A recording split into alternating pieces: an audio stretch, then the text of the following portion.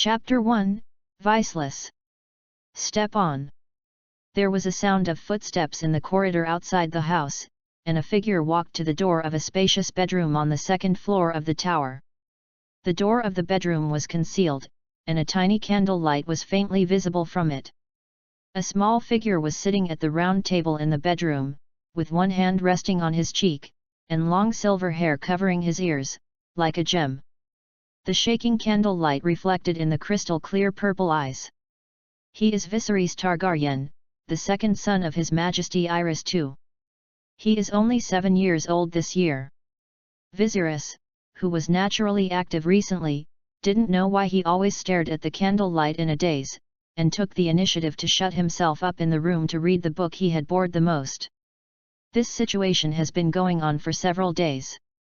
The wrinkles on the face of the old maid standing outside the bedroom were slightly piled up, and worries were wiped out in a pair of dim eyes. As an old servant who has served the Targaryen family for several generations, she is very worried about whether Viceless will have mental problems like his father, the Mad King. After all, every Targaryen is born, the gods will throw a coin to decide whether he is great or crazy. However, the old maid's gaze did not awaken Viceless, who was in a daze. Half of his handsome cheeks were immersed in the darkness, and he was wearing the prince's gorgeous costumes. One hand was placed on the heavy parchment book. Thinking about his past and present life. His Royal Highness Prince. The old maid helped on the edge of the door frame and knocked on the door twice, then spoke softly. Her voice is not loud, but it is especially clear in the quiet mage building. And the Prince of Targaryen shivered like a frightened bird, and suddenly woke up, with a pair of light purple eyes looking at the maid standing on the edge of the door frame with a slight panic. Paused for a second. Then he remembered that he was His Royal Highness. After all, there was no one else in the bedroom, and this old maid seemed to be called Sophia based on the chaotic memory in his brain. What's the matter? Viserys saw the figure of the old maid in his field of vision, and then shook his head slightly, throwing all the messy thoughts behind his head, and looking at the other side earnestly. Your Majesty, the Queen is looking for you. Was wearing a dark waiter's costume and a grey headscarf. Seeing that the prince was awake, the wrinkles on the maid's forehead were slightly unfolded, and then he spoke. Mother. Viserys was slightly startled, his heart shook, but he closed the parchment book in his hand pretending to be calm, and slid off the chair. Judging from the chaotic memory in his mind, his current mother seems to be named Laila Targaryen, a gentle and kind woman who has been working hard to protect Viceless from his mentally disturbed father. Hurt. However, Viserys has been trying his best to avoid meeting with his mother. After all, his mother is the closest person to him, and he is afraid of revealing any flaws in any way. So I kept shutting myself in the bedroom and reading. One is to learn more knowledge, and the other is to avoid meeting with Laila. But he did not expect his mother would suddenly look for him at this moment. I see. Viserys' face is slightly tight, and he tries to show his composure. In fact, his acting skills are also impeccable. Almost no one can see the flaws. Even if he sees it, just a 7-year-old boy will not think of other aspects. Go. Then Viceless stood in front of the silver mirror in the bedroom, and the maid stood behind him to tidy up his clothes. You must be courteous to meet the queen, even if Viceless is her biological son. The etiquette of the nobility and the court has almost been engraved in Viceless' memory and even muscles. Viserys glanced at the maid behind him who was tidying up his clothes, and found that everything was the same, then retracted his gaze and looked at the silver mirror in front of him. A cloud of black mist gradually spread. Viserys Targaryen. Dailiness, 3. Soil, 5. Water-based, 8. Monthly, 18. These words are all displayed in the simple, high-level Valyrian language. As the survivors of the Valyrian civilization, the Targaryen family is actually not their native language in Westeros, the higher Valyrian is. Every Targaryen has been taught Valyrian and Dragon language as a child. These solar and lunar properties can also be translated into the sun, soil, water droplets, and moon. But in front of me, business as usual. Viserys was not surprised, because he had discovered this black fog a few days ago. As long as he stares at any reflective object for 3 seconds, this thick black mist will appear. Of course he has tried more items. Mirrors, colored glazes, gems and even dagger capitals can appear, but the dim stone wooden table will not appear. And he has also tried many times that other people can't see this black mist. He alone is a special existence, just like this world full of mysterious powers, and it's completely indescribable. Maybe this is also some kind of magic. Viserys was puzzled, but he did not find the answer after reading the books these few days. And he also gradually figured out the meaning of these cumbersome nouns. What they reflected was the current physical condition of Viserys. Sun nature represents strength, earth nature represents heaviness, that is, physique, while water is supple, representing his agility and flexibility, and moon nature represents his will, or a more mysterious spiritual power. The data of a normal adult male should be between 8 to 10. He does not rule out that there will be stronger people. As for why Viserys's data is so weird today, perhaps it has something to do with his current age of only 7, and his body has not yet fully developed. But agility and flexibility are real. In his memory, Viserys alone can make several Red Fort guards stomping their feet but can't catch them. Monthly. 18.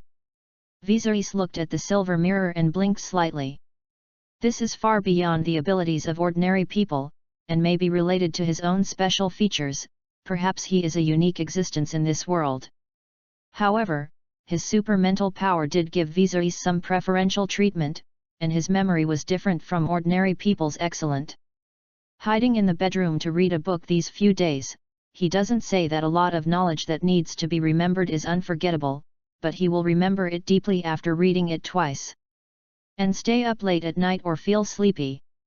His Royal Highness has something on his mind. And the old maid who was tidying Viserys' clothes has been watching the expression on Prince Targaryen's face. She saw that the boy's lavender eyes looked strangely absent when looking at the silver mirror.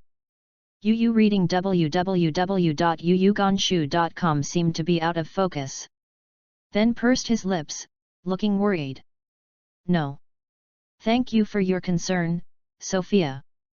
And Viserys heard the old maid's words and shook his head slightly and said, "This seems to be the first time your highness has said thank you." The old woman wrapped in a turban slightly covered her mouth, looking a little surprised, while the expression on Viserys's face stiffened a bit, and her mouth opened, as if speechless for a while. There was silence in the bedroom of His Royal Highness Prince. After a long silence, Viserys cleared up his emotions and took the initiative to break the quiet atmosphere, and the old maid also just packed up Viserys' clothes. "So, did your mother say that she was looking for me for any reason?" Viserys pretended to be casual, but asked slightly tentatively. And the old maid was silent for a while. Of course she knew the reason. The Targaryen royal army was defeated, and the news of Prince Rhaegar's death had already spread in the Red Fort, and even the whole King's Landing was in panic. If nothing happens to the boy in front of him, he will become Viserys Targaryen III in the future. However, all this is based on the fact that Targaryen can still defend the Iron Throne, otherwise it is waiting for the fate of Viserys. Will be extremely cruel. Viserys looked at the old maid expectantly, hoping to get a little word out of her mouth. But in the end Viserys was expecting disappointment. The old maid wrapped in a grey turban wrinkled and sighed, then calmly shook her head. No. Chapter 2, Escape from King and Number 039, S Landing. Soon. The old maid took Viserys down the mega tower and came to the ballroom on the first floor. This ballroom in Mage building is mainly used for royal banquets and dance parties, and it can accommodate more than 100 people. Sunlight came through the arched windows, shining on the silver mirrors in the ballroom. Rows of lit candles swayed gently, and the whole ballroom was brightly lit. There is a long corridor on the second floor of ballroom. The thick walls are also hung with gorgeous wood carvings and exquisitely crafted brocade silks. On both sides, three-headed dragon flags symbolizing the Targaryen family are hung on both sides of the gate. The entire Mage Tower is actually a castle in a castle. It is located in the very center of the Red Fort. It has a wall and a moat up to 12 feet thick. As a royal residence, its defense capabilities are naturally unbreakable. And Viserys went to the ballroom behind the Old Maid, and found that there were already a lot of guards gathered here, all of them sorting out their outfits and weapons. Viserys and the Old Maid walked in and caught their attention, but they only took a look, and then they continued to work on their own affairs. His Royal Highness Prince, a middle-aged man with grey-black hair and leather armor and breeches, was also wiping the long sword in his hand. He saw Viserys walking in and nodded slightly and greeted him. And another Yuan-Tiwei wearing a white robe heard the sound and turned his head to look at Viserys. Locked by the gazes of the two knights, Viserys slightly squeezed his 5 fingers under his sleeves, but he was still very calm on the surface and greeted politely. "Hello. Sir William." Sir William Derry is the instructor in the Red Fort. He is mainly responsible for training the fighting skills and arrays of the guards in the Red Fort. He is also very good at fighting, otherwise he would not hold such an important position. And his elder brother is Sir John Derry in the Royal Forest Iron Guard, and he has participated in the counter-insurgency war with Prince Rhaegar. After the Battle of the Trident River, life and death are now unknown. Then Viserys turned his head and looked at the very young Royal Forest Guard, nodded and said hello. "Sir James." And the white-robed knight had no words. He held the hilt of the sword around his waist with one hand, and looked at Viserys's figure strangely. Is walking past him. Although he has only joined the Royal Forest Tiwei for a short time, he is not very familiar with the members of the Targaryen family, especially this second prince. But after all, they all live in the Red Fort. On weekdays, they don't look up. He always feels that there is something strange about Viserys today. It seems that the back is straighter, but the attitude is a little more humble. James shook the hilt with his 5 fingers, then his eyes turned to other places. And Viserys ignored the gazes of everyone looking at him. Although his heartbeat has accelerated a bit at this moment, he seems to have found some state. The more difficult he is, the more resilient he will remain. This is a characteristic that he has in his previous and present lives. Viserys came to the seat in the hall. Sitting on the seat was a gorgeously dressed silver-haired woman. He did not look up, but bowed slightly to salute. "Mother." The atmosphere in the ballroom is still serious, but he doesn't know what happened. "Viserys." Then, a tired voice rang from the top of Viserys's head. Queen Leela stretched out her hand across the boy's waist, hugged her son gently, and then leaned her head on his side face. "My child. There is something terrible to tell you." Viserys could clearly feel that his mother's body was trembling slightly, and the strong woman in this voice had actually reached the climax of collapse. The velvet clothes are full of redness, bites and scratches. These are the marks left by her crazy husband in the bedroom when the bad news came last night, but Laila Targaryen, a strong woman, is still there. Persevere hard. Although the death of the eldest son, the news of the country's precarious situation, made her grief, coupled with the trauma of the soul and body suffered last night, for the sake of Viserys and the child in her womb, she must cheer up again. Fortunately, her husband still retains a trace of reason in his madness, knowing that the general situation may be irreversible, and eagerly ordered a team of Red Fort guards to be deployed to Queen Lila and his second son Viserys to Longshi Island. And Iris too himself is staying at King's Landing and preparing to fight the enemy to the death. He will never hand over the capital to the rebels in its entirety. He will fight the betrayers to the death. Because the rebels are not far from King's Landing. Although there has been news from the Raven, the king's friend Tywin Lannister, the Duke of Kian City, has decided to start the king. But after all, everything is still inconclusive, so the right way is to take the lead in escorting the queen and prince away from the right and wrong place like King's Landing. Wow! The heavily armed soldiers were guarded by the left and right sides, and Queen Layla, who was already inconvenient walking with the maid, boarded the carriage, then pulled down the tent, and sealed it tightly. And Viceless followed his mother, preparing to board the second carriage. UU reading www.uuganshu.cm. And at this moment, an episode suddenly happened in the team. A little brown-haired girl did not know where she ran out. The guarding soldier didn't know the inside story, so she turned a blind eye to this girl. And Sir William, as the team commander, hesitated slightly, then sighed, and finally chose to remain silent as well.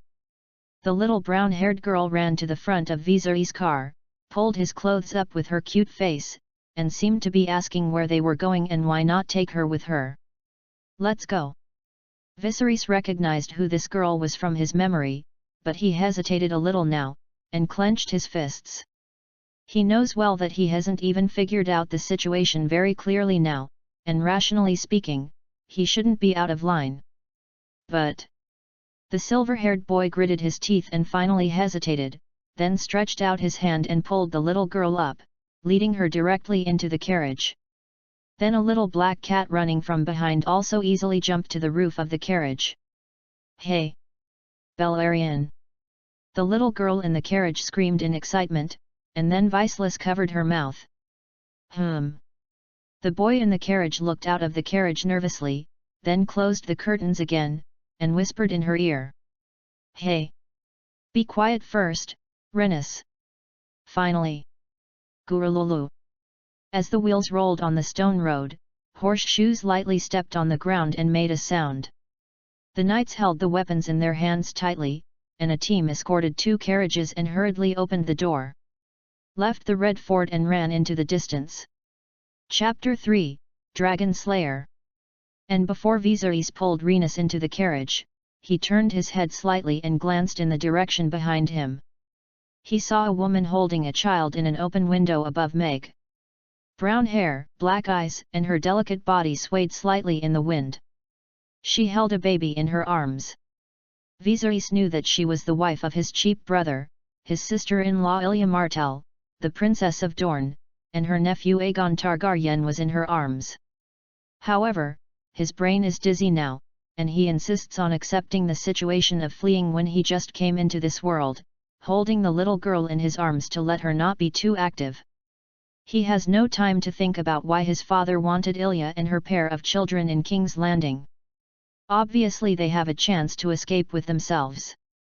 However, the rebels are approaching the city, and staying in King's Landing means danger. Viserys also took a temporary risk and decided to take Rhaenys away at the moment before the team set off. He didn't even know if his father would send troops to chase them back. Or his small move to change history, flapping the wings of a butterfly, what will happen in the future. But now he has only tried a little bit, at least in his conscience. If the golden robe chased him later and had to force Renée Ribbon away, maybe he didn't have the courage to stand up and stop it. Set off. And Ilya, who was standing upstairs in Mage, saw her daughter got into Viceless' carriage by chance and finally left the Red Fort. Her sickly body shook slightly, and then her eyes were slightly red with crystal tears. Across the cheek. She has a hunch that this will be a farewell to her daughter. Because the sea is not very flat nowadays, the storm has gradually risen in recent days. The team that escorted the Queen and the Prince could go straight to Dragonstone Island by boat in King's Landing, but after Sir William's deliberation, they finally chose to go on land to minimize the sea trip. And the king burned to death the soldiers who sent the bad news and did not prevent the leak of the news. The Red Fort had long been riddled with holes. Today's King's Landing has spread the news that the main force of the royal family was defeated and Rhaegar Targaryen died in battle. The rebels are threatening King's Landing aggressively. For a while, this big city with more than 1 million people fell into panic, the people were panicked, and the cloud of war was shrouded in the sky over King's Landing. Escorted team set out from the Red Fort and passed through the Aegon High Hill, along the way with heavily armed soldiers to disperse the chaotic crowd. And there is no sign of the Targaryen family on the carriage, and the curtains are hanging down, and it is impossible to see which noble person is sitting in the carriage. Go away! The soldier urged the horse to disperse the pedestrians on the street, and the whip in his hand swung down mercilessly. Snapped! The noisy and chaotic crowd suddenly became orderly under the whip, and the ghosts were rushed to both sides of the road and made way for the convoy. Queen Layla's carriage was the first one, followed by Veseli's and Renis's carriage. The boy opened a little gap with his fingers and saw the scenery outside. The carriage shuttled through the narrow streets surrounded by soldiers. From here, you could see a hill overlooking King's Landing in the distance, Targaryen. The dragon's den where the family used to raise dragons is on it. Renis Hill's over there. Viserys sitting in the carriage had to find a topic to distract the little girl in order to appease the excited Renis who thought she was going out for an outing. And this landmark with the same name as her is undoubtedly the best topic between the two little guys. Sure enough, the brown-haired girl held her little black cat Beleriand in her arms and looked over expectantly. However, she was disappointed that this hill was not built for her by her father who loved her. Viserys racked his brains to recall the knowledge he had seen from the history books during this period. Fortunately, he still had the ability to remember. Then told the little girl the story of Aegon, the ancestral conqueror, and his sister and little Queen Rhaenys, which happened more than 200 years ago.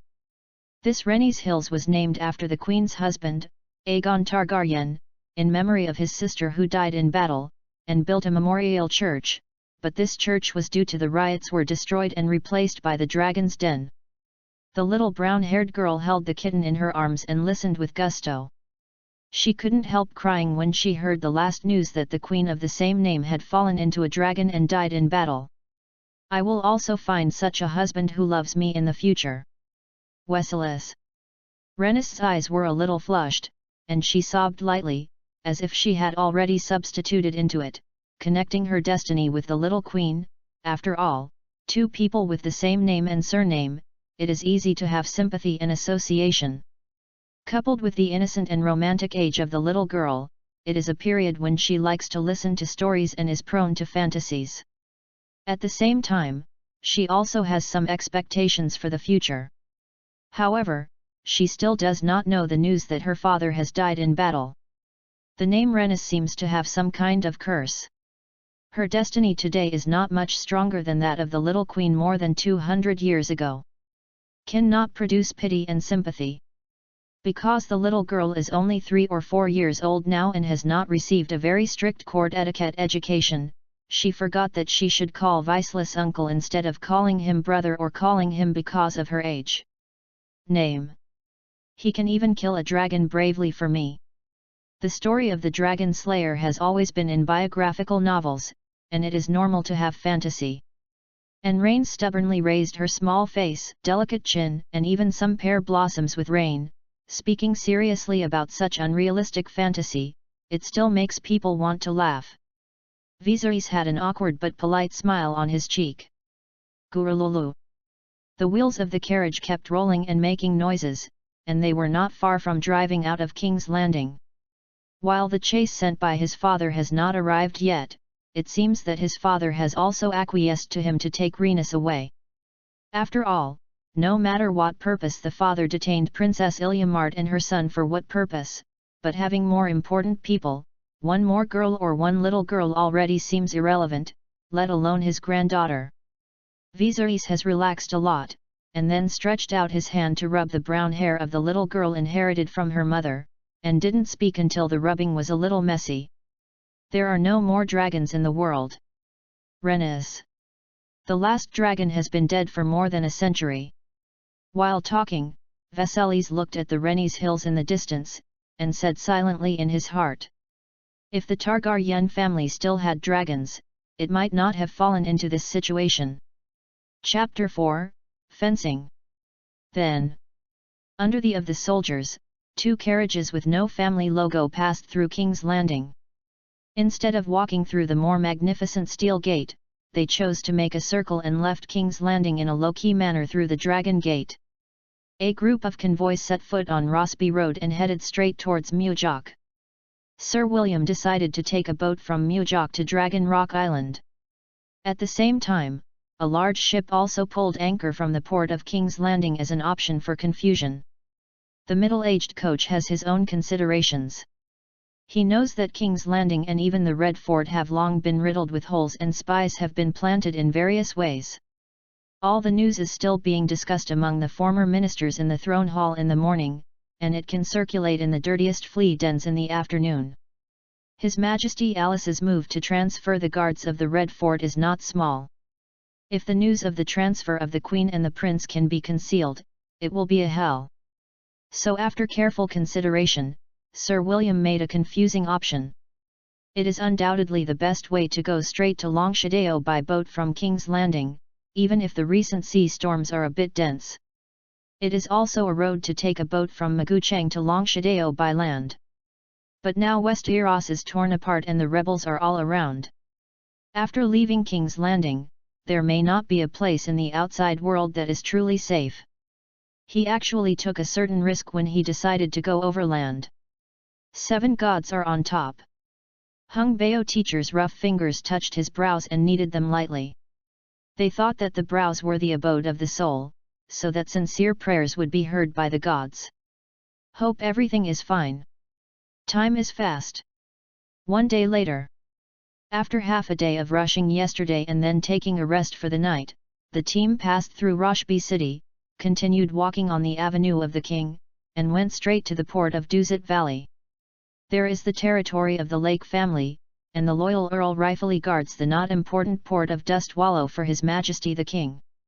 Although the middle-aged teacher thought that Earl Rifle might not be reliable, but now that the general situation is gone, and the tide of defection has not yet made a decision, it is considered to be loyal to the King.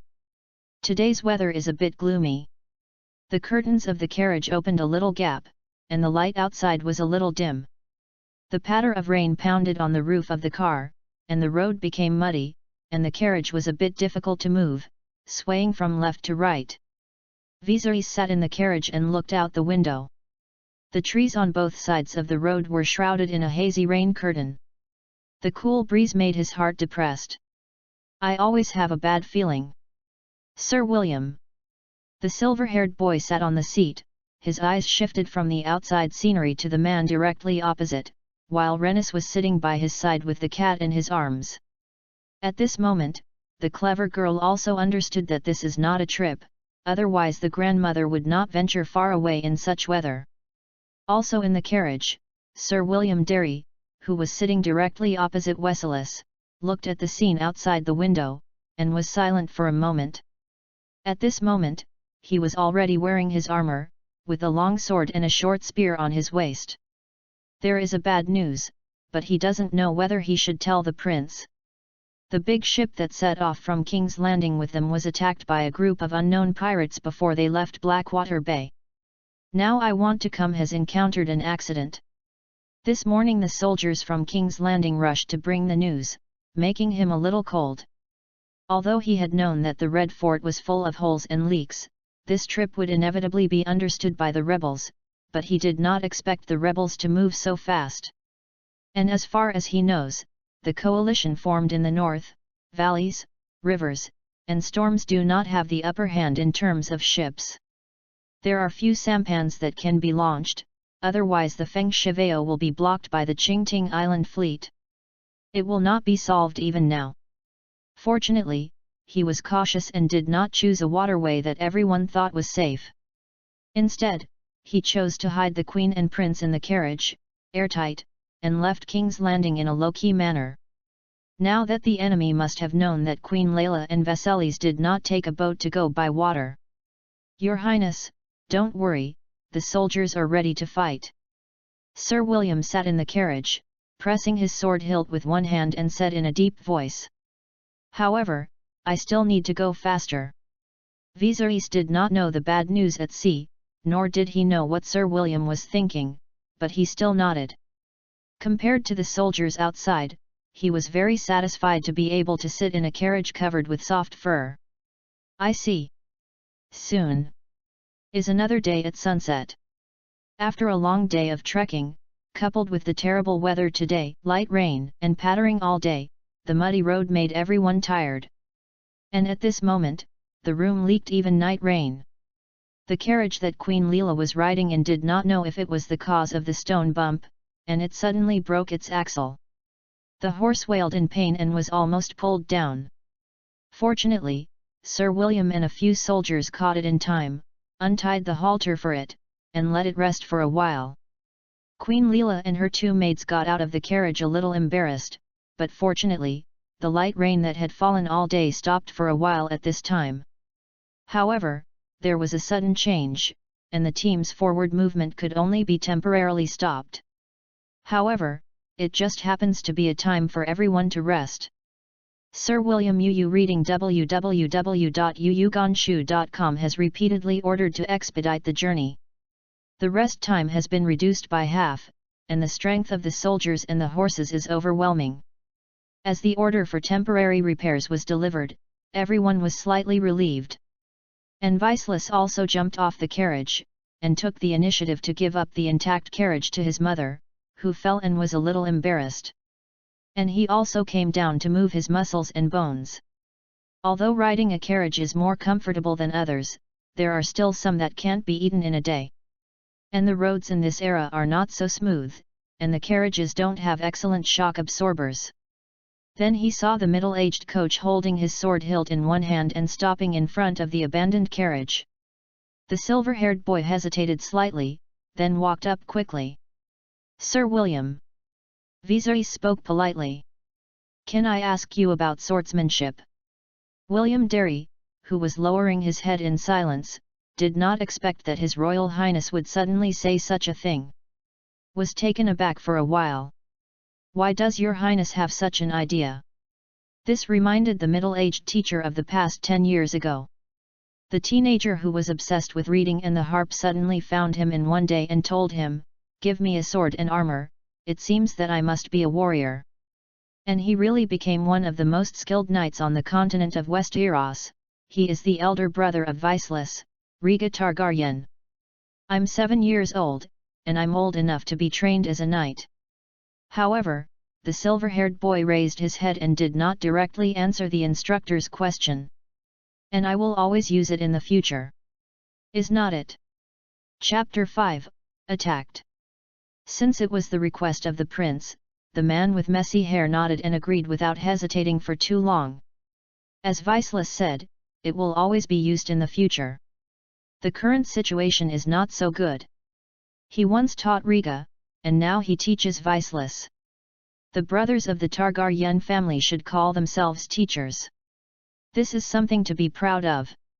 However, it is only a time to rest during the journey, and there are not many things he can teach.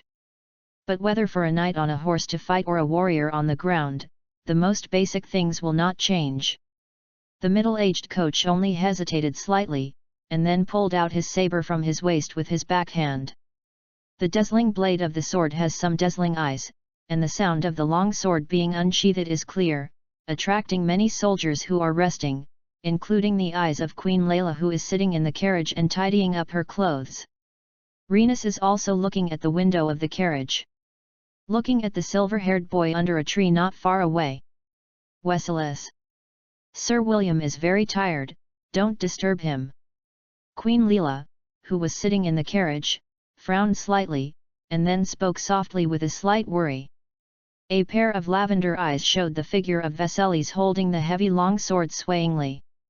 She is even more worried about whether Viceless will be injured. In fact, a sword is not very heavy, but it still requires a lot of physical strength to dance it easily. For a boy who is only 7 years old and has just passed the age of knight training, it still seems a bit difficult. And this is the basis of knight training. "It's okay, Your Majesty the Queen." The middle-aged man with messy hair heard what Queen Leela said, turned his head and looked over, then leaned slightly and spoke. "This is just a little toy, and every boy has to lift it in the end." Many soldiers sitting on the rocks and leaning on the tree laughed unanimously when they heard this. "Yes, Your Majesty the Queen." As the guards in the Red Fort, they all knew that Queen Leela was a gentle and kind person. Without Queen Leila's blockade, they would not know how many people would be burned to death by her husband. William Derry has also been the coach of the Red Fort for many years. Even her eldest son Riga has been trained by this coach. Queen Layla hesitated slightly, and finally chose to keep her mouth shut. She believes that Sir William has a sense of measure and will not let Viserys be injured. And what he said is not wrong. In this era, as a boy, he is destined to lift up this small toy and work hard to protect his beloved relatives and friends. Then, the middle-aged coach looked down at the boy who was holding the long sword with difficulty, and his smile narrowed slightly. His Royal Highness, at your age you should have given you a wooden sword to practice. But now is a special time, I can only use my saber. As the head of the Red Fort, William Derry is very skilled and has taught many powerful warriors or knights. This is also the reason why Viserys took the initiative to ask him for advice. No one is better suited to teach him the ability to protect himself than William Derry. And Viserys nodded, listening to Sir William's words, and at the same time he was still trying hard to control the sword to prevent it from falling to the ground. The middle-aged coach saw Viserys's performance in his eyes, and nodded with some satisfaction in his heart. The 7 gods are on top. Viserys is not much inferior to his brother, at least in terms of attitude. Then he continued to speak, and at the same time drew a long sword from the waist of another soldier sitting next to him. Whether it is a spear, a gun, or a sword, this type of weapon has one of the best, easiest but most useful moves. The middle-aged coach looked at Viserys with a plain gaze, and then stabbed the long sword in his hand straight out. Because of the force, the sword stabbed out with the sound of breaking through the air. Learn to use the pointed end to stab the enemy. Fast, accurate, and ruthless. It can pierce the enemy's throat with a single blow. After the demonstration, the middle-aged coach took the sword and handed it to the soldier next to him, then turned his head and looked at Viserys. Have you learned, boy? Viserys nodded slightly. Is it easy? Then he continued to ask. He knows such children very well. When they first received training, they were very impetuous. He wanted to become the king of children within a few days and beat the world invincible. However, in fact, they want to be a good knight needs years or even decades of hard training. Such as the simplest stab, he is still practicing repeatedly now, striving to be the most extreme fast, accurate, and ruthless, instead of many tedious and complicated moves. Those are of no use except for their ornamental value. However, Viserys heard this question from Sir William while holding his sword, hesitated slightly, and then shook his head. He is not a child. This kind of problem is a pit at first sight. Of course he will not jump into the pit stupidly. He was educated for no reason, so Viserys spoke. It's not easy. Then you are wrong. Sir William opened his mouth and came, you read www.yuyugonshu.com and then suffocated his words again. He didn't expect Viserys to play the cards according to the plot, and choked him all at once. Am I wrong? Viserys tilted his head. Slightly puzzled. No, you are right. And Sir William patted his chest, pushed the breath back, and then spoke out of breath. Not far away. Rhaenys saw this scene by the window of the carriage.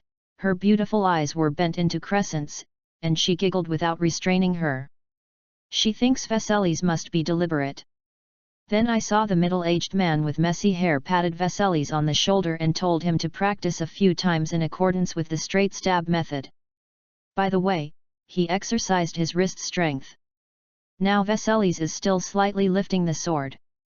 It was a bit difficult and crooked. Then Sir William lifted his trousers and walked towards the edge of the woods not far away, wanting to make it easier, because there is a female family here, he needs to go farther. And at this moment, from the corner of his eyes, the middle-aged coach seemed to see a large swath of birds flying in the direction of Shiloh. Suddenly startled. The man stopped slightly and stood there, a bad premonition suddenly surged in his heart. At the same time, he also felt a slight tremor on the ground, and the sound of horseshoe running at high speed gradually sounded. Rumbling. From far to near, it gradually enlarges, like rolling thunder. More soldiers who were sitting on the ground resting also reacted and took up their weapons one after another. Enemy attack! The soldier in charge of guarding also shouted loudly on the hill not far away. Chapter 6, Fight! The gloomy sky is pressing on people's hearts, and it is an indispensable haze. The drizzle stopped slightly. And the enemy's attack was like a shower of rain and wind, horseshoes stomped on the ground, and the high sword and spear rushed towards the carriage protected by the guards in the center. All the enemies covered their faces with black cloth, and the family emblem on the armor was removed, which seemed to be deliberately concealing their identities. A knight headed by held a spear under his arm, and the sharp tip of the spear drooped slightly, shining with a sharp cold light aimed at the red fort guard in front. The black cloth wrapped his cheeks, only a pair of eyes were exposed, and a dull low roar sounded. Kill! Light! They! People! Is like thunder. Rumbling. In the next second, the iron hoof rushes, whizzing. The purpose of these masked attackers is very clear. They just want to kill Layla and her son. And Queen Leela and her maids were stunned by the sudden attack, and they didn't even realize what happened. Enemy attack! Among them, the experienced Sir William was the first to react.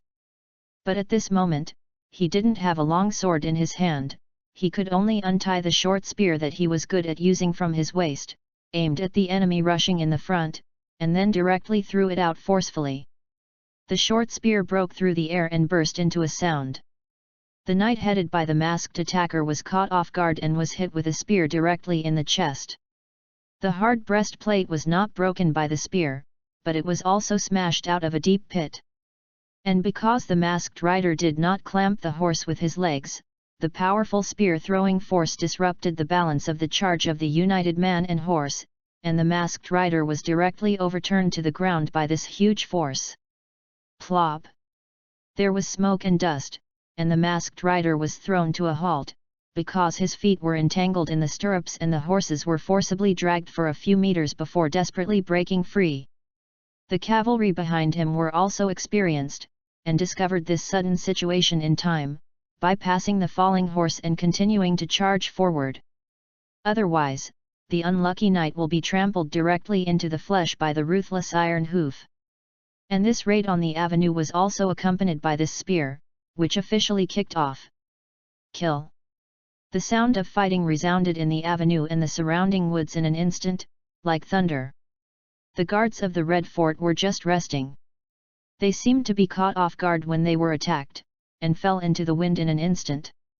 A few soldiers were hit by the horse directly or had their throats slit before they stood up. Blood was sprayed, screams one after another, and some soldiers even dropped their weapons and went straight into the jungle in an attempt to escape. However, the masked rider who had just fallen off the horse has now struggled to get up from the ground. His leg seemed to be broken and he didn't know where the spear fell. He supported the ground with the scabbard of the saber, and stood up straight with a limping leg. There was a pair of eyes with unconcealable shame. Because the shame of falling a horse has been with him for half his life. He was defeated by a red-robed monk from Mill in a tournament group event held in King's Landing. The reason was that the red-robed monk used a burning sword to frighten his horse, so the noble knight shamefully thrown off by his own war horse. I didn't expect that he would fall off his horse again today, this time he seemed to have broken his leg. The masked lame knight stood on the spot with one hand holding the scabbard. The pain in his leg continued to flow up like a blunt knife, and the cold sweat on his forehead also leaked out. However, he just gritted his teeth and resisted the pain, his face remained as sharp as a falcon, and he still scanned the entire battlefield meticulously. He saw several Red Fort guards who were in charge of escorting the Queen and the Prince trying to escape, and then he waved his hand and pointed his finger to that side decisively and ordered. Kill them all! Never let go! Before the start of the Usurpers' War, the family did not express its attitude, drifting between the rebels and the Iron Throne. However, since the Battle of the Trident River, the heir of the royal family died in battle, and the situation gradually became clear. Targaryen was gone, and the family lost confidence in the Iron Throne. At the same time, he found the best time to intervene in the war and directly reap the fruits of victory in the war. And now the heads of Queen Layla and Prince Viceless are the best names to join the rebel camp. However, for various more important reasons, they still cannot directly reveal their identity. Therefore, with an order from the Lame Knight, several masked bandits were well trained and decisively freed from the battlefield. Rumbling. The horseshoe galloped up into the mud, and the masked attackers rode on war horses with blood-stained swords in their hands. Wow! Did not hesitate to urge the horse to separate the leaves of the weeds and dive into the woods. Strive to kill all the enemies, not keep alive, and keep all the news from being leaked out. Very good. The Lame Knight nodded with satisfaction when he saw this scene. Then the pain in his legs hit, and the muscles on his face twitched fiercely. Yukansha.com clenched the hilt of the sword to support his body. Although the king's army was corrupt, the guards of the Red Fort were still elite. When they encountered a surprise attack, they were caught off guard and fell directly into the wind. They suffered heavy losses in an instant, but when they reacted, they still broke out stubborn resistance. In an instant, under the leadership of the instructor of the Red Fort, several masked cavalry were directly picked off their horses, their heads were cut off with a sword, and blood spewed out like money. Protect your Majesty the Queen.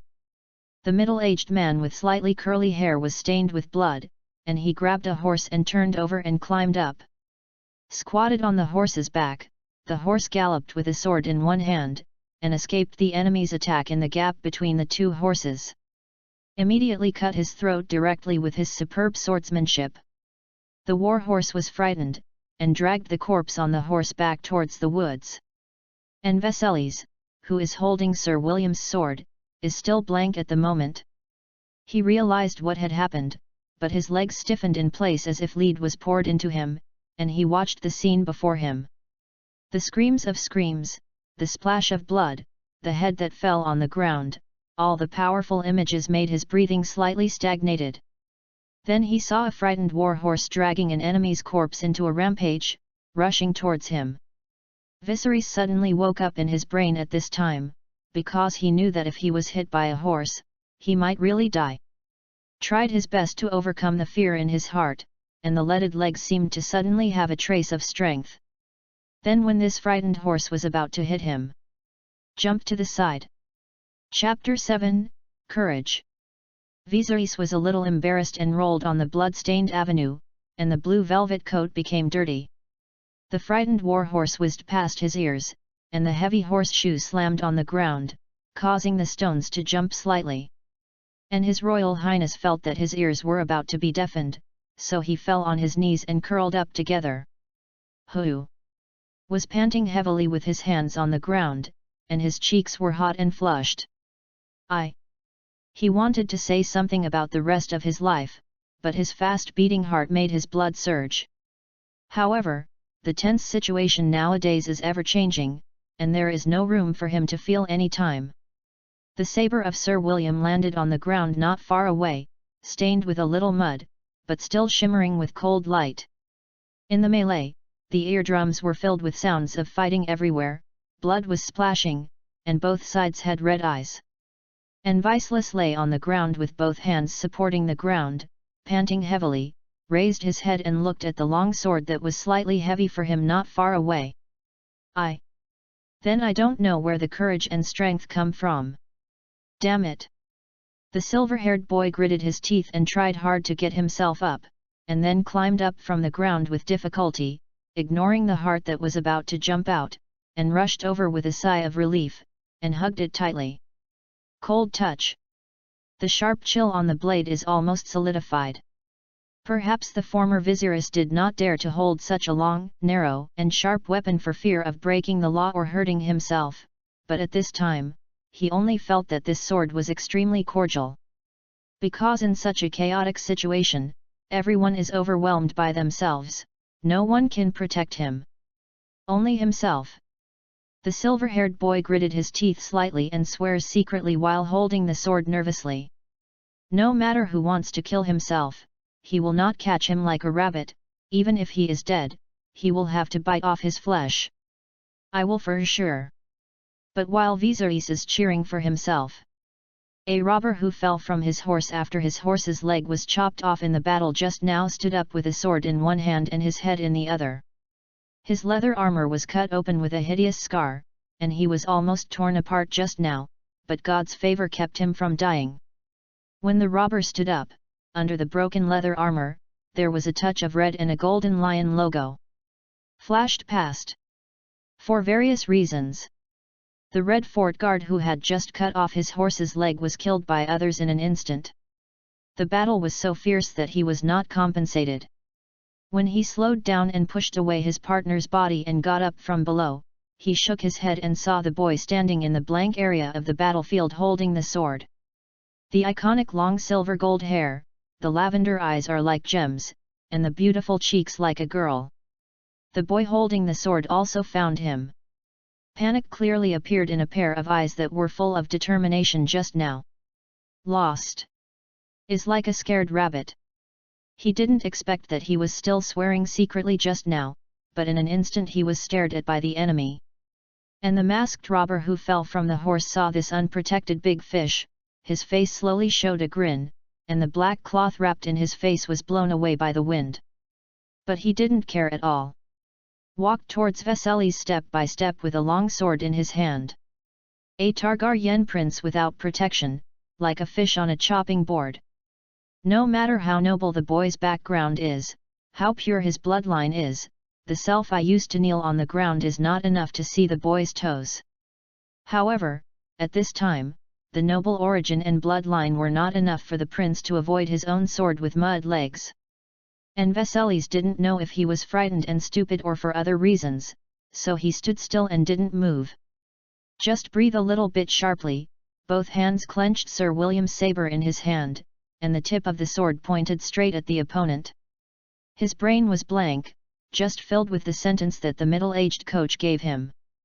Learn to use the pointed end to stab the enemy.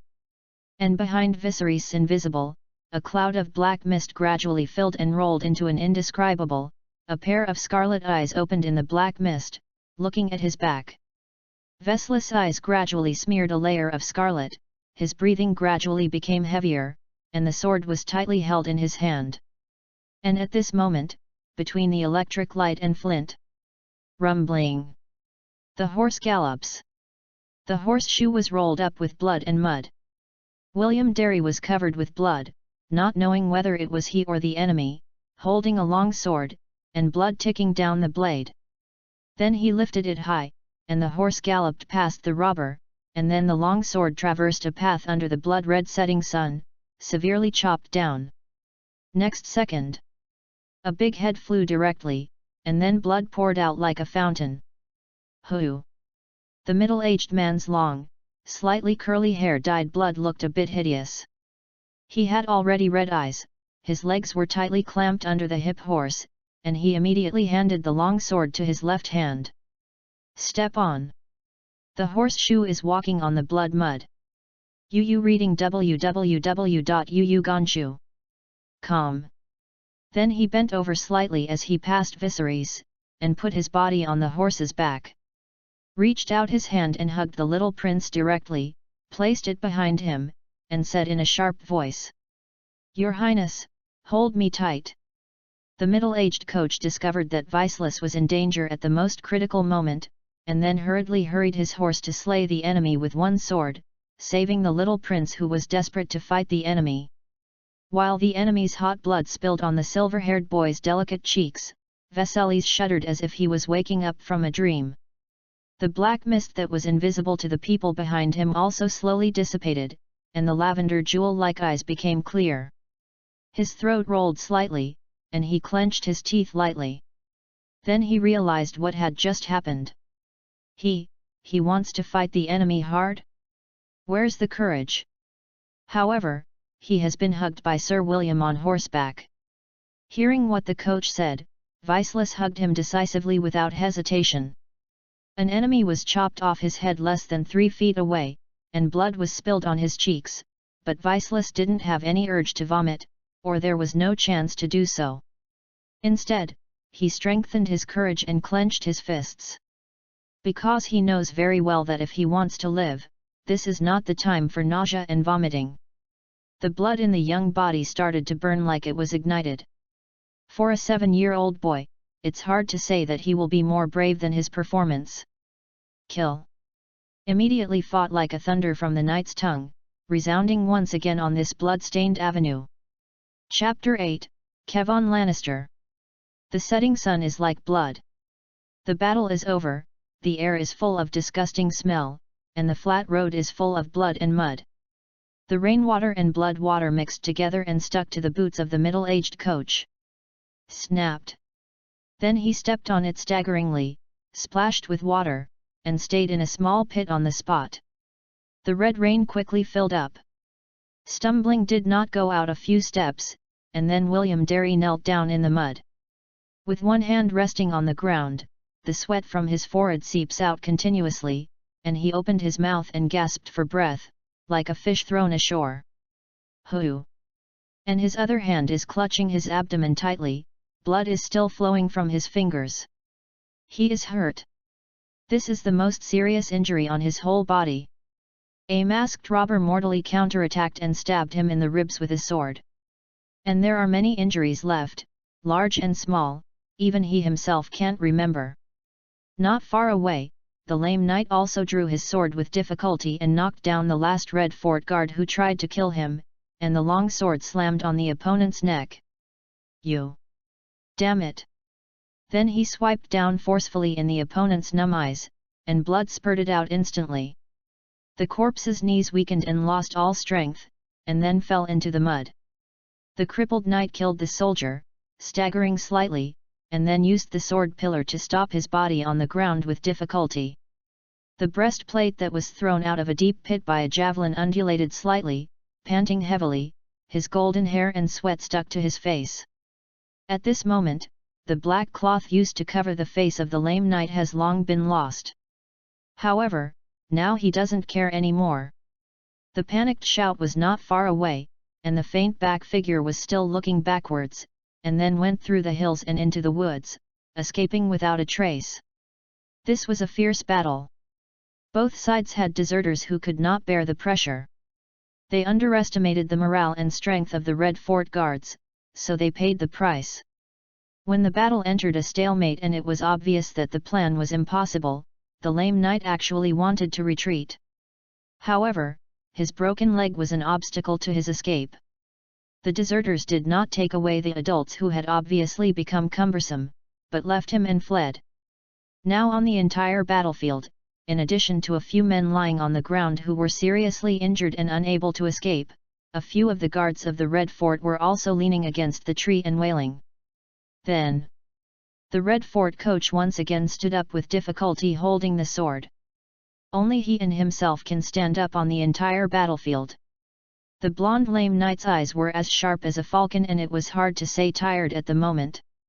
He knew that since he was abandoned by his subordinates, it might be difficult for him to survive. Unless he can kill everyone here with one last breath, including Queen Lila hiding in the carriage shivering. At this moment, the crippled knight seemed to have thought of something. He was slightly dazed in front of him, and he held his forehead. Only then did he see that there was a boy with silver blonde hair standing beside William Derry. His body was also covered with mud and blood. He was holding a sword in his arms. It was he who helped Sir William. So there is another man here. The lame knight leaned on the sword and laughed blankly. Not far away. The slightly curly hair of the middle-aged teacher also clings to his cheeks, with one hand covering his ribs, and his eyes are dizzy. This is a sign of excessive blood loss. However, he still recognized who the mastermind of this attack was, and the black cloth on the face of the lame knight had been lost. Kevon Lannister. It turned out to be you. The blonde lame knight's face looks a bit old, but in fact he is only in his 30s. Deep eye sockets, long decree lines, and a short trimmed golden beard on his chin, but he looks a little embarrassed at the moment. William's upper and lower lips trembled slightly. Of course he recognized who this person was before him. He is the younger brother of the famous Western Guardian Duke Tywin, and is now the uncle of James Lannister, who is with His Majesty the King. It turns out that Lannister has betrayed the Iron Throne. Sir William's voice was shocked. If the Lannister family has decided to betray the Iron Throne, then King's Landing might be really dangerous. Because before they set off, the Western Territory army had already marched towards King's Land under the banner of King Cheen. If King Iris II orders the gates to be opened and the Western army enters King's Landing, then this city that has never been attacked from the outside will probably fall from the inside. And there is a James Lannister beside His Majesty the King. Sir William. It's better for us to take a step back. And Tywin Lannister didn't mind being recognized. Now his condition is very bad, and he can only beg for his life. Other things are not important. Kai Feng held the sword in one hand, and slightly raised the other hand, trying to make his language more sincere. There are few stunners in the Lannister family. Perhaps there are flexible genes in the bloodline. After all, everyone knows who Lannister's ancestors are. Now that he is stuck in such a rigid situation, Kai Feng did not give up his hope of survival. Reading www.yuyuganshu.com. But he didn't try to persuade the coach to surrender, because both sides knew that this was impossible. If the coach wanted to surrender, he could have done it long ago instead of fighting to such a degree. So he wants to take a step back. Don't look at the other side, there are Queen Leela, some maids, and a little boy. But Kai Feng has received strict training since he was a child, and he is proficient in combat. Several women and a boy pose no threat to him. He can kill these women and children one by one, even if he has a lame leg. The only threat to him is the Red Fort coach who was seriously injured and far inferior to his own. Heard what the lame knight opposite Sir William called Tywin Lannister said. Viserys was a little nervous in his heart, raised his head and looked at the man beside him. Impossible. However, Sir William put one hand on his ribs, his face was pale, but he flatly refused. It is impossible for him to let go of the opponent, otherwise he will wait until Kai Feng converges on the deserter. Then he looked at Viserys who was standing next to him and said, "Child, do you remember what I taught you just now? Learn to use the pointed end to stab the enemy." Viserys nodded heavily with his sword in his arms. "Follow me." Immediately, the middle-aged coach held the sword with one hand, staggering step by step towards Kai Feng. And Kai Feng knew that the opponent's attitude was resolute. He limped on one leg and couldn't run the other side. He also drew a long sword to fight. The two once noble sirs are now like two wounded hungry wolves, stumbling, rolling and killing in the rain and blood. Chapter 9, Mug Valley. Clang! Under the red sunset, the two long swords collided violently, and sparks burst out. The long sword that had been cut with the blade added an old scar, and Sir William's figure staggered and barely fell to the ground. And Kai Feng seized this opportunity, dragged a broken leg and rushed up, and used his other hand to punch the teacher's face heavily. The man with slightly curly hair was dizzy by the punch, with blood in his mouth, his teeth moved slightly, and he fell on his back to the ground. Die! And Kai Feng wanted to seize this opportunity to make up the knife, but he did not notice that William stumbled to the ground with force under his feet, and the long sword in his hand also fell out. The two men were covered in blood and mud, and the surrounding battlefield fell into silence at this moment. Only two people fisted to the flesh, and there was a faint groan from the mouth of the dying struggling person. The blood-colored sunset enveloped the entire avenue, and the breeze blew by and took away the rich smell in the air. It floated to the distance, and the scavenging birds in the sky circled in the sky, making a screaming cry. No one knew that such a fierce battle took place here. And Viserys holding the long sword on the side finally seized the opportunity. Without hurting Sir William, penetrated through the gap in the armor from behind Tywin Lannister, and pierced in fiercely. "Go to death!" The silver golden-haired boy rushed over with the sword in his arms, and gave Kai Feng a chill. The sword tip penetrated the knight's chest without any hindrance and pierced out of the chest. The bright sword tip was dyed red with blood. Tick down along the tip of the sword. This knight from the Lannister family has experienced many battles. He once participated in the Battle of the 9 Bronze Plate Kings and made great achievements, but he did not expect that he would eventually die in the hands of a child. Then, the corpse lost all strength and fell to the ground with its knees. Viserys also panted and drew the long sword. What he didn't notice was that after he killed Kevon, a piece of black smoke that no one could see also followed his long sword and penetrated from Kevon into the palm of his hand. The warm current spread all over his body. Then the boy who drew his sword panted again and slashed it on Kevon's neck. He was afraid of not killing the opponent, and wanted to chop off Kevon's head directly. However, due to insufficient power, the long sword eventually got stuck in half of the corpse's neck. Blood overflowed and stained the whole land. And Kevon Lannister is already dead and can't die anymore. Viserys finally put down his sword at this time, and sat down on the ground, his chest rising and falling violently. From witnessing the battlefield up close to killing someone with a sword in person, he made rapid progress in order to survive and forced himself to run. While lying on the ground, Sir William, who was almost beaten to death by Kai Feng with his fist, had some bruises on his face at the moment, and his face was swollen, and he didn't even have the strength to sit up.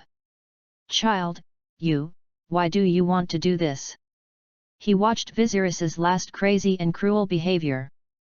This only 7-year-old kid not only had the courage to kill the enemy, but also wanted to chop off the enemy's head. This highly contrasting picture shocked him slightly, and once again refreshed his impression of the second prince of Targaryen. Whenever a Targaryen is born, the gods will throw a coin to decide whether he is great or crazy. The instructor couldn't tell for a while whether it was a majestic posture or cruel madness. "I do not know either." And Viserys sat on the ground panting, glanced at Kevon's body, and saw the coat of arms exposed under the breastplate. Then he helped the middle-aged coach up. "Maybe I was just afraid that I didn't kill him." He didn't say anything about revenge, everyone would know what Lannister did afterwards, and he just charged a little interest now. And all the female relatives hiding in the carriage got out of the carriage at this time. No one blames them for not coming to help just now, because their skill may not have any effect, but it would be unhelpful. And at this moment, the sound of horseshoe galloping from afar came again. Weselis and Sir William's face all changed, but this time the direction of the sound of horseshoes was indeed where they were going. Next second, a group of cavalry holding flags appeared in their field of vision. The next day, it was close to dawn.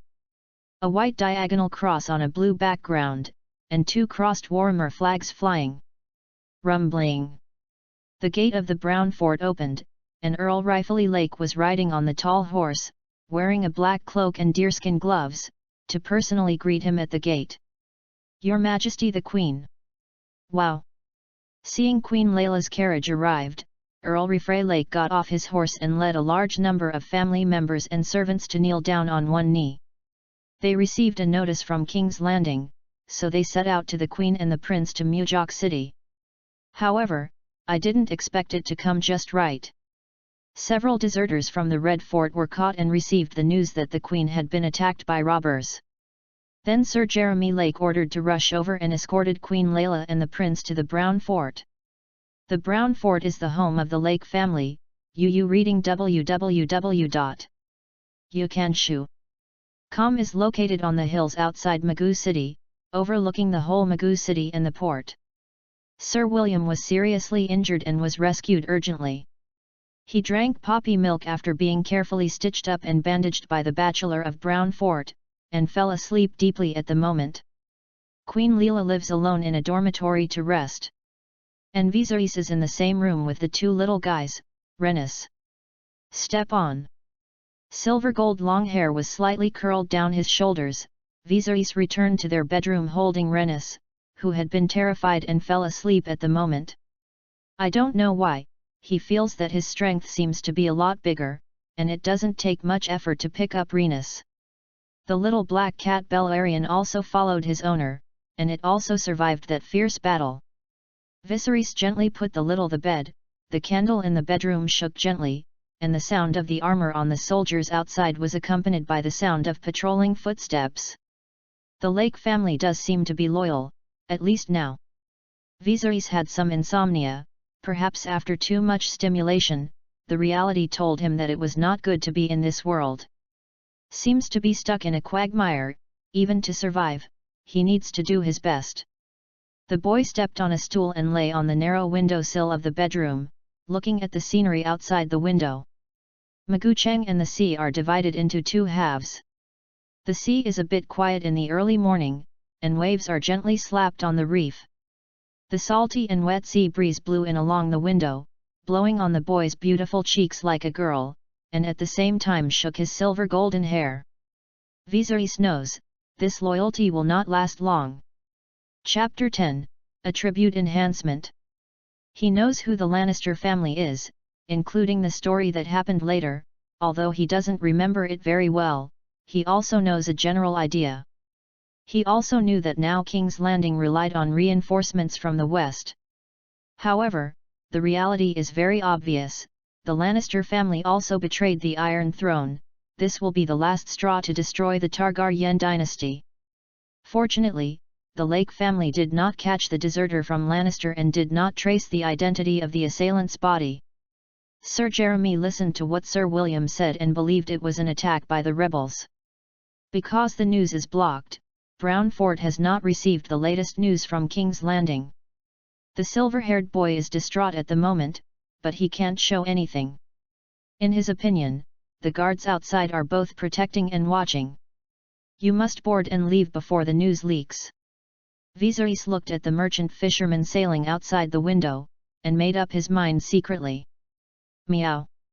At this moment, the little black cat Beleriand called out and rushed to the bed lightly. Soft little paw stomped on the owner's brown hair, stretched out her little tongue and gently licked Rhaenys' cheek, and then the tail lay down beside the little girl. And Viserys' thoughts were slightly interrupted by Beleriand's cry, and he turned his head to look at Rhaenys, who fell asleep because of fear and exhaustion. Then retracted his gaze, looked at the silver-plated round mirror not far away, and paused slightly for 3 seconds. Who? A cloud of black mist slowly spread. Weselis Targaryen. Daily Nature, 5. Soil, 6. Water-based, 8. Monthly, 18. A tender and delicate cheek appeared in front of the silver mirror. His figure looked a little thin, only 7 or 8 years old, with long silver golden hair, and a pair of lavender eyes. At this moment, because of the intense stimulation and the sleepless night, some bloodshots appeared.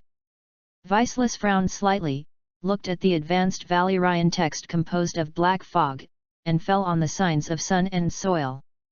If he analyzed it well, they should represent their own strength and physique. And Viserys remembers clearly that before leaving King's Landing, the data for sun should be 3, and the data for soil should be 5.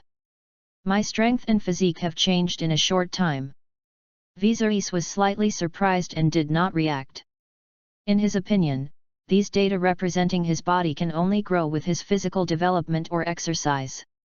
He didn't understand why only he could see this black mist before. The silver-haired boy stood in front of the mirror and rubbed his temples slightly. Too many things happened overnight, and Viserys was actually very tired. Even though his moon attribute is far stronger than others. However, at this moment, he was still struggling to figure out the current state of his body. He looked at the sword on the table, which was the one that killed Qyvonne Lannister with his own hands. A sword. Sir William was seriously injured and fell asleep after taking poppy milk. He didn't take the sword back and kept it here for Viserys. Half of the white wax on the round wooden table is burning with a candle, and it is gently swaying with the sea breeze coming through the window. The little black cat lying on the soft silk quilt opened a pair of green eyes and looked at Viserys curiously. It doesn't know what the boy wants to do. Then, in Beleriand's eyes, the shadow of the boy pulling out the long sword was reflected. Senran cold light reflected the candle light to illuminate the whole room, and there were some uncleaned mottled blood stains on the smooth and watery sword, and Viceless cheeks also appeared. My strength seems to have really increased. There was a clear touch of joy in the eyes reflected on Jian. Viceless felt that this long sword, which was a bit heavy for him before, was not so strenuous now. His power had increased significantly in silence, and he was justified without even noticing it. As it should. And pressed his chest with his fingers, not sure if it was his illusion, even his body became stronger. What is the reason? The boy with silver and blonde hair stood in front of the mirror, and the long sword in his hand was placed back on the round wooden table, sinking slightly into contemplation. He carefully thought about what happened before and after his escape from King's Landing. According to his mother, the bad news came the day before the incident. Viserys only knew about it the next day, and then he was directly taken to the carriage to escape. At that time, his brain was dizzy and he took the risk to rescue Rhaenys. During this period, he did not do anything unusual. Then he was attacked by the Lannister family while fleeing to Merk Valley, and he personally killed Kevan Lannister in this battle. Is it because I killed someone? There are not many complicated things in the simple journey, except sitting in the carriage squeaking and panicking during the attack, and then in order to survive, I mustered all the courage to fight back. Viserys is not a fool, and soon discovered the only difference between this journey and his usual life. Yu reading www.yuyugonshu.com. That is to kill a person with his own hands. The thoughts in his mind were chaotic, and the boy with silver gold hair stood there, his bloodshot eyes seemed to be getting more and more energetic. If he really does what he thinks, then he has found a way to strengthen. Just need to kill the enemy continuously. Then you can continue to grow? Thinking of the thumping acceleration of Viserys's heart, he once didn't understand why only he could see the inexplicable black mist. It seems that he came into this world. Goldenfinger? But why would he choose himself? Is it because of his blood? He is a Targaryen. Viserys' thoughts are diverging, and his brain is gradually becoming active. This is the first thing he thinks of. This is the biggest characteristic that distinguishes him from others. Targaryen's true dragon bloodline. But then, he thought that the words displayed in the black fog were all high-level Valyrian. Viserys hesitated slightly. Is it because I am a Targaryen, or because I am a Valyrian? There are many descendants of Valyrians in this world, but Viceless seems to be the lucky one. He sat on the side of the bed and elbows his chin for a long time. However, because of his limited knowledge, he could not figure out the reason. There is no free lunch. Viserys has wisdom beyond his age in his thin body, and he knows this. So when I really got a gift from God one day, I seemed a little too careful. Chapter 11, Go to Sea. Never mind. So the silver-haired boy scratched his hair slightly, and didn't think about it anymore. He didn't forget that even if he escaped to Dusty Valley, he still did not completely escape the danger. Only when he left Westeros and came to the sea might he breathe a sigh of relief. And now he hasn't slept all day and night, even though the fusion of the two souls is stronger than the others, some of them can't be supported. He is in urgent need of rest now, and then he will be found after Sir William wakes up, and his mother discusses the itinerary to leave Mujok City to Dragonstone Island. He doesn't know much about the history before him, but he still remembers that Westeros has been flying the banner of the Baratheon family crown bucks for the next 10 years. This is the general trend. The energy of the Targaryen dynasty is exhausted, and it is destined to be destroyed in this war of usurpers. And he is just a 7-year-old boy who can't do anything, and he can't turn the tide. For Viserys, there is only one mission for a long time in the future, and that is live. One day and one night passed. Early morning. Was badly injured, and Sir William Derry, who had a sword in his ribs, finally came back from his drowsiness. The face of the middle-aged coach is a bit pale, but he has recovered a lot after the bachelor's medical treatment and plenty of rest, and he can walk down to the ground with his arms for 2 steps. While outside, Flume Ping Edge. The raven flapped its wings and flew from a distance, and then landed on a wooden stick, tilted his head slightly, and bright blue eyes. There is still a letter wrapped around the raven's leg. The bachelor who was in charge of taking care of the raven walked over quickly, calmed the raven, fed it a snack as a encouragement, and then took the letter on the raven's leg. Step on. Then the footsteps gradually faded away.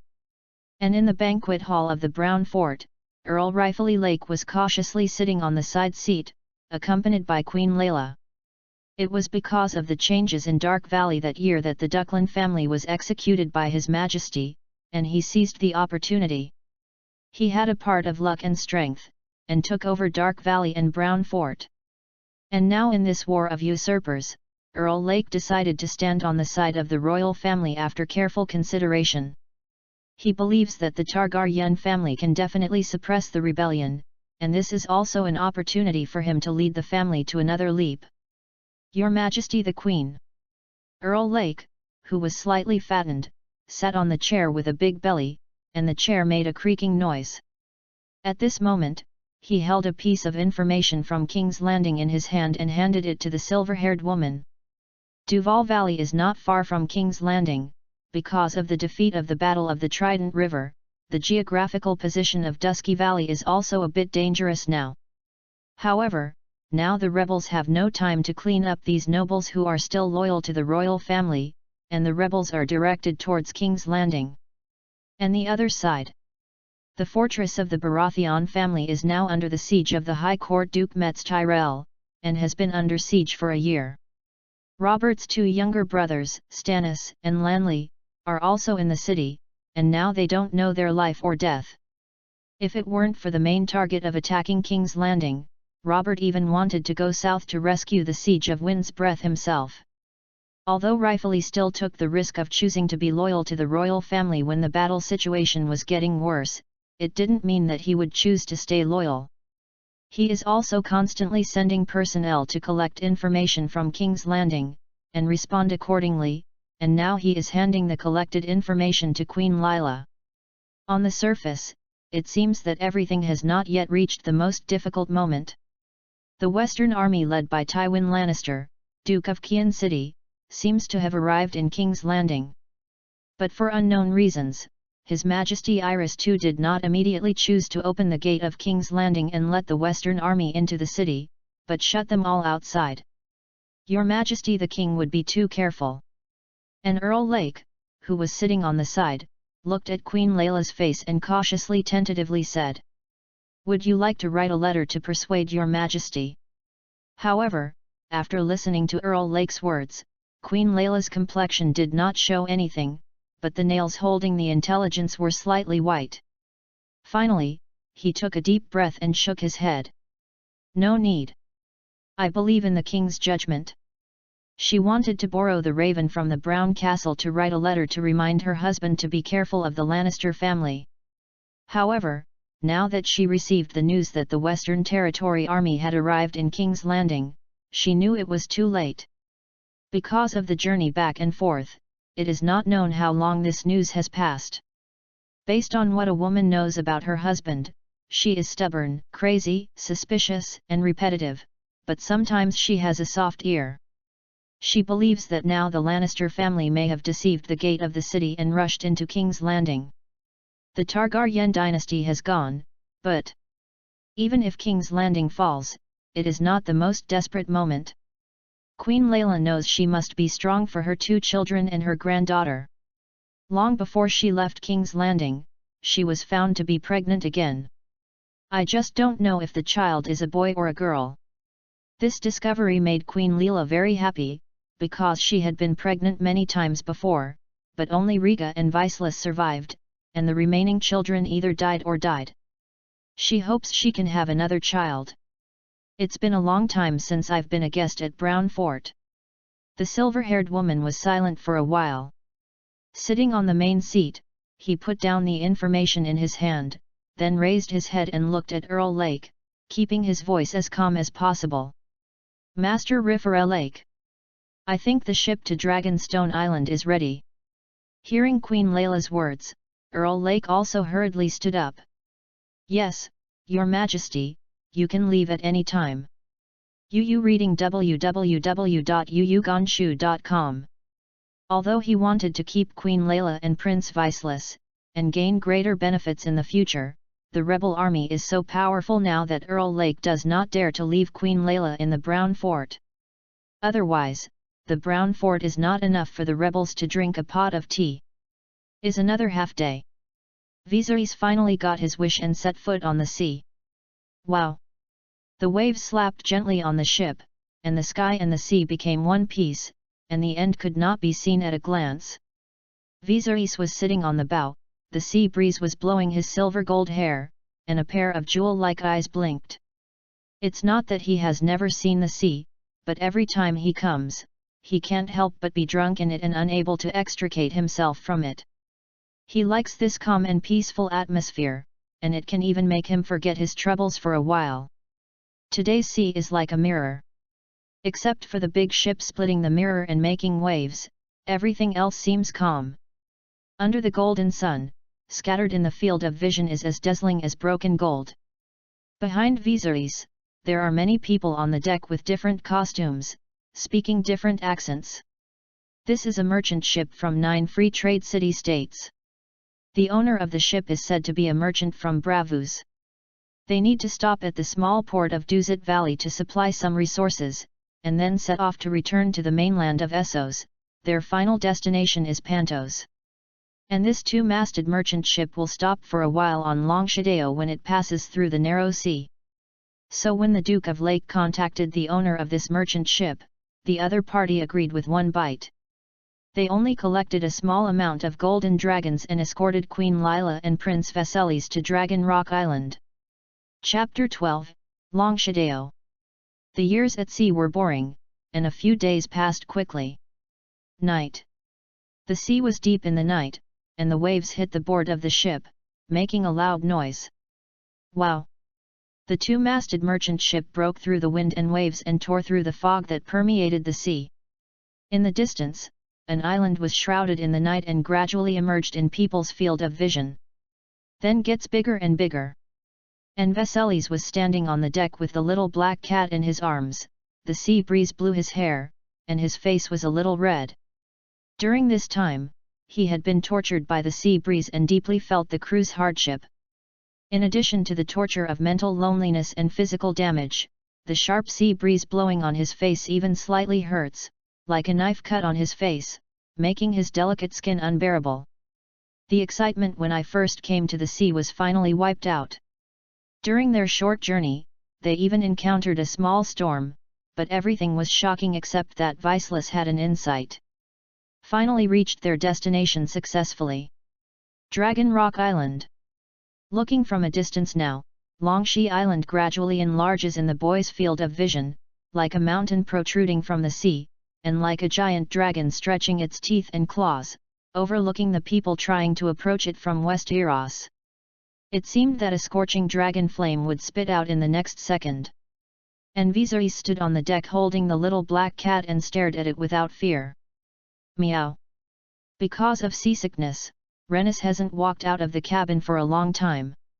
She stays in the house all day to eat and sleeps, otherwise she will vomit out all her brains. The little girl who was tortured was a little dizzy, and even had a little fever. This scared Queen Layla. She had been taking care of her little granddaughter for several days. Dragonstone Island is here. Your Majesty the Queen. Standing behind Viserys, a man with a rich figure in a luxurious shirt bowed slightly, and then smiled and spoke to Queen Layla. The wide sleeves of the robe could not conceal the bracelets made of precious gems on his wrists. Under the light of the bright torches, the oil on his face was the same as the gems in his hands, which could almost dazzle people's eyes. Viserys turned his head and glanced at the other person. He instinctively felt that this person was not that simple. Perhaps it was not that he happened to pass through the Valley City, and then happened to go to Pantos and passed by Dragonstone Island. Maybe he also has a certain purpose. But in the end, he finally reached Longshi Island, and Viserys kept hiding these words in his stomach without telling anyone. Wow! The sound of the water continued to linger in my ears. As the boats continued to dock, some people on the shore spotted them. After the two sides exchanged, the big boat docked on the shore smoothly, and the people who came to greet them quickly arrived. "Your Majesty the Queen! Your Majesty the Queen!" Two hurried people arrived. One was an old bachelor in a white robe, and the other was the governor of the descendants of Longxi Island after Prince Riga left. Two people knelt on one knee to welcome the Queen and Prince. The old bachelor was a bit older and trembling.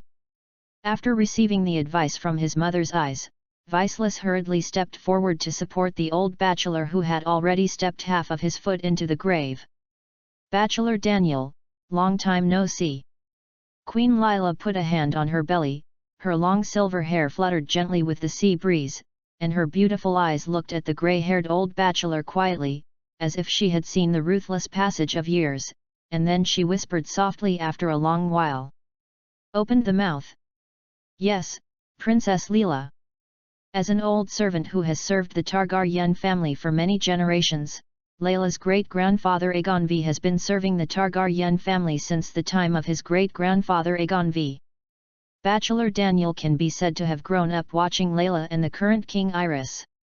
He has seen the lively and lovely side of Layla Targaryen as a girl, and once blessed her and Sir Bonifal Hasty's passionate love, and in the end Bachelor Daniel witnessed the wedding of Layla and her brother Iris. "I didn't make more stops at the port because of the fatigue of the boats and vehicles." A group of people walked along the way and said, walking on the rugged road, towards the castle that looked like a dragon on the distant hills. The distant villages and towns are shrouded in the darkness, and it is deep. The population of Longxi Island is small and the resources are scarce, but this is indeed the Longxing land where the Targaryen family flourished. Aegon Targaryen I and his two sisters made a plan to conquer Westeros here more than 200 years ago. Queen Layla is holding Bachelor Daniel, resembling grandparents and grandchildren, reminiscing about the past, while Viserys is dragging Rhaenys, who is still dizzy and shallow, and the other is coming with Bachelor Daniel. The middle-aged man looked at Rhaenys a few more times. "David Shadd." The middle-aged man in leather armor opened his mouth abruptly after taking a few glances at Rhaenys. And Viserys tilted his head slightly when he heard his voice, only to find that the other party was looking at him. "My name is David Shadd, Your Royal Highness." The middle-aged man explained again. "Hello, Sir Shadd." Viserys took Rhaenys and nodded politely to the other party. He didn't know why this person wanted to strike up a conversation with him, but he was slightly taken aback as soon as the voice was spoken. And the man didn't care when he saw the expression on Viserys' face, he even got used to it a long time ago. The surname Shadd is the name of the illegitimate son of Dorne, and the man was originally given to Prince Riga as a gift from Dorne's marriage with the Targaryen family. Lagia's team has a lot of power allegiance from Dorne for this reason. The two people said hello to each other, and then fell silent again. Except for Queen Layla, who was recounting the past with Bachelor Daniel, the rest were silent. The towering castle on the hill gradually came to the sight. As the main fort of Longxi Island, Shijulo, whenever a storm comes, the ancient walls of Shijulo will reverberate and reverberate, hence the name. Entering from the main entrance. The gate of the castle is the mouth of the dragon, and the dragon claws lined on both sides of the wall are torch stands, burning with raging flames to lengthen the shadows of a group of people. Illuminated the interior of the castle. The castle on Longshideo is entirely made of black stone, and the overall atmosphere is a bit depressed and solemn. Viserys walked inside the castle, looking curiously. Then the group came to the lobby of the main fort. Queen Leela sat on the main seat of the hall, and the Daniel Bachelor and the former acting housekeeper David Shadd sat on the side seats nearby. The old maid who fled with the queen to Longxi Island hugged Rhaenys and took the little girl to rest first. The servants and soldiers in the castle are busy cleaning up. And at this moment, Queen Leela looked at Viserys' abrupt opening and said, "Viserys, kneel here." Chapter 13, Crowned. "Viserys, kneel here." Hearing the mother's request hastily, the silver-haired boy was slightly startled. However, neither Bachelor Daniel nor director David Shadd sitting next to the throne was in the slightest surprise. News about King's Landing has gradually arrived. Just when Queen Layla and Vasilis left Westeros to go to sea, King's Landing had officially fallen. The Duke of Tywin led 12,000 soldiers to King's Landing under the banner of King Cheen, but was rejected by Iris II. The former imperial minister sent Sheer University to force the intelligence chief Varys to persuade the king to open the city gate to welcome the Western army into the city. However, when the gates of King's Landing were opened, Lannister's army entered the city. The Duke of Kian City, who had been loyal and surrendered before, suddenly turned his face and ordered the army to start looting King's Landing in the name of Robert Baratheon. This city, which has never been attacked by the outside, has once again fallen from the inside. The life and death of His Majesty Iris II, who is still in King's Landing, is now unknown. Therefore, it is not difficult to understand that Queen Layla suddenly made such a decision. Your Majesty the Queen. At this moment, the old bachelor who was sitting aside suddenly spoke, and then stood up tremblingly while leaning on the chair. If you want to crown your highness, you also need to follow the will of the seven gods. The coronation of a new king is a major event and requires a very cumbersome ceremony. First of all, there must be a decent cathedral. During the Targaryen dynasty, most of the successive kings were crowned in St. Bel's Cathedral. There is a sanctuary on Long Shadeo. It is said that Aegon, the Conqueror, set sail and knelt and prayed here on the eve of conquering the seven kingdoms of Westeros. However, according to the records of the Targaryen family, this is unbelievable, because Aegon suddenly converted to the seven gods after he hit the old town in the conquest of Westeros. So this sanctuary should have been built after the conquest. And a church is not enough for the coronation of the new king. It is also necessary for the archbishop and several archbishops to jointly hold a coronation ceremony for the new king. The coronation ceremony also needs to be painted with holy oil, the archbishop chants the words of blessing and so on. However, nowadays, on the barren Dragonstone Island, there is nothing but a sanctuary. Even the monks and nuns are very few, let alone the archbishop and the archbishop. And Queen Layla was slightly in a daze when she heard the words of Bachelor Daniel, then she lowered her head and rubbed her eyebrows. Sorry, Bachelor Daniel. I have some gaffes. Although the silver-haired woman is very strong, the pain of the country's ruined family is still like ants eating her flesh and blood, making her a little messy. She just wants to pass on the king and crown her children, so that the flame of hope in her heart will not go out. The Targaryen dynasty did not fall in the hands of her generation. In that case, let's go to the sanctuary. Then the old maid helped Queen Layla up, and Sir Shadd, who was sitting on the other side, also stood up with the sword and said, Then your majesty, I'll go to the monk. You don't have to go to those monks anymore. Jazz. However, the butler's proposal was immediately rejected by the silver-haired woman. Queen Leela stood in front of the seats in the center of the round table and looked at everyone present. The golden crown with rubies in the center was shining brightly under the torch. Took a deep breath and lifted up his spirits, then spoke. This is an extraordinary period.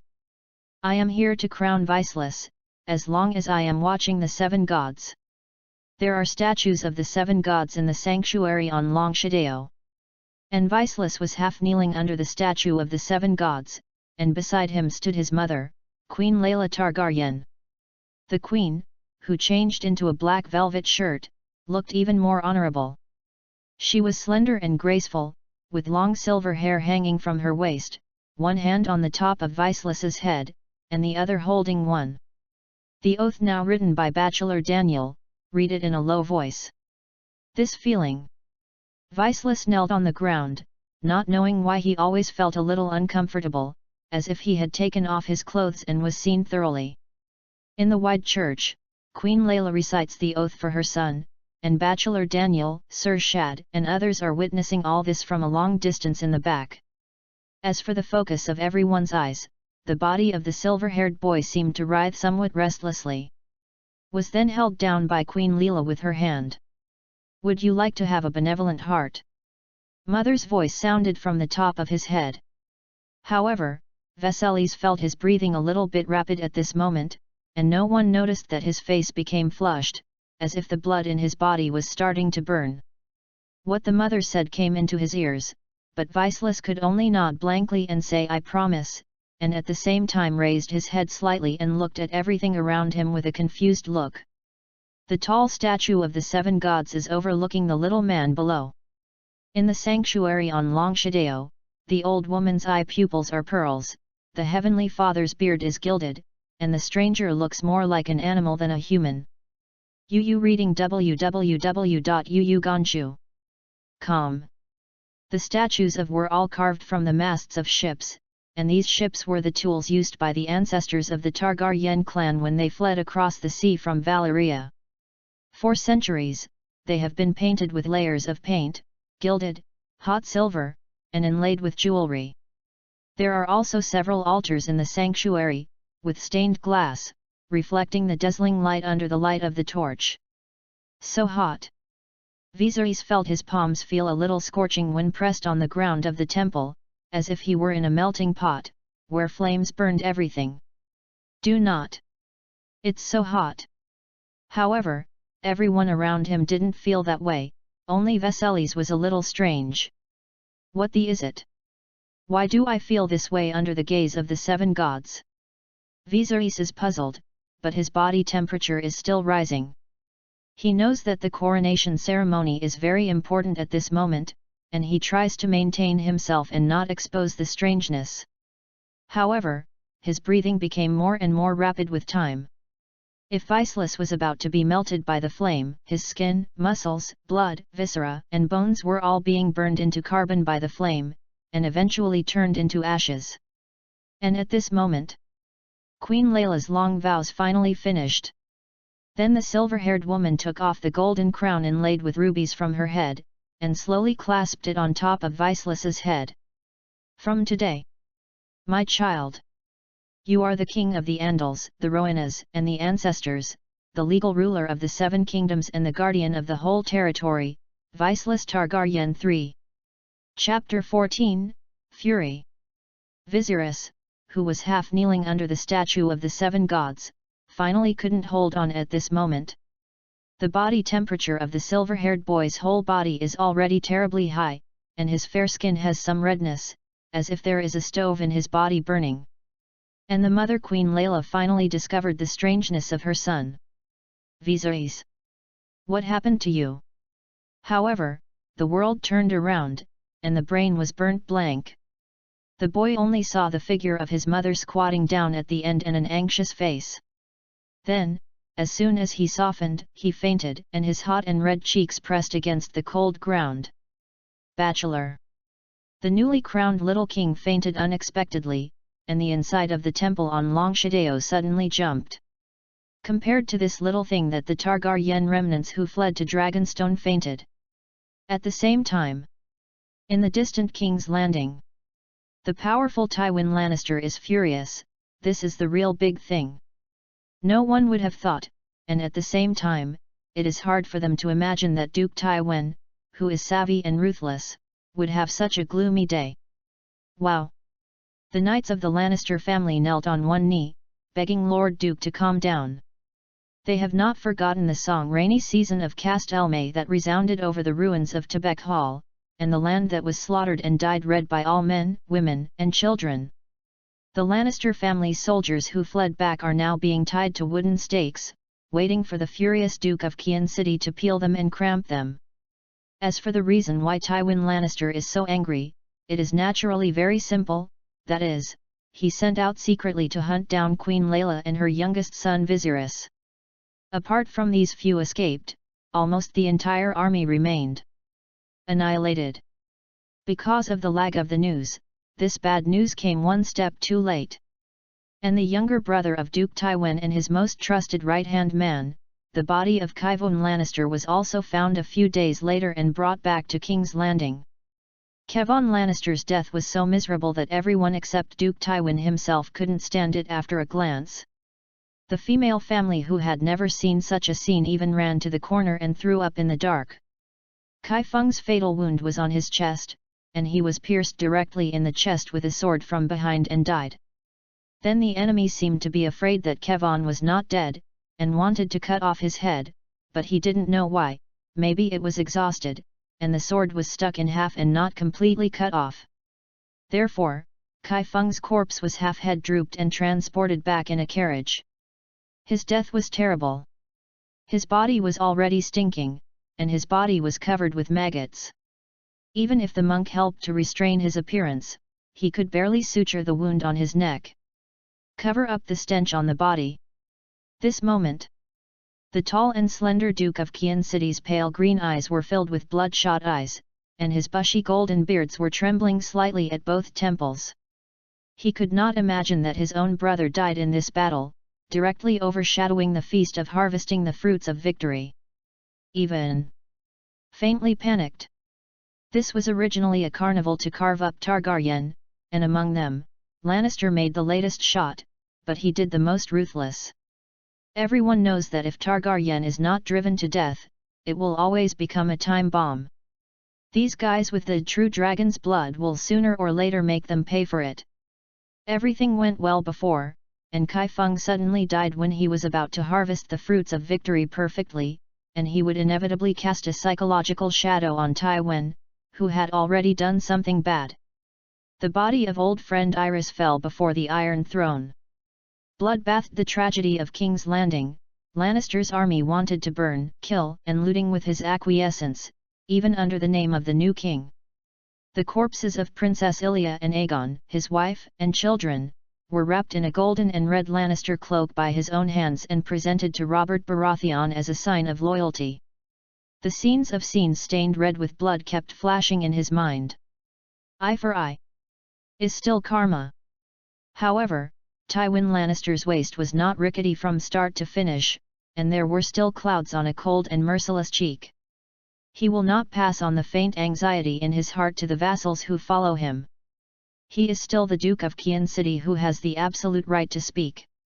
Then, the middle-aged man wearing a red robe embroidered with brightly colored lions with gold thread finally seemed unable to control his emotions. Kicked over the table in front of me without warning, and everything on the table was scattered all over the floor. Targaryen. Then he drew out the long sword from his waist and slashed everything in the house frantically. If the death of his wife Joanna Lannister many years ago took away the last warmth from Tywin, but now the death of his brother, Kevan Lannister, took away the calmness from Tywin. The furious Duke Tywin looked a little furious. He hated the Targaryen family very much, otherwise he would not be such a ruthless hand this time. He would almost kill all the dragons. Many years ago. Reading www.yukansha.com. At his wedding with Joanna, what the drunk Iris Targaryen did to his wife kept pressing deep in his heart. After this incident, Tywin sent his wife out of King's Landing and returned to Qian City, and he and Iris, the pair of friends who had fought side by side in the Battle of the Nine Copper Plate Kings, also officially broke. And now Tywin is furious. All the knights and vassals that the Lannister family followed this time are all shocked. Only Gregor Clegane, known as the Magic Mountain, stood still holding his shoulders, domineering and arrogant, and seemed not afraid of Duke Tywin's anger. No matter how angry Tywin Lannister was, he didn't anger other people in the end. He only personally executed all deserters, and ordered the concealment of the specific information of Kai Feng's death, and held a grand funeral for his brother Kai Feng with the accidental fall of the horse. And promised to avenge his younger brother's body, and drove out Targaryen's remnants. However, there is no fire in paper. King's Land, which had just been washed by blood and flame, seemed to lose the smell of urine for a short time, and was instead enveloped by the stench of blood and rotting. In a narrow alley that only two people can pass through, almost every house is hung with white cloth. The night is deep. The capital guards just passed by. And at this moment, clang! A billowing silver deer fell on the ground with a crisp sound. After a while, a small figure rushed out of the darkness, looked around and found that no one noticed. Then quickly picked up the silver deer on the ground, stuffed it into his arms, and disappeared into the darkness again. Chapter 15, Nightmares and Disasters. Kai Feng's real cause of death was quickly spread out with the help of a caring person. Because of being looted just now, there are not a few people in King's Landing who hate the Lannister family. In addition, among the nobles who were also rebels, there were also many people who were jealous of Lannister's victory. With the tacit cooperation of several parties, the Lannister family's notoriety soon spread throughout King's Landing. I don't know how many people at the bottom clapped their hands and applauded because of Kevon's death, thinking that the Targaryen family would come back sooner or later, so that Lannister's debts must be paid. In the folk, Targaryen still maintains popular support. And Duke Tywin was thrown a rotten egg on his face when he was out recently. His face was cold and even blue, and anyone could see Duke Tywin's anger. However, as the dog-legged capital city garrison is also commonly known as the Golden Robe, the arrests did not find the real perpetrator of the attack on the Duke of Tywin.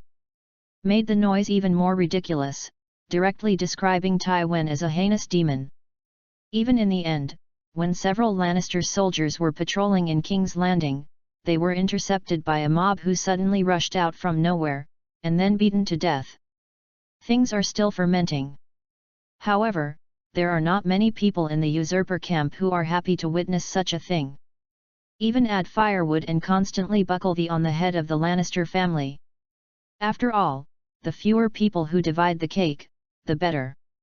While in the distance, Dragon Rock Island. I don't know how long has passed. Viserys was still lying on the bed and fell into a lethargic state, and complicated dreams appeared in his world one after another. He dreamed of his previous life and this life.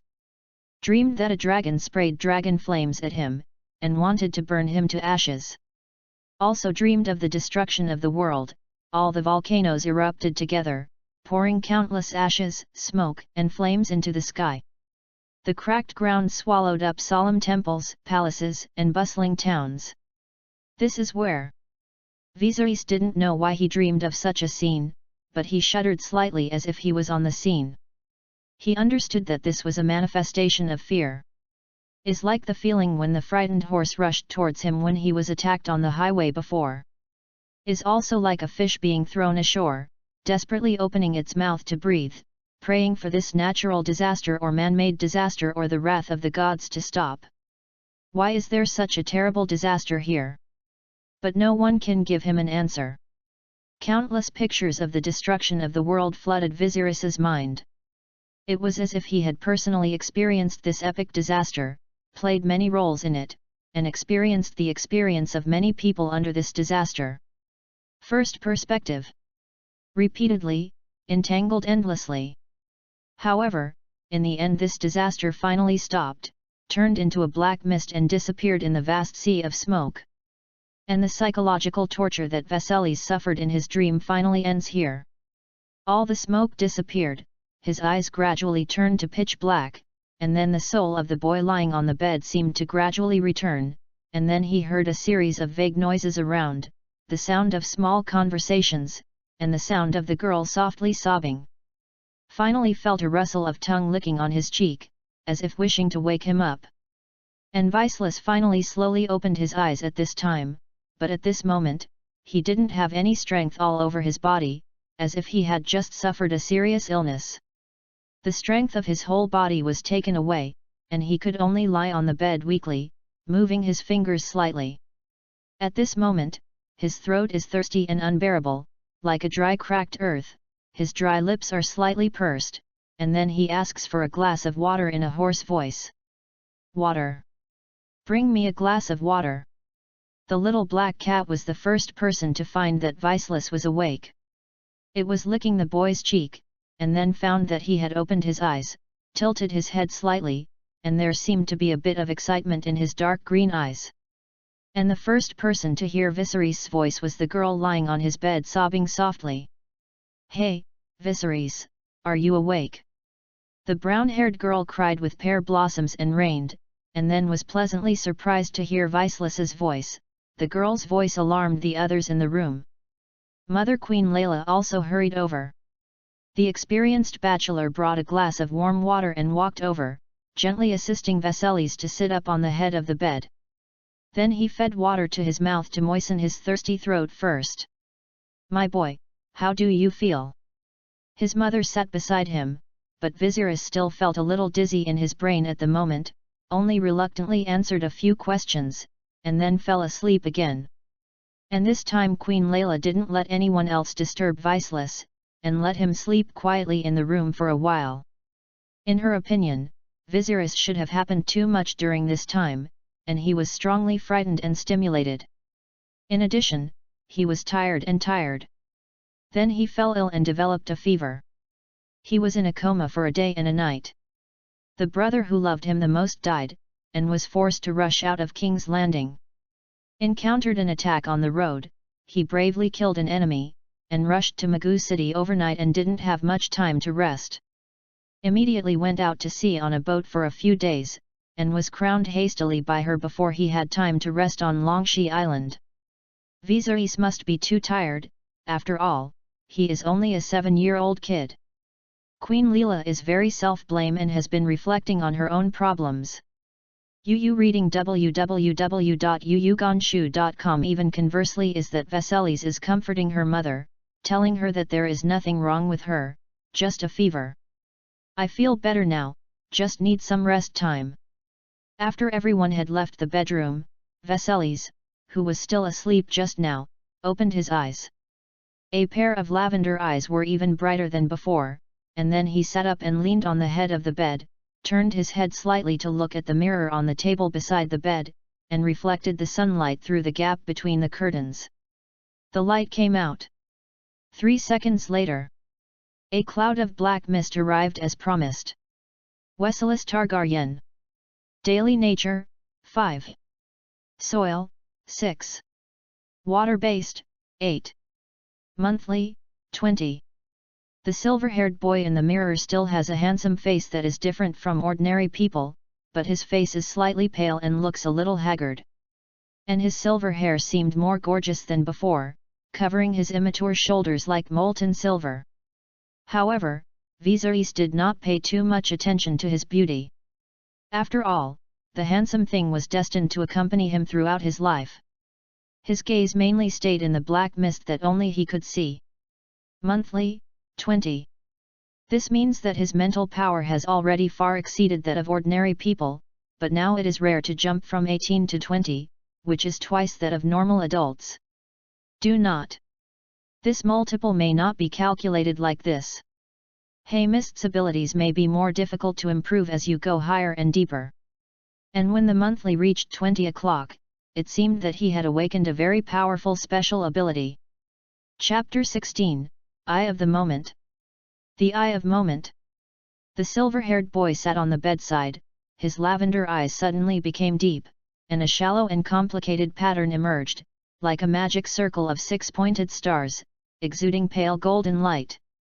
The boy in the silver-plated round mirror exudes a faint golden light, and his temperament seems to change suddenly, becoming a bit cold and quiet. And under the field of vision that his gaze involved, everything around him seemed to slow down, including himself, the dust slowly falling under the fine sunlight of the windowsill, the slowly rising and falling chest panting, and the hand slowly raised because of shock. Then the brain seemed to be hit hard. Blast! The boy sat on the ground, panting heavily, and closed his eyes with some pain. Damn it! Everything in front of his eyes disappeared, the shallow hexagram magic circle in his eyes disappeared, and the temperament of the whole body was restored to the previous one. The acupuncture-like pain in his pupils made him have to stop, and at the same time, there was still some pain in the brain. However, he saw a lot of things at that moment. Time seemed to freeze in that second, and all dynamic things slowed down sharply in his eyes. It hurts. Viserys sat on the bed and covered his eyes with his hands, but the tears still flowed down uncontrollably, panting slightly, and he was relieved after a long while. He knows what the special ability of has reached 20 new awakenings this month. Is a dynamic vision ability, similar to the legendary bullet time, which can slow down all the surrounding dynamics in his eyes. This ability, very useful. Hardly need to think too much. Viserys understood the benefits of this special ability for him. This can give him more time to react and judge at certain dangerous junctures, so that he can turn the bad into the good, and also can gain an advantage in the evenly matched fight. And the monthly nature reached 20, this kind of spiritual power far surpassing ordinary people has brought him more abilities, in addition to being unforgettable. In fact, the ability of Momenta did not slow down time, but because of his strong mental power, he quickly structured the opponent's movements in his mind at the first sight. And these reflections in the eyes are that the opponent's actions are slowed down, but in fact it is not that the other party has slowed down, but that he reacts faster. But this kind of joy was only short-lived, and soon Viserys reduced his smile and calmed his mind. The road ahead is still long. After all, this is a world full of mysterious and strange powers, and he can be reborn here from another world. Replacing Viserys Targaryen is enough magic in itself. So much so that other things have made him calm. And he also hid this secret in his own heart, and didn't tell anyone that he could see the black mist. Since knowing that this black mist can strengthen his body and even his soul, his attitude towards it has changed. He no longer holds that it is a fun thing, but is more serious and cautious. Next time you can try to practice repeatedly, and control the intensity of releasing this ability. After taking a break, Viserys' eyes had recovered to fullness, but he was not in a hurry to try to activate the ability of momentary eye again. He is afraid that repeated experiments in a short period of time will affect his vision. After all, he doesn't want to wear glasses anymore in this life. However, Viserys carefully recalled that when he just activated his ability, because he did not control his strength in the first attempt, all his brain was poured out. Thinking about it now, it seems that he can deliberately converge. This may not slow down very slowly, but it will extend the use time, and the sequelae are not so obvious. Will not cry uncontrollably as before. Viserys pondered silently. In fact, he was just crossing the river by feeling the stones. No one could provide him with advice or help, and he could only rely on his own guesses and inferences.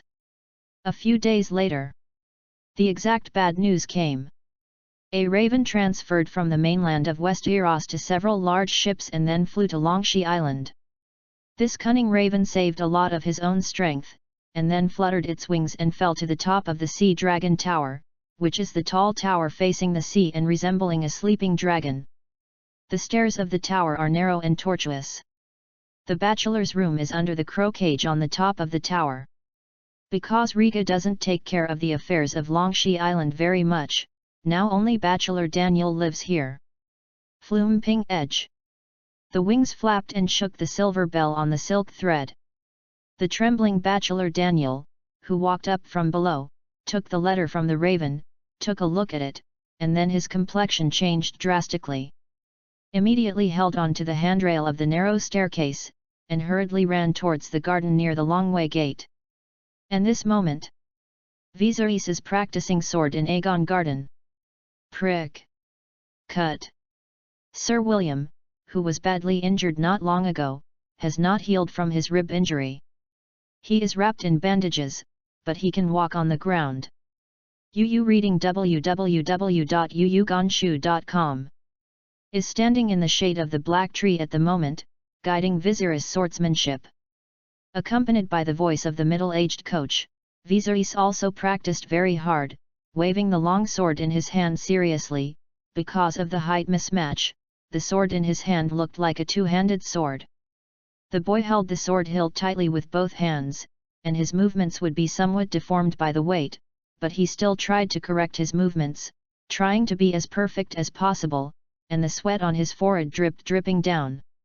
While Lord Jazz, who was still unhealed from his injuries, was still pale, he was looking at the boy who was practicing sword on the sunny grass. Although there is no expression on his face, there is still a touch of surprise in his eyes. This kid, how did he do it? He remembered that the child had some difficulty in lifting this sword not long ago. However, it can now be used flexibly. Does Viserys really have the talent not to lose to his brother? Riga used to be the most talented knight he had ever seen, able to use any weapon proficiently. However, Viserys' surprising speed of improvement now makes him wonder if he would have come to terms with what he said casually. Even Viserys didn't know if his height was an illusion, it seemed that he had grown a few centimeters taller.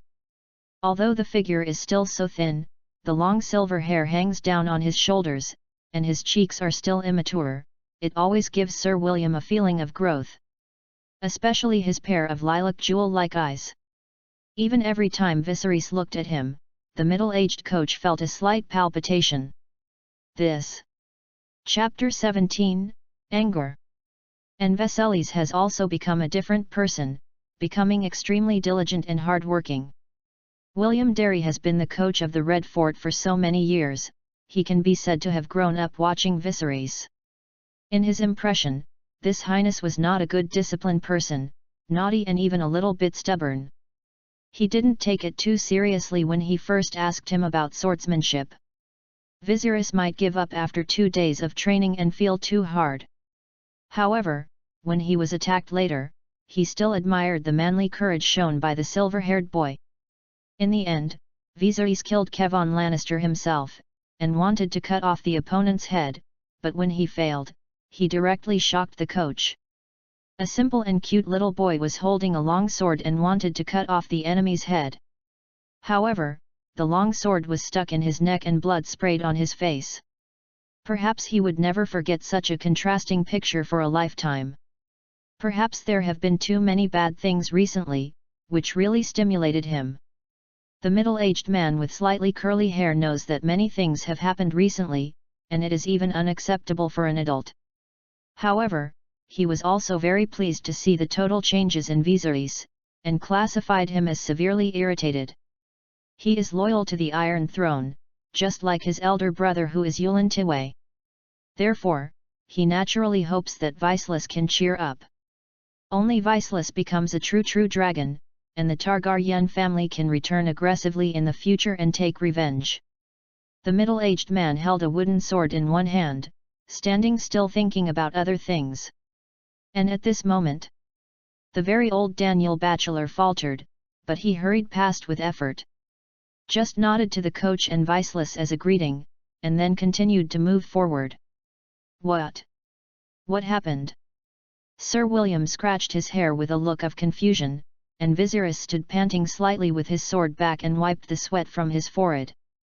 The boy looked at the old bachelor's back for a while, then turned his head and asked. The bachelor walks so fast, won't you fall? And his swordsmanship teacher was slightly stunned, and then looked down at his student. Viserys is sometimes mature like an adult, and sometimes naive like a child. No, he was a kid in the first place. Sir William didn't know whether Viserys was pretending. And at this moment, he could only shook his head and explained. Since the bachelor is so anxious, something important must have happened. The teacher's brow furrowed slightly, and he spoke in a low tone. And his face is ugly, it's probably, this thing is not good. Aegon Garden is filled with the pleasant fragrance of pine wood, and tall black trees rise from the surrounding areas.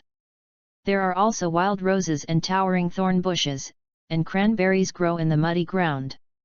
Viserys and the coach are practicing swords in the distance, while Queen Layla takes her little granddaughter Rhaenys to play on the other side. Originally, Rhaenys wanted to go and play with Viserys, but the queen told her that she can't disturb her uncle practicing sword now. Viserys is Queen Layla's last hope. She hopes that her youngest son can become the pillar of the Targaryen family like his famous elder brother and regain the rule of the Iron Throne. And at this moment, Bachelor Daniel arrived in a hurry. The old bachelor first touched the silver-haired woman's ear and said something softly, then took out the anonymous letter and handed it to her. This is a secret message from a man who came from King's Landing. Although he had taken refuge in Baratheon on the surface, he still supported the orthodox Iron Throne from the inside. All the things that happened in King's Landing recently, including a lot of bad news, even the details, were passed down in the intelligence. Many big things happened in front of this person, so it was more accurate than the rumors not long ago. Queen Leela first heard the words of the old scholar and was slightly confused. They have already taken refuge in Dragonstone Island and have a fleet loyal to Targaryen. The Baratheon family does not have a powerful navy. Dragonstone Island is at least temporarily safe. Then the silver-haired woman unfolded the piece of information she had received from Bachelor Daniel. Her eyes moved slightly. However, after only 2 glances, Queen Lila's face suddenly changed, and then her eyes flushed. She raised a plain hand to cover her mouth, tears streaming down her eyes. "Your Majesty the Queen." Fortunately, the old bachelor responded quickly and hurriedly supported her, otherwise Queen Leila would almost not faint directly. The letter brought a lot of bad news. However, the top news is undoubtedly the opening lightning strike, so that Queen Leila just glanced at it and couldn't keep watching. Then he wept bitterly. Rhaenys, who was accompanying her grandmother, was silly on the spot when she saw this scene, feeling a little at a loss. The immature little girl didn't know anything about the situation in front of her. She didn't even know the news that her father was dead. Even if she knew it, she might not be able to understand it. Then, not far away, Viserys, who was practicing swordsmanship, and the middle-aged instructor saw this scene and hurried over. Yu reading www.yuyuganshu.com. The instructor did not look at this piece of information, but Viserys picked it up, looked up and down, and fell silent slightly. This. In fact, although he doesn't remember exactly what happened during certain periods of time, he probably knows a little bit. He understands that all this is an inescapable fate, especially now that he does not have any ability to change the situation.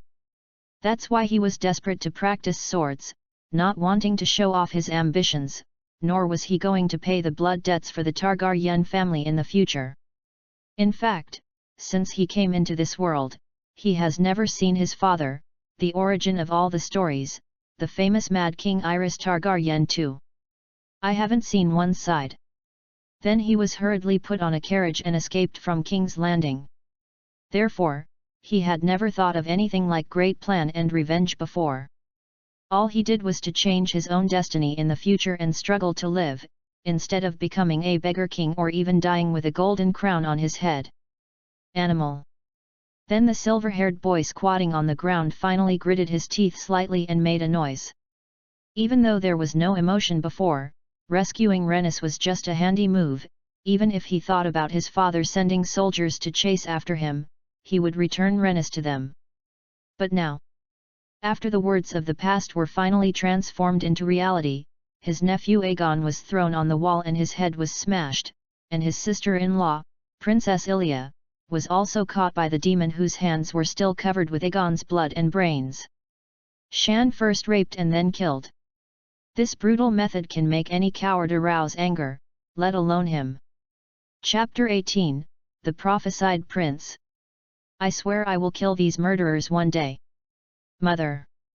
A few days ago, the silver-haired boy finally solemnly promised his mother with a sword in one hand that he would collect debts from these murderers on behalf of the Targaryen family in the future. Viseless hoped that such words would give a bit of comfort to the sad mother. However, although young and ambitious right now, the most important thing is to survive the Baratheon family. Viserys finally accepted the fact that he had come into a strange world during the torture of more than half a month. No. This world is not unfamiliar either.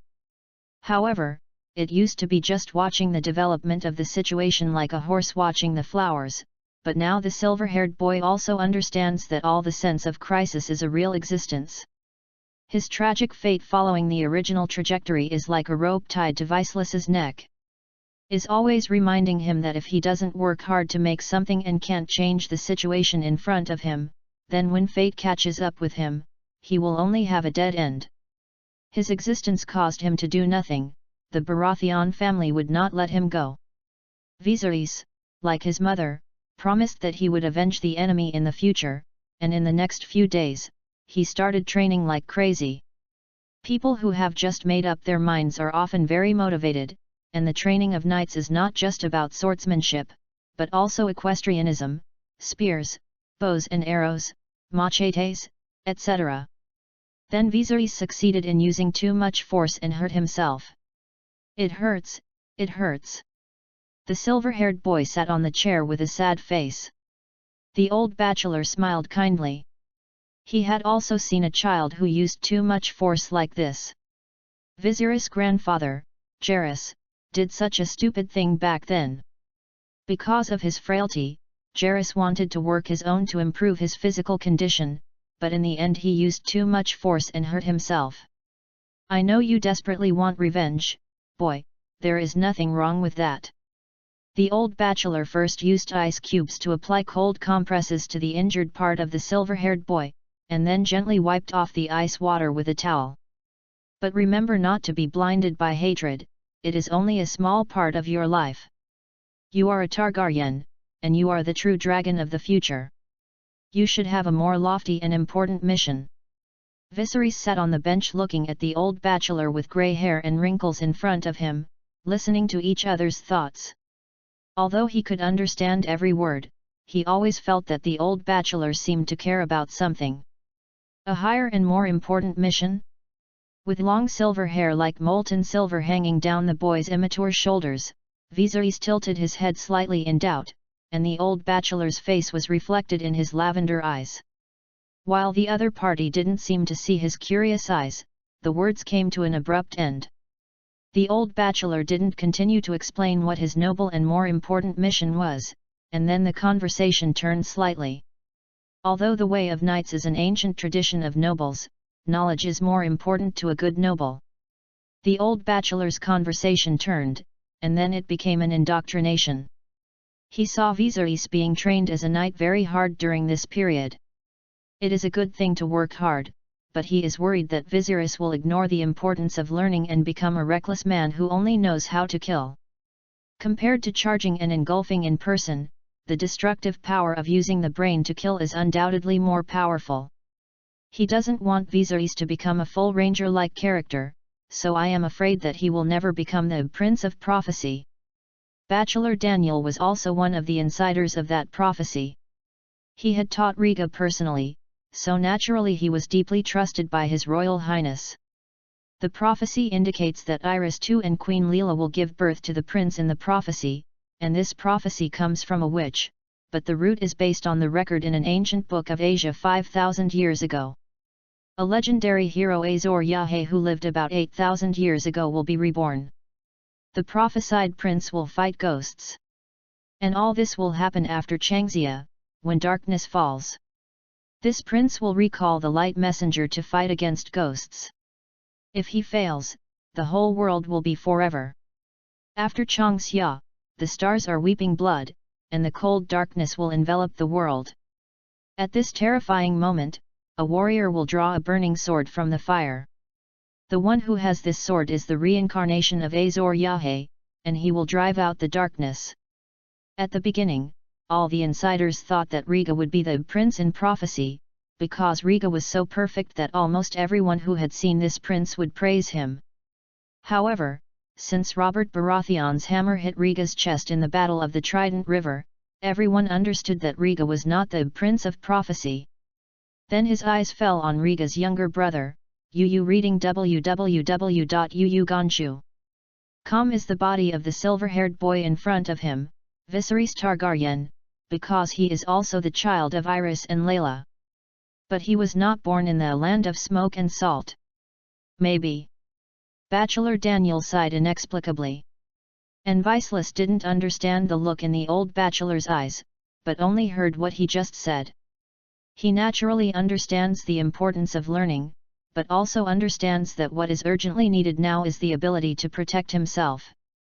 After all, he will be doomed to wander for a long time in the future.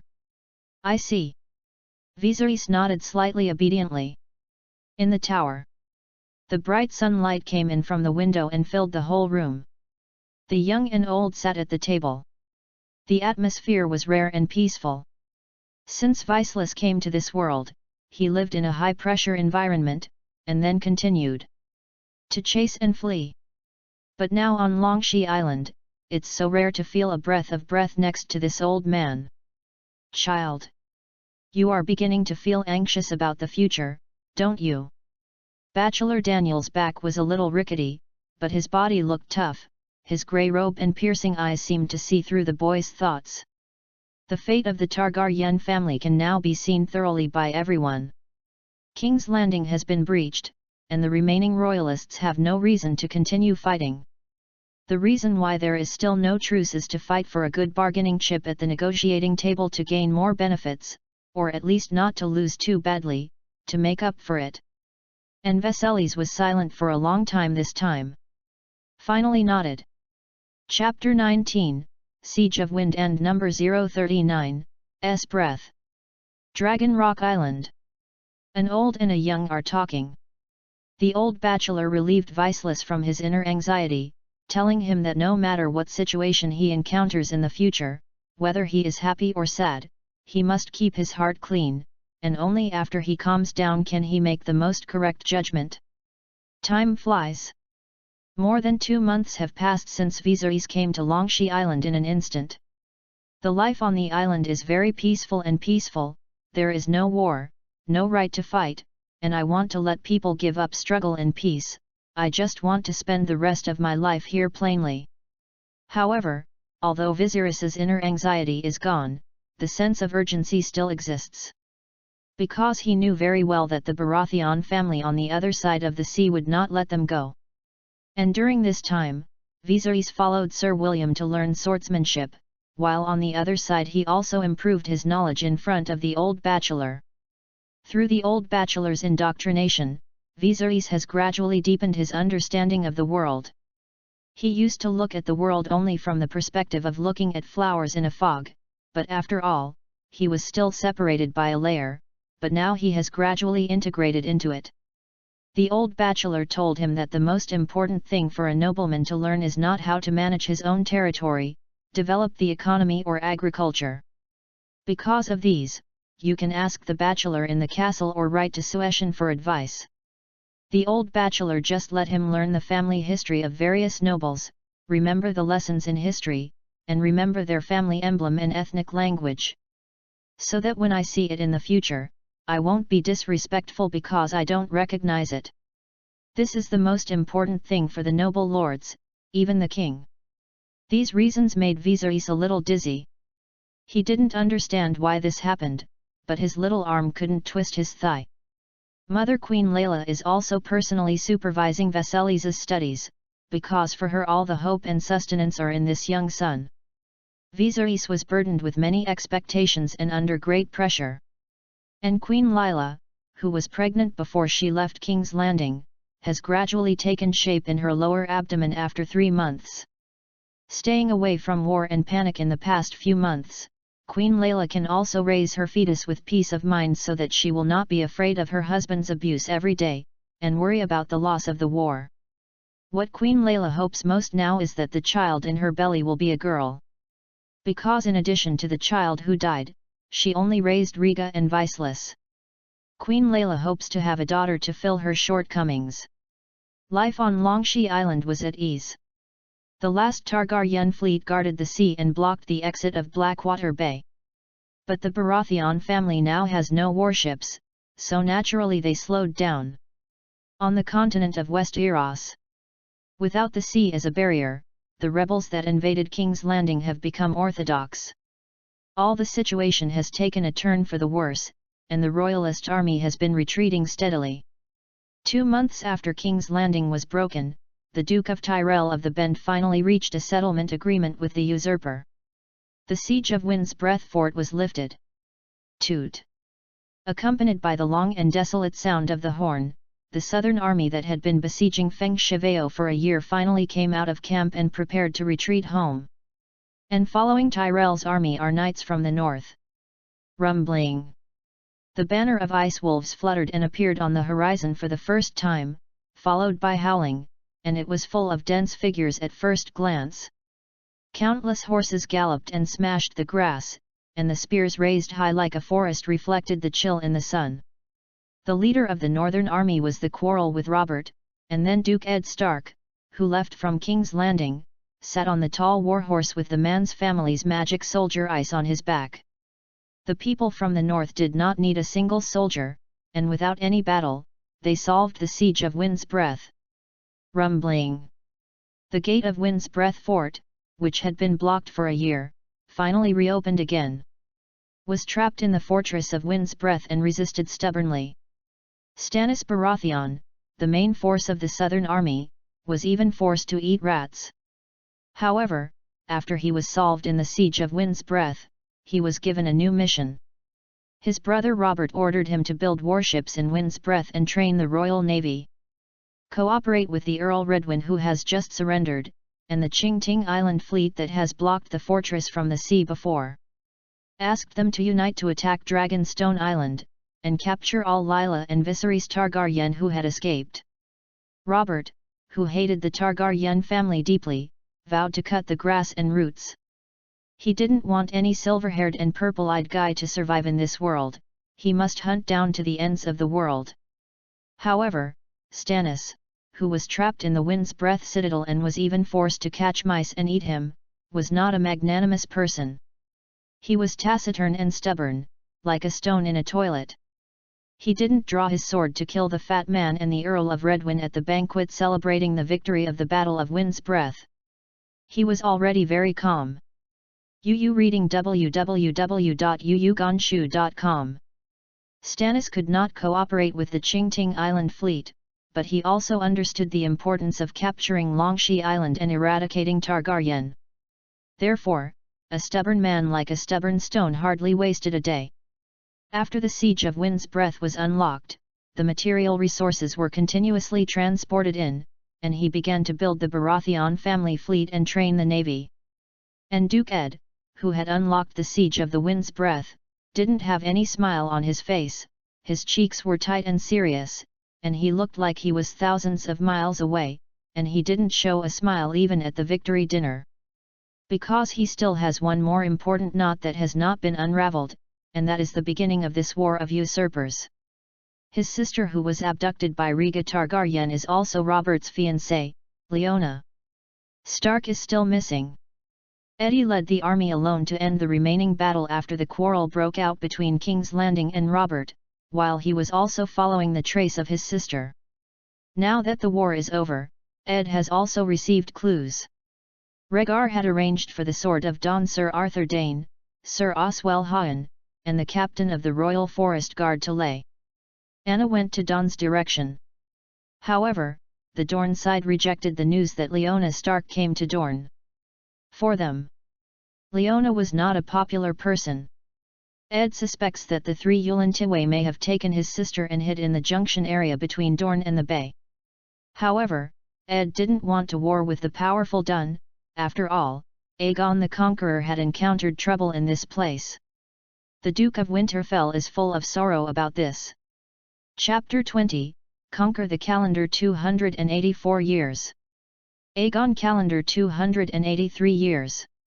Winterfell Duke Ed Stark led an army to break the siege of Wind's Breath. After that, he only made a short stop in Wind's Breath. The northern cavalry continued to go south and crossed the border of the River Bay, and the soldiers approached Dawn. There are only 3 roads to enter Dorne from the south, the Bone Road closest to the Fortress of Wind, the Prince's Pass, and the pass on the Crimson Mountains on the east side of the Old Town. The army in the north was mostly cavalry, so they did not choose to take the hard Bone Road, but straightly pointed towards the Prince's Pass in the middle. The Duke of Winterfell sent his army south, and Dorne was naturally very nervous to prepare for the battle. But then a raven flew to solve the misunderstanding. Ed Stark stood by the honor and placed the army outside the Prince's Pass. Just took the 6 people: Ethan Glover, Martin Kelso, Theo Wall, Holland Reed, William Dustin, Mark Leswell, with Dawn's consent, passed through the border, went deep into the territory of Dorne, searching for the trace of his younger sister Lyanna Stark. Then Ed and his team found Lyanna and the 3 royal forest guards who had disappeared in the Bliss Tower near the vulture's nest. A fierce battle broke out in 7-on-3 between the two sides, but the course of the battle was not known to anyone except the 10 people who participated in the battle. What people know is that the Duke of Winterfell is the victor, but he also suffered heavy losses. Only one of his companions and himself survived. Then Ed went to Fallen Star City and returned the magic weapon Dawn of Arthur Dane, the Sword of Dawn, and then left Dorne with the body of his sister and the surviving companion, Holland Lyd. This War of the Usurpers, which began in 281 years of the Aegon calendar to 283 years of the Aegon calendar, finally came to an end with the Battle of the Tower of Bliss. The Targaryen family was completely driven off the Iron Throne. Except for a few members who survived, almost all of the family members were slaughtered. The leader of the rebel army, Robert, finally ascended to the Iron Throne, completed the coronation ceremony in St. Belle's Cathedral, smeared holy oil, and recited the oath. He was crowned as the King of the Andals, Rhoynas, and Ancestors, ruler of the 7 kingdoms and guardian of the whole territory, Robert Baratheon I. The 7 countries on the continent of Westeros, with the exception of Dorne, were finally reunited under the name of the new king. The ringing of bells melodiously spread throughout King's Landing. The new king stood at the top of the towering stairs of St. Belle's Cathedral. The tall figure shrouded like a mountain. The officials under the stairs all knelt on one knee to congratulate the new king on his coronation. "Dear Lord John Allen." The young and powerful king with black hair opened his mouth, and his voice was not inferior to the melodious bells from the outside world, and it echoed repeatedly throughout the church. "I will appoint you as Prime Minister of the King's Hand." Then the new King Robert personally put on his adoptive father, John Allen, Duke of Eagle's Nest, the emblem of the King's Hand. "Your Majesty, I am afraid that my ability is not enough to take on this job." The old Duke, who was about to 60 years old, had grey hair, slightly possessed himself and wanted to kneel down on one knee to refuse, but he was supported by King Robert with a big laugh. "Ha ha ha ha, the 7 gods are on top. Master Ai Lin." The young king's voice is Ruo Hung Jong, and his laughter is bold and contagious. "If your ability is not enough to be the hand of the king, I am afraid there will be no more suitable person in these 7 countries." However, even though he was laughing, talking about the 7 kingdoms, the smile on Robert Baratheon's face was slightly reduced. Now the 7 kingdoms are not completely unified. Dun has not actively surrendered because of the change of the Iron Throne, but Dun is still extremely difficult to crack. This has also become a big concern for Robert Baratheon. If Dun insists on supporting Targaryen, I am afraid that the entire Westeros will be in chaos in the next few decades. Therefore, the first task after the new Imperial Prime Minister John Island took office was to go to the Dorne peace talks at the southernmost tip of Westeros and try to extinguish Dorne's deaths caused by the deaths of Prince Levin and Princess Ilia Marta. Angor. "I will do my best." St. Bell Lecture Hall. Under the gaze of the 7 gods, the old Duke coughed violently, and finally nodded and agreed. At the coronation ceremony of the new king, Robert's brother Stannis naturally appeared on the scene. The hairline of young people under 30 has gradually begun to make people sad. At this moment, Stannis's face is still the same seriousness, and his lips are tight. His Wind's Breath Fort fleet has not been formed yet, and it takes time to build the battleship and train the soldiers. However, Robert has no patience to continue waiting. He was in a good mood.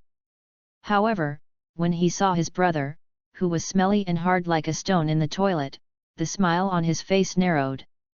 At the same time, he couldn't stand it for a moment, and there was still the evil species of evil dragon breathing. So the new king also ordered the newly surrendered Pakester Redwyn, the Earl of Qingting Island, to lead the fleet to attack Dragonstone Island at the same time at the coronation ceremony. Conquered March 284 in the calendar. Time flies quickly, and in a blink of an eye, Viceless has spent more than 6 months on Longshee Island. Queen Layla's belly is getting bigger and bigger, and the servants in the Longshideo castle have begun to speculate whether this will be a new prince or a new princess. www.readaloud.com and Veselis followed along during this period. He practiced swordsmanship with William Instructor, and on the other side was also following the old bachelor to improve his knowledge. However, accidents always appear so unexpectedly. Illness comes like a mountain. Bachelor Daniel, who is over 80 years old, suddenly fell ill when he was about to pass this winter. In this age of underdeveloped medical care, he can live to this age and he is already considered advanced age. The old bachelor's body was unable to withstand the torment of this serious illness, his face was as pale as paper, and skinny, and finally made a final request on the bed, and then took Viserys's hand and swallowed his last breath. The lights in the ward were shaking, and it was pitch black outside. The night is deep. Queen Leela wept bitterly. This was another blow she suffered after the successive deaths of her eldest son and husband. The depression in her heart, who was already sick and pregnant, once again accumulated a floor. Sir David Shadd, who was the steward-in-chief, also stood in the ward, his eyes flashed slightly, and beside him was the Red Fort coach who had recovered from his injuries. Although William Derry's injury has healed, it still leaves hidden dangers. After all, he was injured too badly at that time. And he was put on horseback for a long time in the case of serious injuries. Already very satisfied. This winter he had a hard time, and the attack of old injuries made him sore.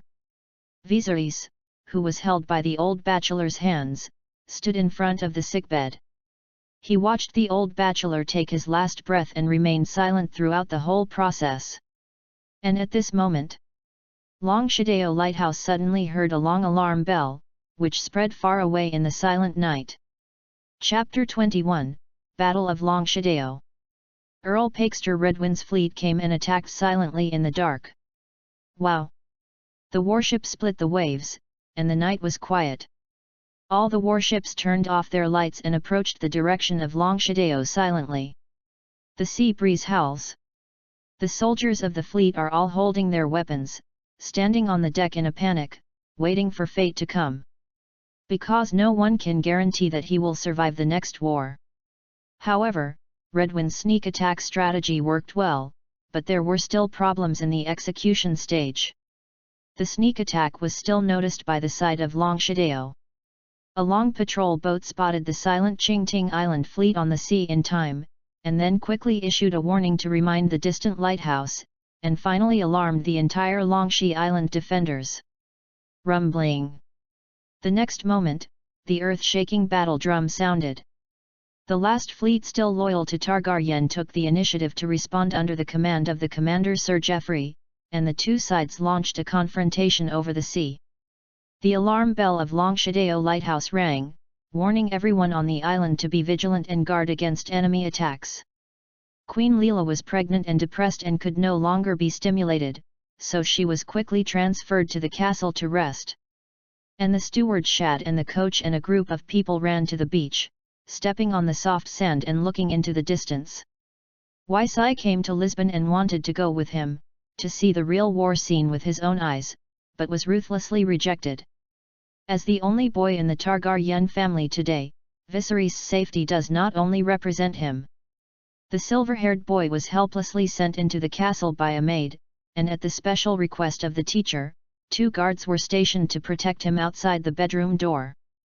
The heavy brown wooden door of the bedroom was closed tightly, and the door was plugged in. 2 heavily armed guards guarded both sides of the gate to prevent Viserys from sneaking out unrest. Viserys was locked in the room alone, restricting his personal freedom. The boy sat on the soft big bed for a while, grabbing the slightly curled silver hair. Finally, he sighed helplessly. Really are. Compared to half a year ago. Veselis now has more items in his bedroom on Longshi Island. An old low bedside table, a half-burned candle is emitting light, and a book with bookmarks is placed on the table. This is a book about the continent of Essos. What the traveler saw and heard. Viserys is very interested in this kind of book and reads it for a while before going to bed every day. On the other side is a bookcase, which is also full of various books. In fact, without the old bachelor's reminder, Vasilis naturally knew the importance of learning. He was only shocked by the attack at that time, and at the same time he was worried about the future, so he practiced swordsmanship hard to protect himself. But now he also understands that swordsmanship is not something that can be done quickly in a day or two.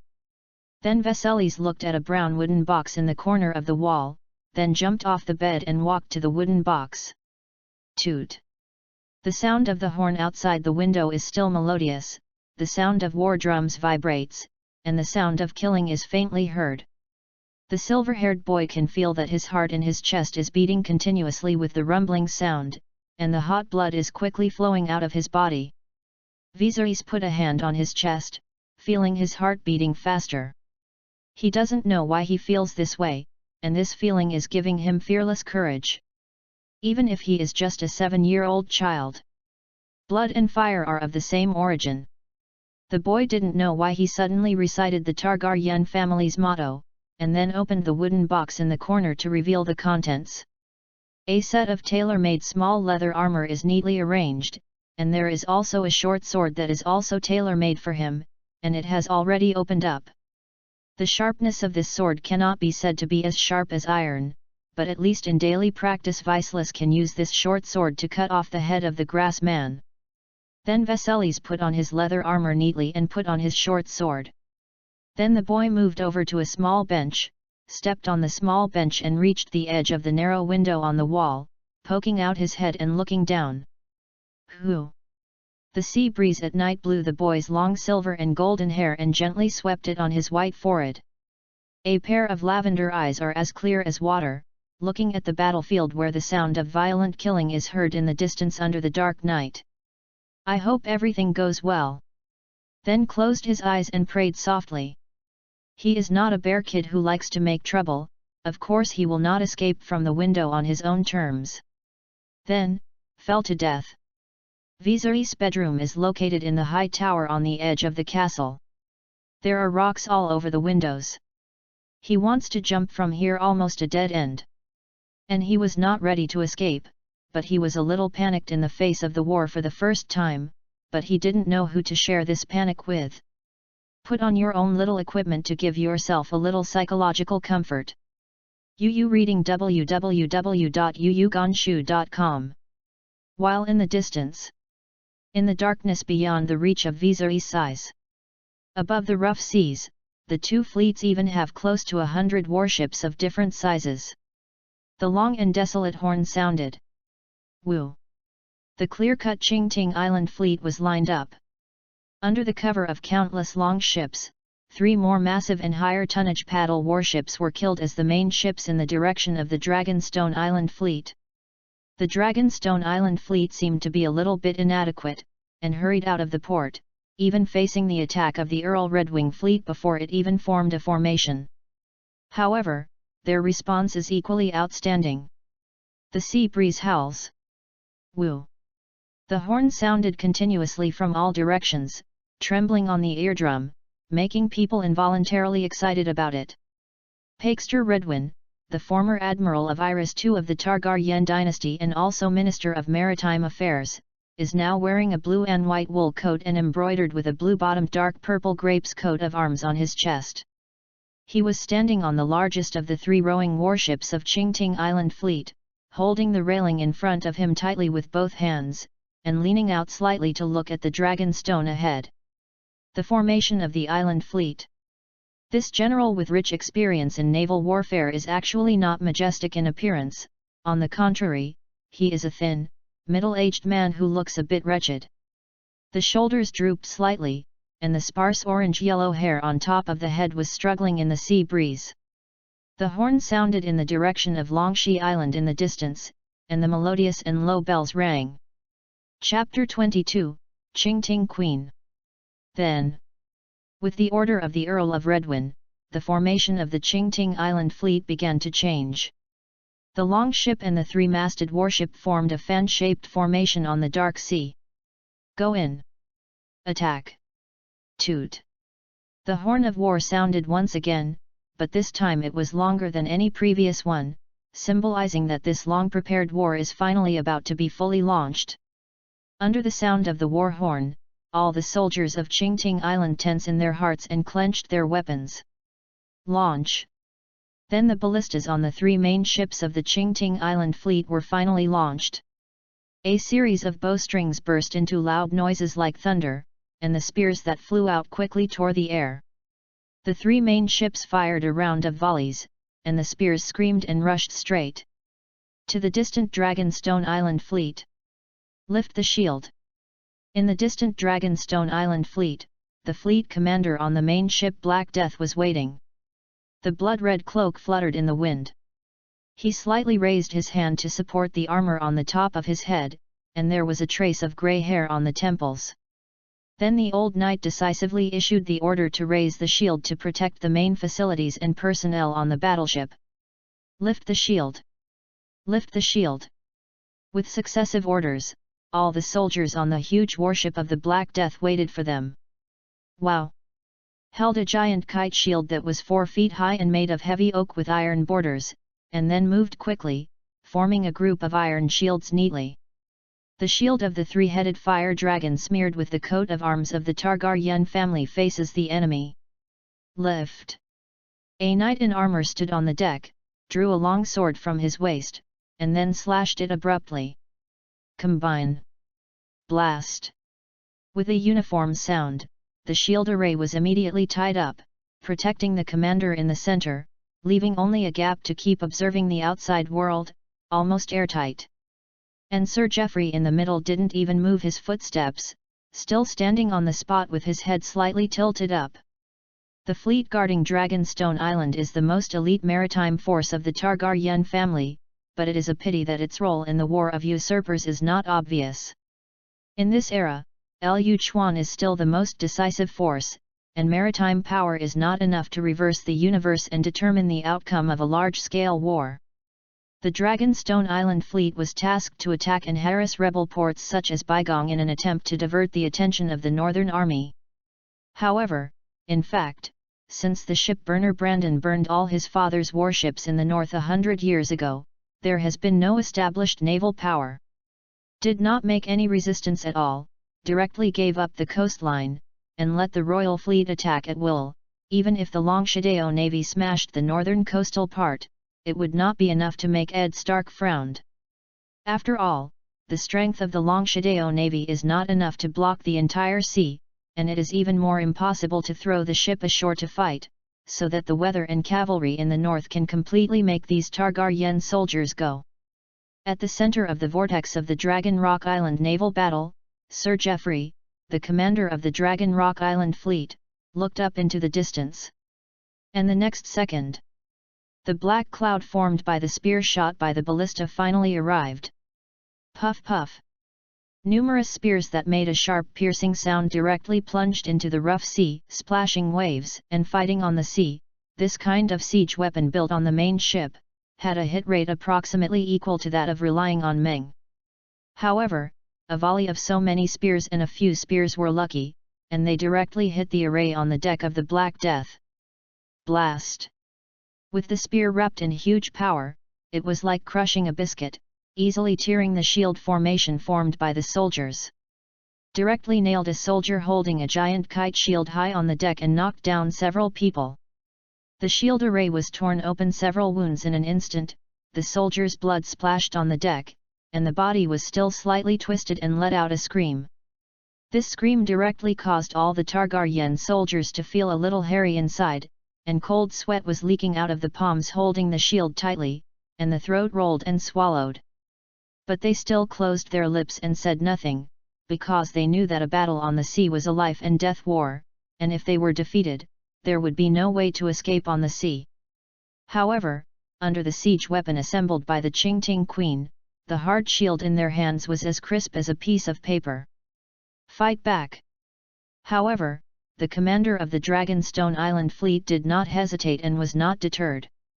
He seemed to stand calmly in the center of the shield formation and decisively ordered the Black Death and the trebuchets on the other 2 main ships to counterattack. No one knew that the old sir's palms were already full of sweat. In such a large-scale naval battle, life and death really depended on luck. Pray that the opponent's trebuchet and ballista will not be able to fire, and that the wind and current will be beneficial to one's own side. The more cruel battle on the ship relies on the soldiers to jump and fight after the battle between the two main ships, and one of the two sides must take the initiative to charge, otherwise the two sides have no intention of joining the ship. Following an order from the commander of the Dragonstone Island fleet, the soldiers twisted the ropes and put the stone bullets into the spoon. The Black Death, the largest warship in the Targaryen dynasty, finally roared. LL. Boom boom boom. A series of stone bullets were thrown into the air, and with a huge force wrapped in them, they flew straight to the distant Qingting Island fleet. On the Qingting Island fleet's flagship Qingting Queen, Earl Redwyn narrowed his eyes and calmly observed the changes in the battlefield. Although Qingting Island is only an island rich in wine, the Redwing family has always attached great importance to the training of the navy. They provide a powerful fleet protection for the river bay and serve as a sea barrier for the entire river bay. The traditional naval strength of the Qingting Island fleet can even rival the Royal Fleet and the Iron Fleet of the Iron Islands. That's why Pakester Redwyn could cooperate with Tyrell's army to block the fortress of Wind's Breath for a year, and Stannis Baratheon, who was trapped in Fortress of Wind's Breath, was forced to kill horses and eat meat. They have eaten dead people and mice. However, the Redwyn family who had surrendered at this time accepted the order of the new king to attack Dragonstone Island. 2 strands of orange hair fluttered above his head, and the man shook his hand. In response to the sling of the Dragonstone Island fleet, the whole army was ordered to press on. All the longships were ready to draw the attention of the Dragonstone Island fleet and at the same time allowed the launch of the battle. The most tragic part of this naval battle is about to unfold. Chapter 23, Get Lost. And in Longshi Island. In the long and narrow corridor in the castle, rows of dragon claw-shaped torch stands extend from the walls. The flames are burning violently, emitting light and heat. The main fort of Dragonstone Island is entirely made of black stone, and the overall atmosphere is a bit low and depressing, and people who are timid walking in it may even feel hairy inside.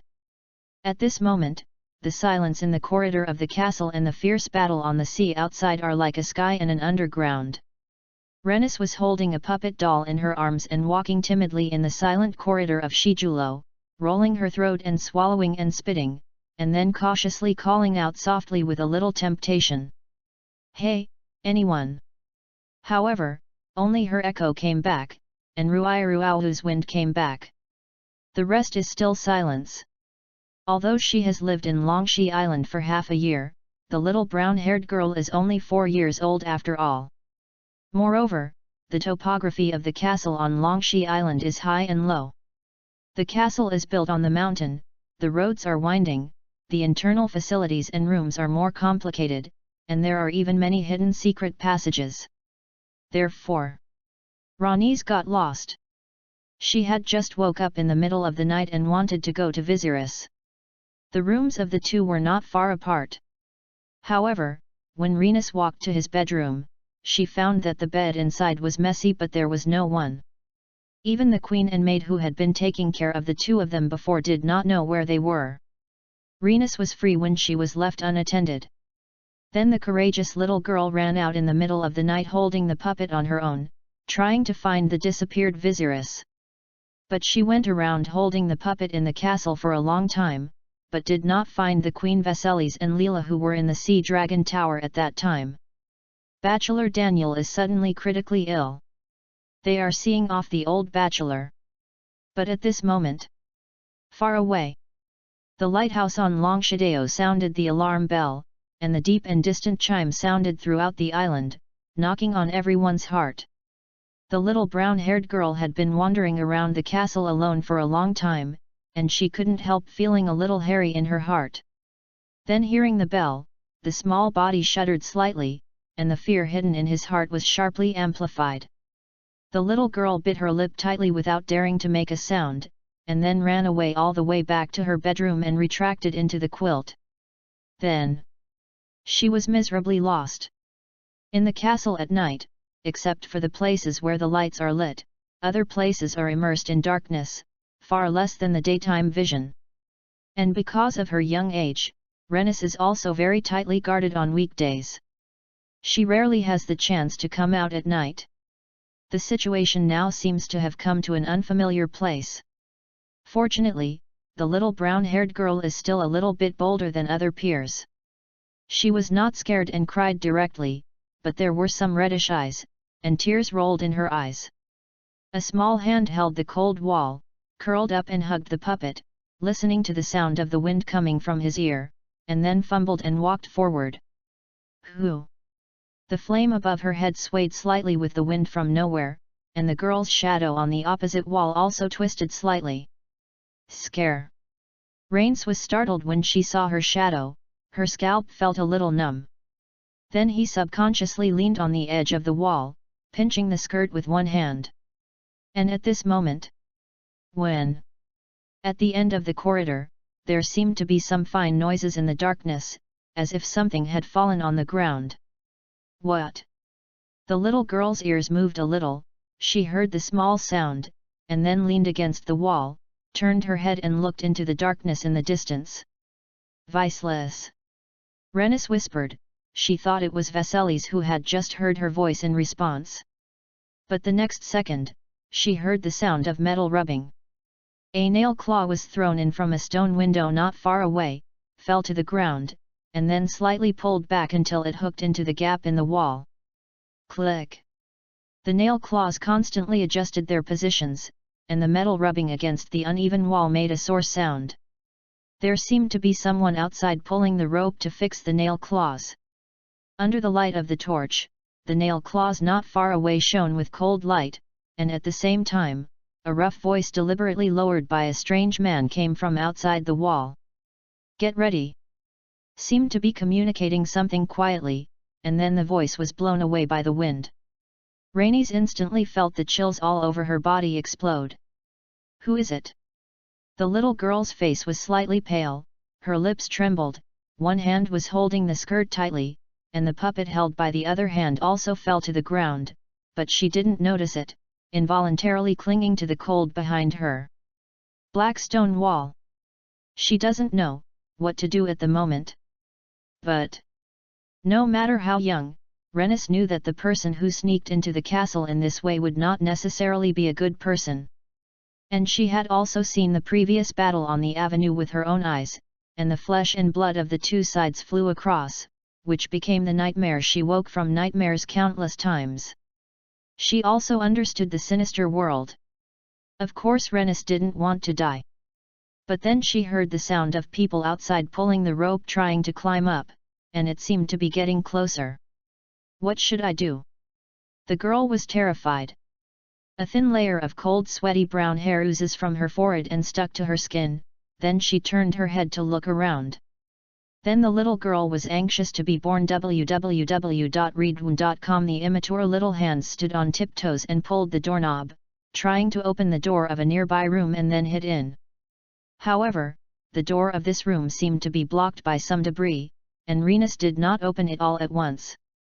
But the fine sound from outside is getting closer and closer. The panic in Renis's heart also reached the top, feeling that her legs were a little soft. Then he gave up the sliding door, turned his head and ran. Wow! The waves keep beating on the reef. A long ship did not light up any lights, so it drove on the dark sea, and then quietly approached Longshi Island. Then everyone arranged their weapons and abandoned the ship ashore. They are a group of mercenaries from the southwest coast of the mainland of Essos, located in the disputed land between Mil, Talaxi, and Rees, and are employed by the Iron Throne. Earl Redwyn knew nothing about it. Robert Baratheon hated Targaryen and vowed to kill these evil dragons. However, he didn't fully believe Pakester alone, and at the same time, he split up and bought a group of members from the eastern continent's small mercenary corps. Entrusted them to find a chance to get to Dragonstone Island and kill Queen Vasilis and Leela. And now, after receiving the huge sum of money from King Robert, this group of mercenaries finally seized this opportunity and touched the coast of Dragonstone Island while the Targaryen fleet was rushing out against the Qingting Island fleet. Click! The nail claws made 3 shallow white marks on the uneven stone wall, and the moonlight outside the window was pale. Next second, a burly figure appeared above the stone window, carrying a sharp battle axe behind his back, gleaming with cold light in the moonlight. Chapter 24, Courage. And not far away, Rhaenys, who was hiding on the other corner of the corridor, couldn't help but tremble slightly when she saw this scene. An emotion called fear spread throughout the body.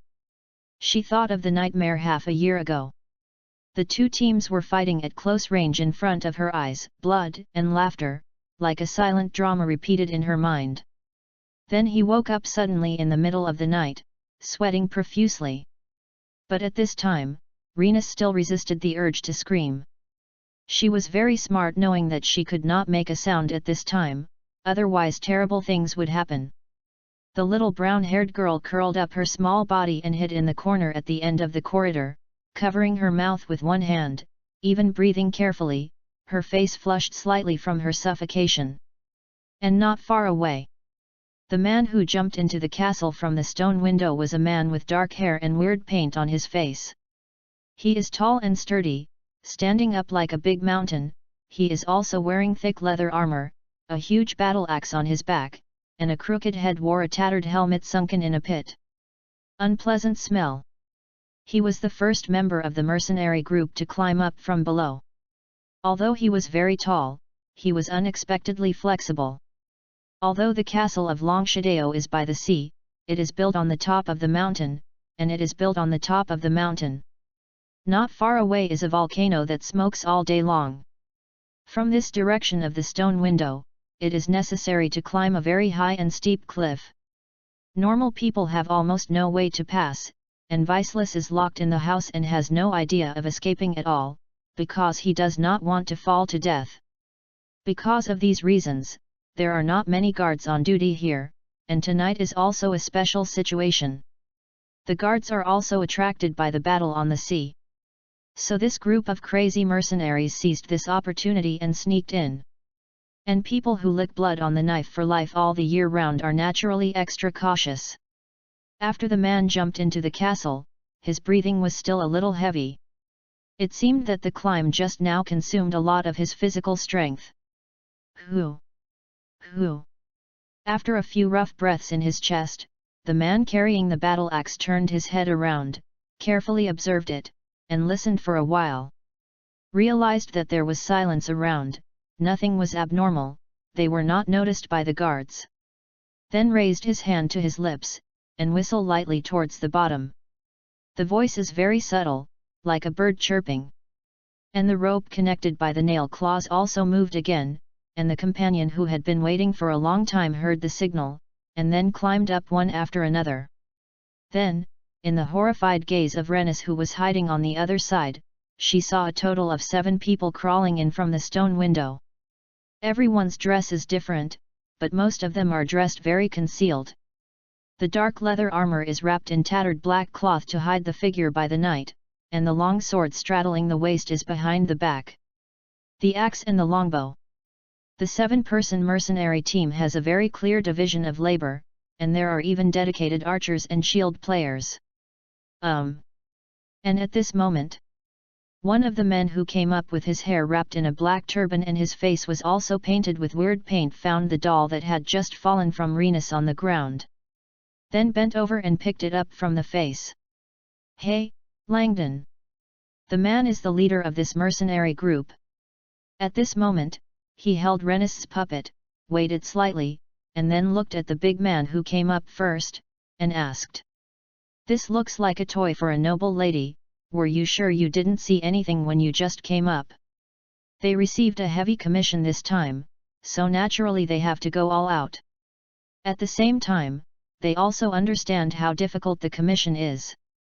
If you are careless, you have to explain everything here, and if you have money, you can spend your life. Of course, once the payment is completed, it is very amazing. The balance is even enough for them to buy a castle and become a noble master, or they can buy more than a dozen boats and become legal benefactors. And this time the commission is nominally a businessman from the valley, and I don't know how they were contacted. But they would not believe a word of the other party's rhetoric. How could a businessman with little-known valley name want to spend such a high price to take the life of Targaryen's remnant? You must know that when this amazing number was first said, it almost made them unable to believe their ears, thinking that the other party was a liar. However, until the merchant from the valley happily took out a bag of golden dragons as a deposit, and told them that the rest of the balance would have to wait until they completed the task to pick up the heads of Layla and Viceless. The mercenary group really believed it. Afterwards, the mercenary group conducted many trials to understand that the real master behind the money was the Iron Throne of Westeros, the king who had just sat on it and hadn't been hot yet. Want to completely cut the grass and roots without leaving any future troubles. And there seems to be a faint shadow of Lannister in it. The Duke of Tywin may have directly sponsored Robert I's huge sum of money in order to express his loyalty to the Iron Throne, allowing him to kill the remnants of Targaryen. Hearing the leader's words, the big man named Langdon frowned slightly and looked at the dirty puppet in his hand. He hadn't really noticed such a small thing falling on the ground just now. After all, he was too tall, and his attention was all on the guards who might appear, and he didn't even look at the ground. No. The big man with his tomahawk on his face was painted with paint, shook his head and denied decisively. This is not his deliberate sophistry. When he first came up, he really didn't see anyone, even an aristocratic lady. What's more, this is the place where the servants live. Why did the young lady appear here? Maybe you fell here accidentally.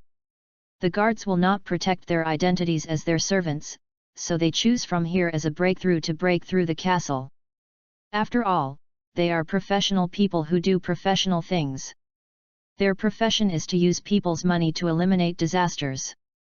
Killing and kidnapping can do anything as long as they are given money. They have outstanding professional ability, otherwise they would not be selected by King Robert's messenger. Is it? Hearing the words of his companion, the leader's brows stretched slightly, and then he nodded. Not taking the matter too seriously. He just asked casually. And at this moment, a small noise suddenly came from the corner of the corridor not far away. Chapter 25, Gloomy. The sea battle outside continues. Viserys has already put on a small leather armor tailored for him, and key parts such as his chest and wrists are also covered with metal plates. Also holds a short sword in his arms, which is also tailored to his height, which looks like a large sewing needle.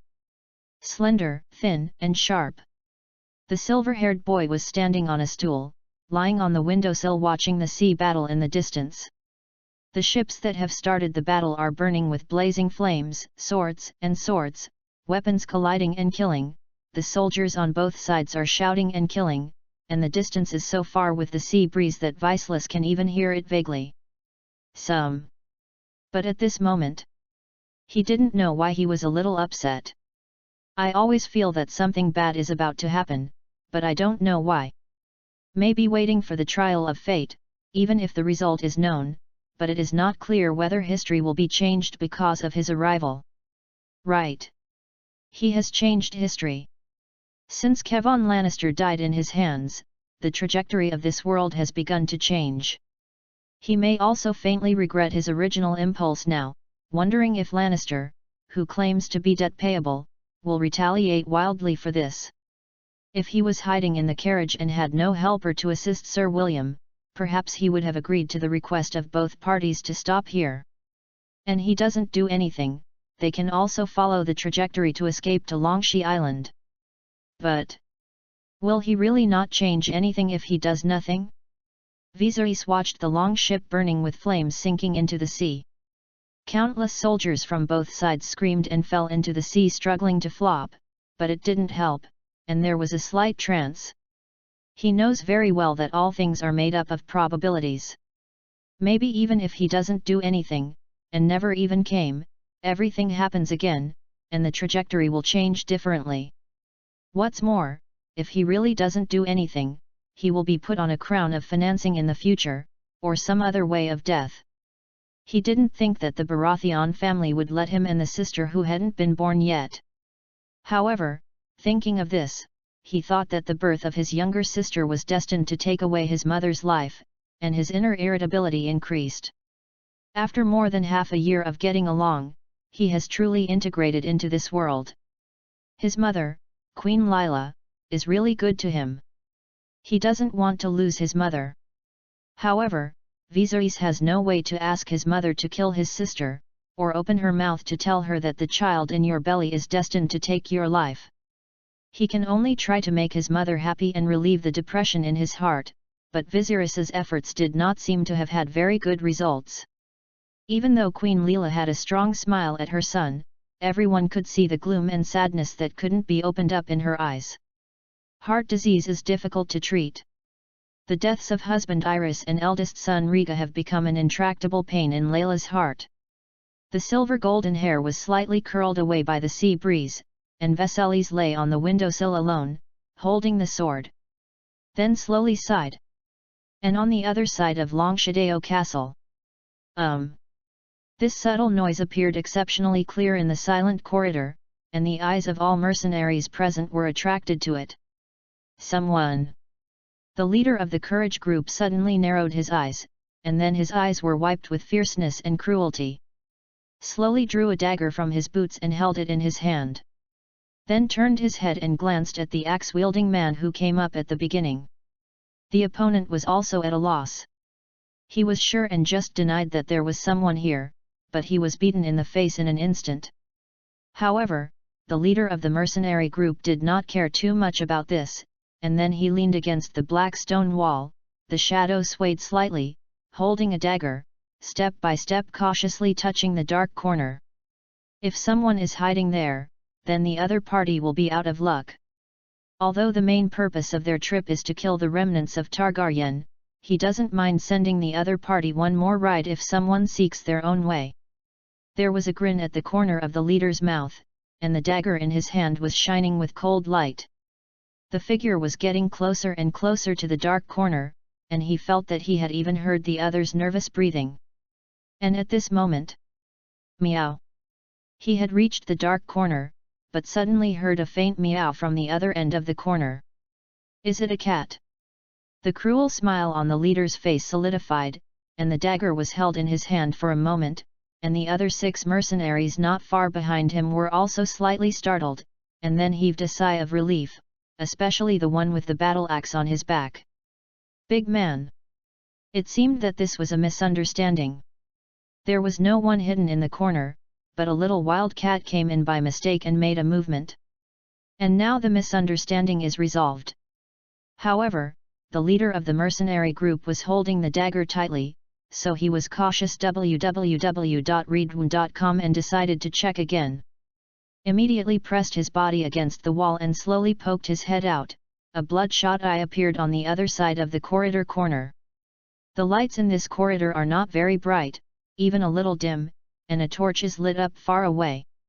And in the dim darkness of Ruiauru, a black cat was sitting under a bonsai, with a pair of green and faint eyes. He saw the man's head protruding out, and the bloodshot cruel eyes. Then he tilted his head slightly. Meow! Once again let out a suspicious cry. It's really a cat. The leader of the mercenary group saw this scene and went straight out and said cursingly. At the same time, he breathed a sigh of relief in his heart. Their raid was very dangerous this time, and he didn't want extra branches.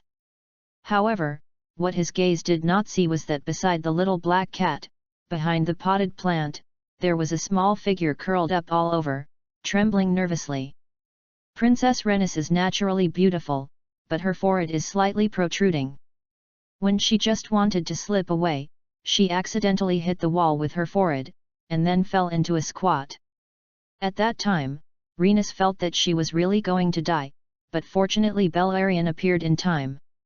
The little girl hid behind the potted plant and shivered, begging the other party not to find herself. And Rhaenys' prayer seemed to have been sensed by the 7 gods in the sky.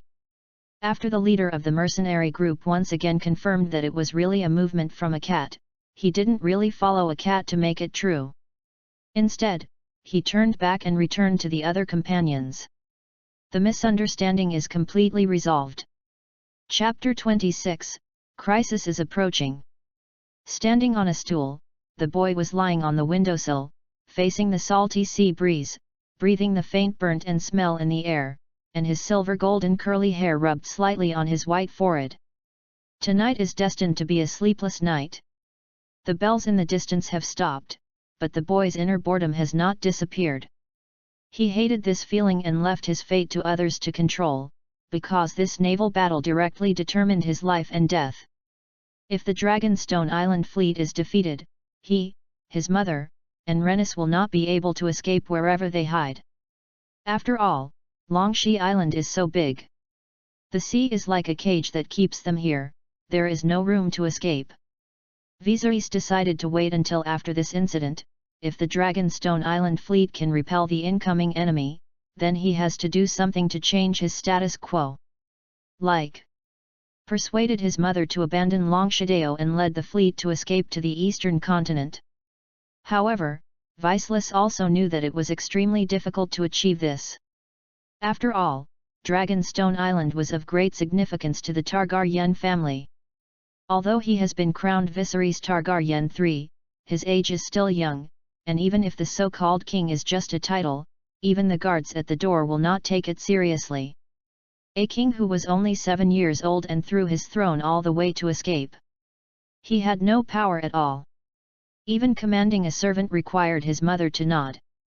On the entire Dragonstone Island, except for the fleet commander, the words of Queen Layla are decisive. While Viserys was thinking about it, he suddenly seemed to think of something. Since she was attacked by the Lannister family on her way out half a year ago, Rennis has had the habit of having nightmares in the middle of the night. The little girl is often awakened by nightmares in the middle of the night, and then crying Ewa brings the rain and ran to Viserys's house for comfort. The two children's rooms are very close. Rennis's bedroom is next door to Viserys. Only by holding her brother, who is a few years older than her, can the brown-haired little girl sleep peacefully again. Both of them are actually suffering people, and Rennis has also lost her parents. And tonight, because of many things, the old bachelor died of illness first, and he took his last breath. Then came the fleet attack that didn't know where it came from. Viserys was full of cranky thoughts, and for a while, he forgot about Rennis.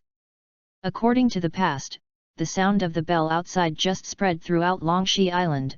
Rennis should have been awakened long ago. However, there is no movement in Rennis's bedroom now. Didn't wake up? Viserys tilted his head slightly, leaned out of the castle by the windowsill, and looked at Rennis's bedroom next to him. Below him is a cliff tens of meters deep, and the waves continue to rush forward, and then beat on the broken reef below the castle. Viserys' courage has grown a lot, so he leaned out and didn't worry about falling down accidentally. However, after poking her head out and looking at the next window, the interior of Rennis's bedroom was pitch black and there was no light. It looks like I really didn't wake up. It's weird. The silver gold hair was fluttering, and the boy blinked his eyes and thought for a moment, then retracted his leaning body again.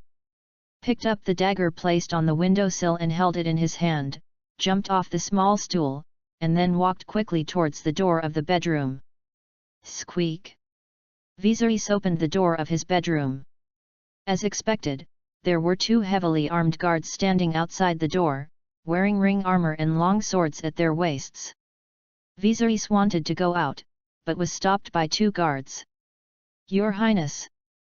The 2 guards looked at the little king with wry smiles on their faces. Although they had been crowned as king, none of them, including Viserys himself, took it seriously.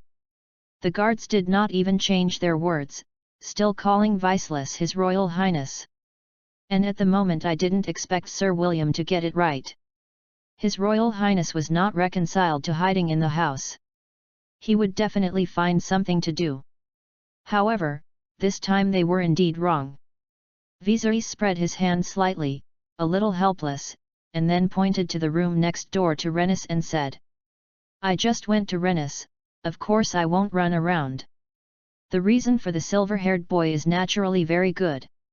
After all, the relationship between the two children is very good. It is a fact that everyone in the entire castle can see. Renis always likes to pester Viceless, even when he is practicing swordsman. Renis is willing to sit beside him in the shade of a tree. And Renis always slips in the mouth, calling Viserys the brother, and she was reluctantly changed to uncle after being educated by Queen Layla a few times, but the little girl's face was still full of reluctance. There really is no more complicated reason for a child, let alone adult thoughts. In her simple opinion, Viserys is not much older than her, the two are of the same age. But she was a generation older than her for no reason. She was a little unwilling to do so, so he deliberately called Viceless his brother, but Viceless didn't care about these. "Since I am looking for the princess." The two guards glanced at each other, hesitated slightly, and then nodded. After all, Renis's bedroom is next door, and the little king didn't run around. If he didn't even agree to this request, it would really seem a little unkind. Yu reading www.yuyugonshu.com. Okay then. Wow! The metal rubbing of the armor made a sound. Then the two guards held the hilt with one hand, nodded, and then walked away. "Thank you very much." And Viceless nodded, and then suddenly thought of something when he walked past them. Stood slightly in front of Renis's door. At this moment, from the corner position, Viceless could not be seen directly. Then the boy raised his head and asked casually, "Then, is there a guard on the mother's side too? After all, too much happened tonight. There is still a sea battle going on outside. If the Dragonstone Island fleet is defeated, none of them can escape." But Viserys thought of another thing. If the entire Longshadeo fleet is dispatched to fight the enemy, doesn't it mean that the coastline of Longshadeo is completely undefended at this time? You can row a small boat at will, and you can dock and land silently in the dark. Due to the barrenness of Longshadeo, there is only a small fishing village. As the Lord of Longshadeo, it is almost impossible to gather soldiers to fight. Only the dozens of guards in the castle have defense forces on the entire island. However, the castle is so huge that these guards can't do everything. When they heard the little king's words, the two guards were stunned. They didn't think as much as Viceless, but they nodded confidently. "Certainly. Her Majesty the Queen is also protected by guards." However, between the three people talking, there was a sudden burst of bowstrings, and a crossbow arrow flew out in the darkness. Chapter 27, Chase. The crossbow bolt that flew out of the darkness penetrated the throat of a guard without any hindrance. The sharp point came out from the back of the guard's neck, shimmering with cold light, and blood splashed on the wall. The eyes of the guards were wide, and it seemed that he had never expected death to come so suddenly. "Ho ho!" He wanted to say something, but his trachea was filled with blood pouring out, and he could only make an inexplicable sound. He stretched out his hand to pull out the crossbow bolt that was stuck in his neck, but in the end he lost all his strength before touching the crossbow bolt. Flutter! The corpse's knees softened and fell to the ground. And Viceless is standing not far from the guard. Because of the perspective, his location cannot be directly seen from that corner. However, in fact, he was very close to the slain guard, and even just talking about something, the guard still had a smile on his face. But the hot blood splashed onto the clean face of the silver-haired boy. All this happened so quickly and unexpectedly, that Viserys and the other guards didn't react, but stood there stupidly, seeming to be shocked. However, the remaining guards still reacted faster than Viceless. He seemed to vaguely see a pair of eyes with cruel light from the darkness. Enemy attack! Then the guard suddenly drew his long sword from his waist, holding one hand in hand, and Viserys, who had just reacted, raised his hand and wiped the blood on his face, and backed away. "Your Highness, run away!" The young guard stood in front of Viserys and cut off the queen for the little king, and the blood-stained silver-haired boy did not hesitate or refuse. Turned around and ran. In the darkness, the tensioned bowstring burst again. Another crossbow arrow flew out from the darkness, and this time its target was the Viceless, who finally appeared in his field of vision. However, it is a pity that Vasilis ran so fast. This crossbow arrow shot crookedly, and the difficulty of moving the target was much higher than that of the fixed target. Crossbow arrow stuck to the end of the boy's hair and took away a strand of silver and golden hair, and then nailed it to the wall fiercely. There was a splash of rubble and dust, and the tail wing of the crossbow arrow was still trembling slightly, which shows how powerful the arrow is. So close! And Vasilis felt a slight cold in his ears, followed by fiery pain. But at this moment, Vasilis has no time to take care of the pain on his face. His heart is beating rapidly, and his heart is extremely frightened. He just wanted to escape quickly. Damn it! Broken up! And in the darkness not far away, the members of the mercenary group who attacked with the crossbow saw that the second arrow was not successful, causing the Targaryen boy to escape, and his face was slightly gloomy. But to make matters worse, the shout of the guard seemed to alarm the guards of the entire Shijulo. They are the first to be exposed here and may even affect the plan of the other leader and several other brothers to intercept Queen Leela. Chase!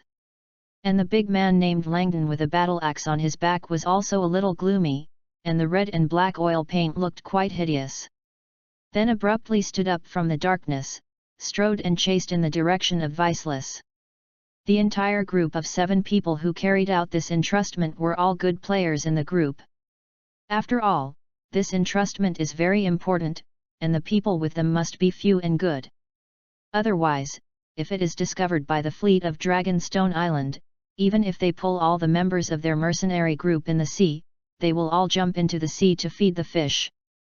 After entering the Longshadeo castle, the group of 7 soldiers split into 2 groups. 3 people came along to kill Viceless. The other leader led the remaining 3 people to attack Queen Leela, who had more defenses. They think that sending 3 people out to kill a child is more than enough, mainly to deal with Prince Targaryen's guard. Langdon strode towards Viserys, but the loyal guard of Dragonstone Island would not let them go so easily. Stop! The guards held a shield in one hand and a long sword in the other hand, blocking the corridor and blocking their way. Although the voice was loud and loud, but a slight tremor was still heard. Who are you guys? However, he still ran away without turning his head. He was trying his best to buy Viserys time to escape. Dragonstone Island was once the fief of Rhaega Targaryen, so these guards were all subordinates who had followed Prince Rhaega, and were loyal to the Targaryen family. Viserys didn't know how his nearly perfect brother had such an affinity that everyone who had ever met him was full of praise for him. But in his memory, his elder brother is indeed very versatile and handsome.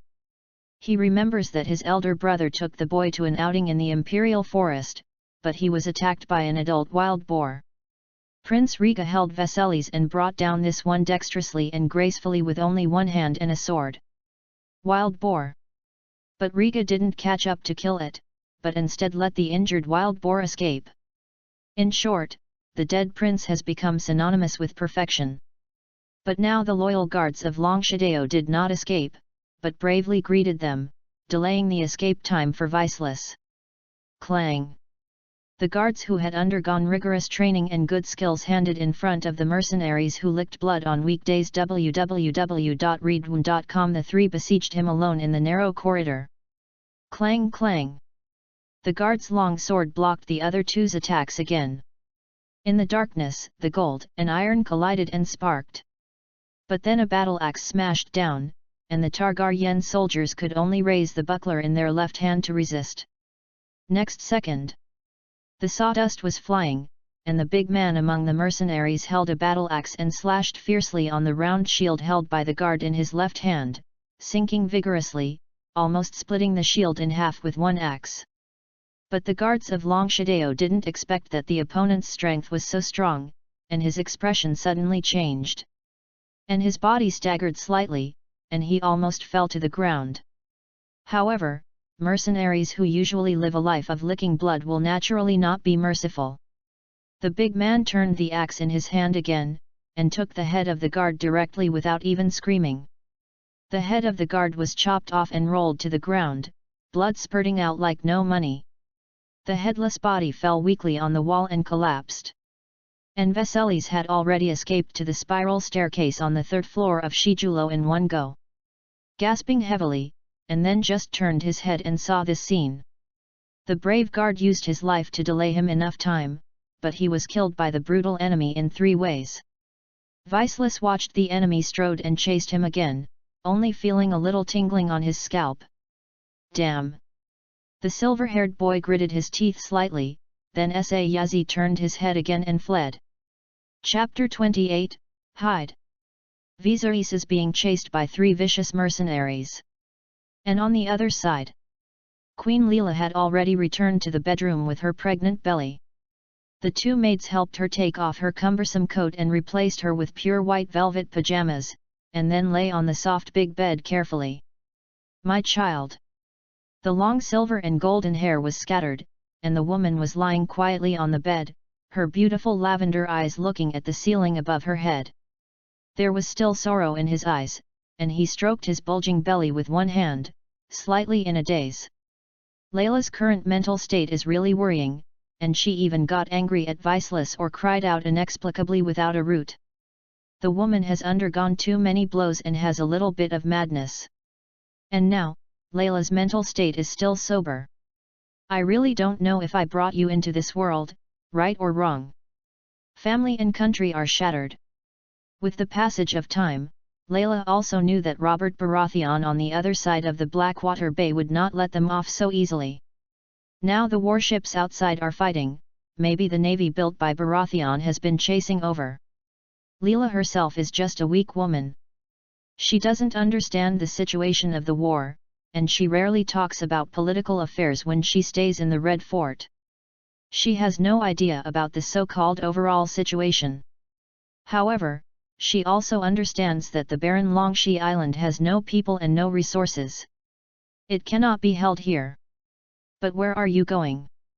She was unwilling to give up Dragonstone Island, and she even resisted it so much that she was going crazy, because giving up Dragonstone Island was tantamount to quitting Westeros and acknowledging the change of the Iron Throne.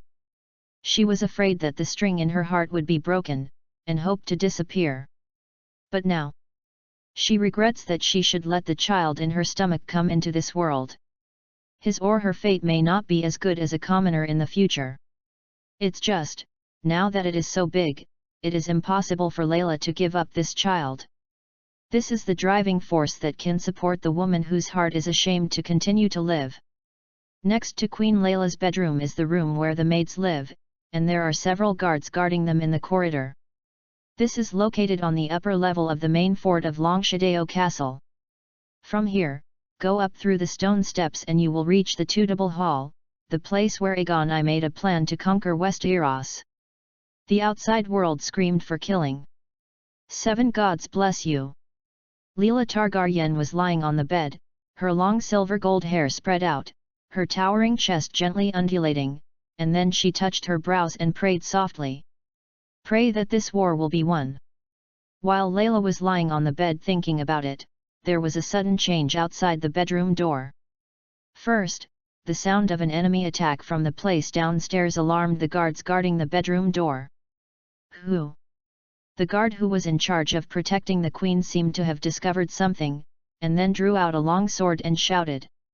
Next second, Queen Layla's bedroom door erupted with clanging weapon collisions, accompanied by screams.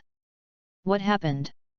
The pregnant Queen Layla was frightened by the sudden movement outside, and hurriedly closed her clothes and sat up from the bed. Was pale as if it were a piece of paper, and was frightened again. Layla hasn't had a good night's sleep since the start of the Usurpers' War. In the past few years, especially during the half-year when she recently fled to Longshi Island, she has been worried every day for fear of the enemy who will kill her. Just arrived. Is the fleet already defeated? Leela thought it was because the fleet loyal to Targaryen had failed, and the enemy had already rushed to Dragonstone Island. Protect your majesty the queen. However, the two sides outside the bedroom door are fighting fiercely, and no one can answer Queen Layla's question. Blast! The next moment, the wooden door of the bedroom cracked. A soldier from Longshadeo fell to the ground covered in blood, with an axe stuck in his chest. The mercenary group that came to attack accurately found the positions of Queen Layla and Viceless, and the two sides fought fiercely. On Vizirus's side, he is still trying to avoid the enemy's pursuit. A room without any light. The darkness swallowed Vizirus's figure. There was no one living in this room, and the air was still filled with the smell of decadent dust. Who? Who? The silver-haired boy hid in a dilapidated wooden box, his chest undulating slightly and breathing heavily, leaving only a small gap to observe the outside world. He was chased by mercenaries just now, panicking, and then hiding in this house where no one lives, hoping to fool them. However, what disappointed Viserys happened, and the voices of mercenaries were heard outside this room. Dam runs very fast. Viceless ran fast, so they blocked back and forth, trying to catch Viceless. However, he didn't expect to rush to the air, which also means that the silver-haired boy did not escape here, and must be hidden in a certain room. Humph! He just hides here. If he can't escape, he searches the rooms one by one. The tall mercenary with oil paint on his face waved his hand to let the remaining two companions search a room together, trying to find the little quickly, and then took off his head to complete the commission. Find him, read www.yuyuganshu.com and solve him. After all, the longer they are here, the more dangerous they are. I should go to Dries, I hate to start with children. And the other mercenary with a black cloth on his face, ragged leather armor, and a short sword on his waist spread out his hands and complained. Why don't you let me go to deal with such a beauty as the queen? Maybe it's okay. Hey hey! The mercenary smelled like he hadn't taken a bath for a long time, and then he laughed inexplicably, showing his yellowed teeth, which made people feel nauseous. Mainly because the atmosphere has relaxed a lot. Solved the guards in the castle. They felt that killing Viceless was already a sure thing. What about a 7-year-old kid even if he hides? Holds a big toothpick in his hand. What is it? Do you want to give the uncle a tooth? However, the tall mercenary didn't have time to make such a joke with this disgusting guy. He just glared at him, then opened the door of a room and went in to search for Viceless. Another mercenary who is good at using crossbows is also a little impatient, his temper is also very irritable. He glanced at that person and then spoke. Stop talking nonsense, do it now. The voices of the mercenaries were particularly clear in front of the door where Viserys was hiding. Then the door creaked and was pushed open. Viserys hid in the box, raised his heart high, and tightly held the dagger tailored for him in his hand. Through the open gap, I saw the fire in the corridor and the man who had just walked in outside the door. He is still holding a crossbow in his hands. Chapter 29, Kill the Enemy. It's the guy with the crossbow in his hand. Viserys hid in the box and didn't dare to take a breath, and tightly grasped the big toothpick in his hand. Some of my fingernails were pinched and some turned white, and my heart was beating faster, and I continued to observe the other person through a little gap in the box. The inside of the room was pitch black, except for a light from the corridor when the door was opened. The man with the crossbow in his hand has not yet noticed that there is a shabby wooden box in the corner of the utility room. Wow! The man kicked the debris on the ground and slightly dusted it up. He coughed a few times and then cursed to himself, and then suddenly said in a slightly threatening voice. Hey, little thing, I know you are hiding here. You can hear me, and you are also looking at me secretly, right? The man held the crossbow in his hand, waved his hand to disperse the dust, and then stood up slightly and scanned the entire room, including the places that were hard to reach by the light in front. He is quite experienced in dealing with children of this age.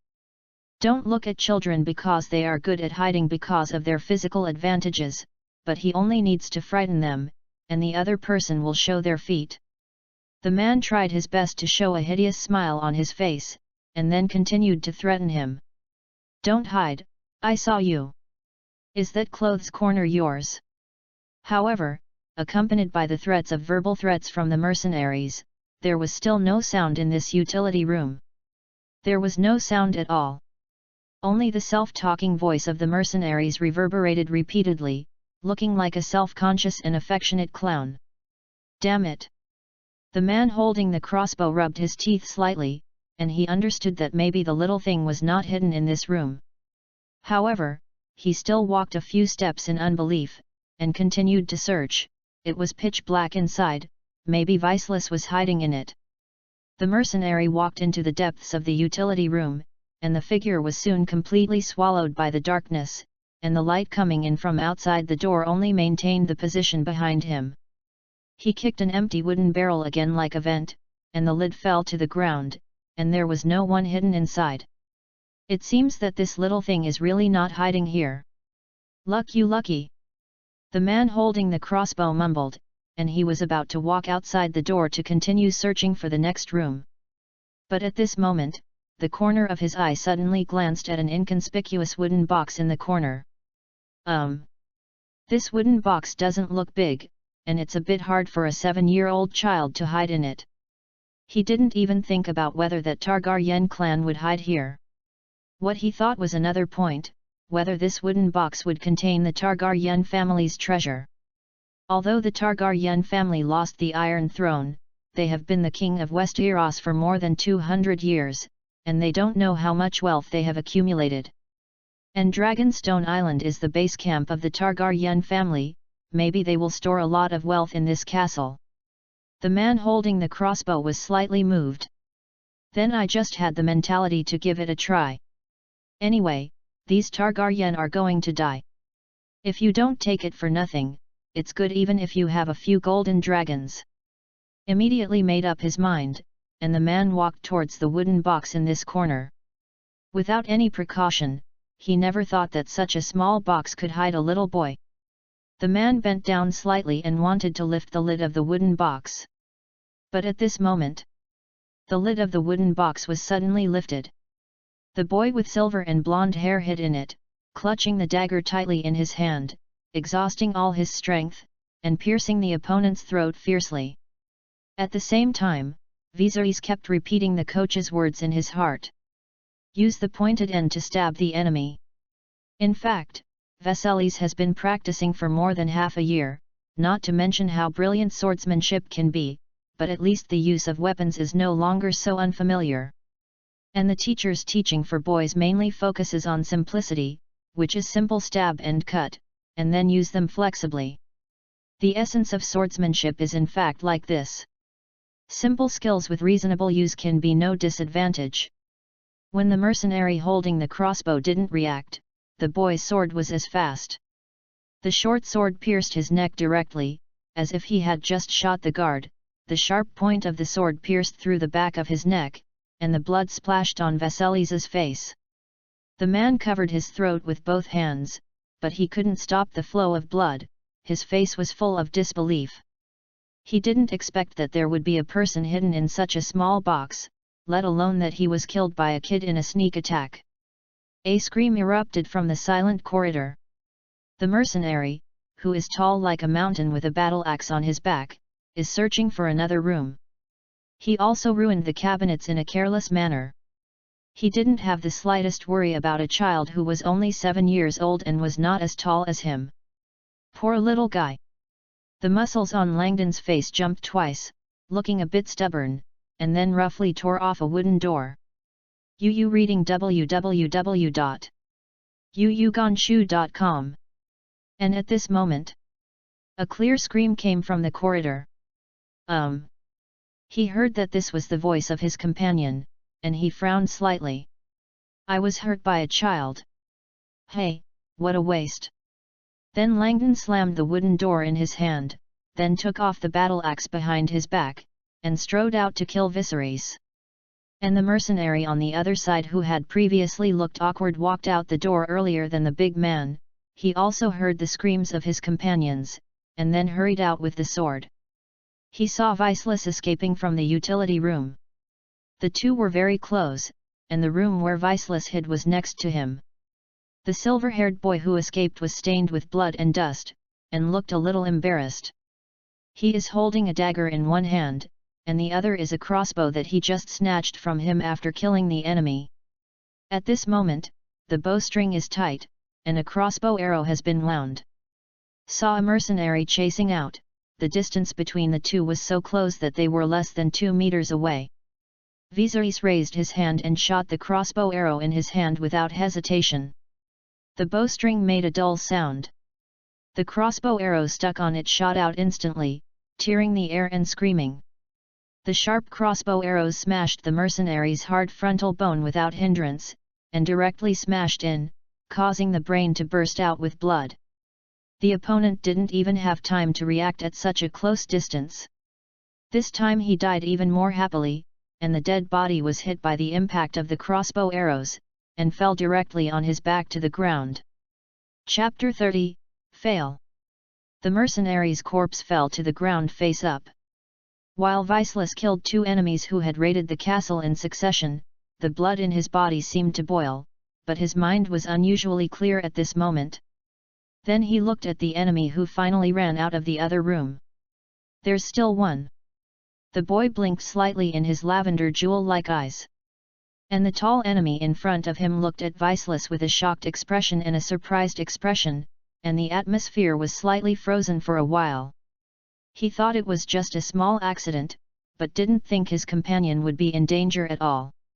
He thought that his companion might just be bitten by a child, but he didn't expect to see such a scene when he walked out of the house. His companion's body fell on his back, with a slightly swaying crossbow arrow stuck in his forehead, and his mouth opened slightly, as if he hadn't reacted yet, and blood gurgled out. And since this crossbow fell into the hands of this little thing, one can imagine what happened to the other companion. No one can explain what emotion he expressed in the complex expression on his face at this moment. He never thought that such a boy who looked harmless to humans and animals, like a frightened little rabbit, would kill 2 of their courageous players in succession. Damn little thing, I'm going to kill you. After a slight daze, the next second. The tall man was furious. He rushed towards Viceless with his battle axe in his hand, and the boy who didn't have a crossbow in his hand did not hesitate to throw away the crossbow in his hand, and then turned his head again and fled. This crossbow is still a bit difficult for him, and it takes a lot of effort to wind it. And he couldn't do his best to wind him when he was escaping, he had to stand still and step on one foot. But it was obvious that this seemingly vicious enemy would not give him such a chance. Run away. Viserys still didn't have any entanglements, and he didn't want to fight the opponent, but chose to turn his head and flee. However, this time Langdon didn't show any sympathy for the boy or took it lightly, and strode after him. Stop! This boy seems to him to be a little devil. How old did he kill the first person in the regiment who is known for his cruelty? He seemed to be 12 years old, but at that time he was already the size of an adult. An old thing tried to climb onto his mother's bed in the middle of the night, but he found it, and smashed it to death one by one with a stone, smashing it to death, and then stopped until it couldn't distinguish the shape of other people. Since then, no one in the whole village dared to bully their orphans and widows. And his mother died of illness when he was an adult. After burying his mother, he came out and joined the mercenary group alone. Because the methods were cruel enough to deter others, he was later called the Hands from Rhys. However, the boy in front of him is much thinner than he used to be. Looked only 7 or 8 years old, and his thin shoulders seemed to be blown away by a gust of wind. But it showed the calmness that made him fear, and it was even more frightening than he was back then. Viceless threw away the crossbow because he didn't want the heavy crossbow to be a burden, and then ran away. And this time, the man raised the tomahawk in his hand while chasing, the muscles on his arm bulged, aimed at Viserys' back, and then threw it hard. He gave up leaving a decent way to die for this noble descent boy, and it was even more impossible to give him any chance to escape. Langdon wanted to cut Viserys in half with a throwing axe. However, the boy who turned his head and ran without any hesitation seemed to hear the wind behind him and turned his head slightly. "I rely on it." Then he saw the tomahawk that was constantly rotating and flying towards him. The boy's breathing was slightly stagnant, and he felt his scalp numb. If he is really slashed by this throwing axe, his small body may be divided into two. Then at this most critical moment, a complicated six-pointed star array suddenly appeared in the eyes of the silver-haired boy, activating his special ability to awaken after reaching the 20th month. The eye of moment. Who? In an instant. Like the same breeze. Everything around me seemed to be quiet, and the rotation speed of that battle axe was also slowed to the extreme in Vizirus's eyes at this moment. Is spinning slowly, crossing a track. Must dodge. And Viceless body is also stiff as if sinking into a quagmire, clenching his teeth tightly. However, even so, the boy still tried his best to move his body, trying to avoid this spinning throwing axe. Next second. Who? In the mercenary's field of vision, the boy who was fleeing in front suddenly staggered aside from an unexpected angle. As if something stumbled. But it just avoided the high-speed spinning throwing axe just right. The sharp axe almost flew past the boy's shoulder, but his clothes were not even scratched. Boom! The heavy battle axe was nailed to the wall at the corner of the corridor, making a loud noise. However, after a slight stagger, Vizirus quickly stood firm, and the cold sweat on his forehead slipped off instantly. So close! He was really almost cut in half just now, but fortunately he opened the momentum eye and dodged at the last minute. www.readaloud.com. Then the boy took a breath and continued to escape. This. However, Langdon, who was chasing Vizirus, saw such a scene. His eyes widened slightly like copper bells, his face looked like a ghost.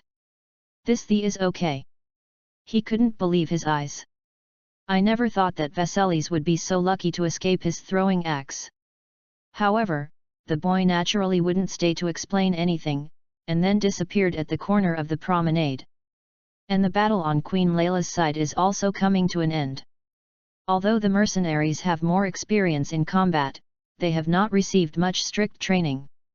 And the guards came to support very quickly, and the number was more, and they soon defeated these mercenaries one by one. Kill them! 2 Targaryen soldiers held their shields high in front of them, formed a wall of shields and directly clamped the leader of the Courage Regiment in the corner of the wall. No matter how advanced the opponent's skills, left and right hacks could not break this shield wall. Then several other people pierced in with their swords directly from the gap in the shield. Puff puff! There was a screaming scream from the shield, blood flowed out, and the leader of the Courage group was stabbed to death in the corner by a chaotic sword. Keep alive! The other side. There is another mercenary who was captured alive and then with 5 flowers.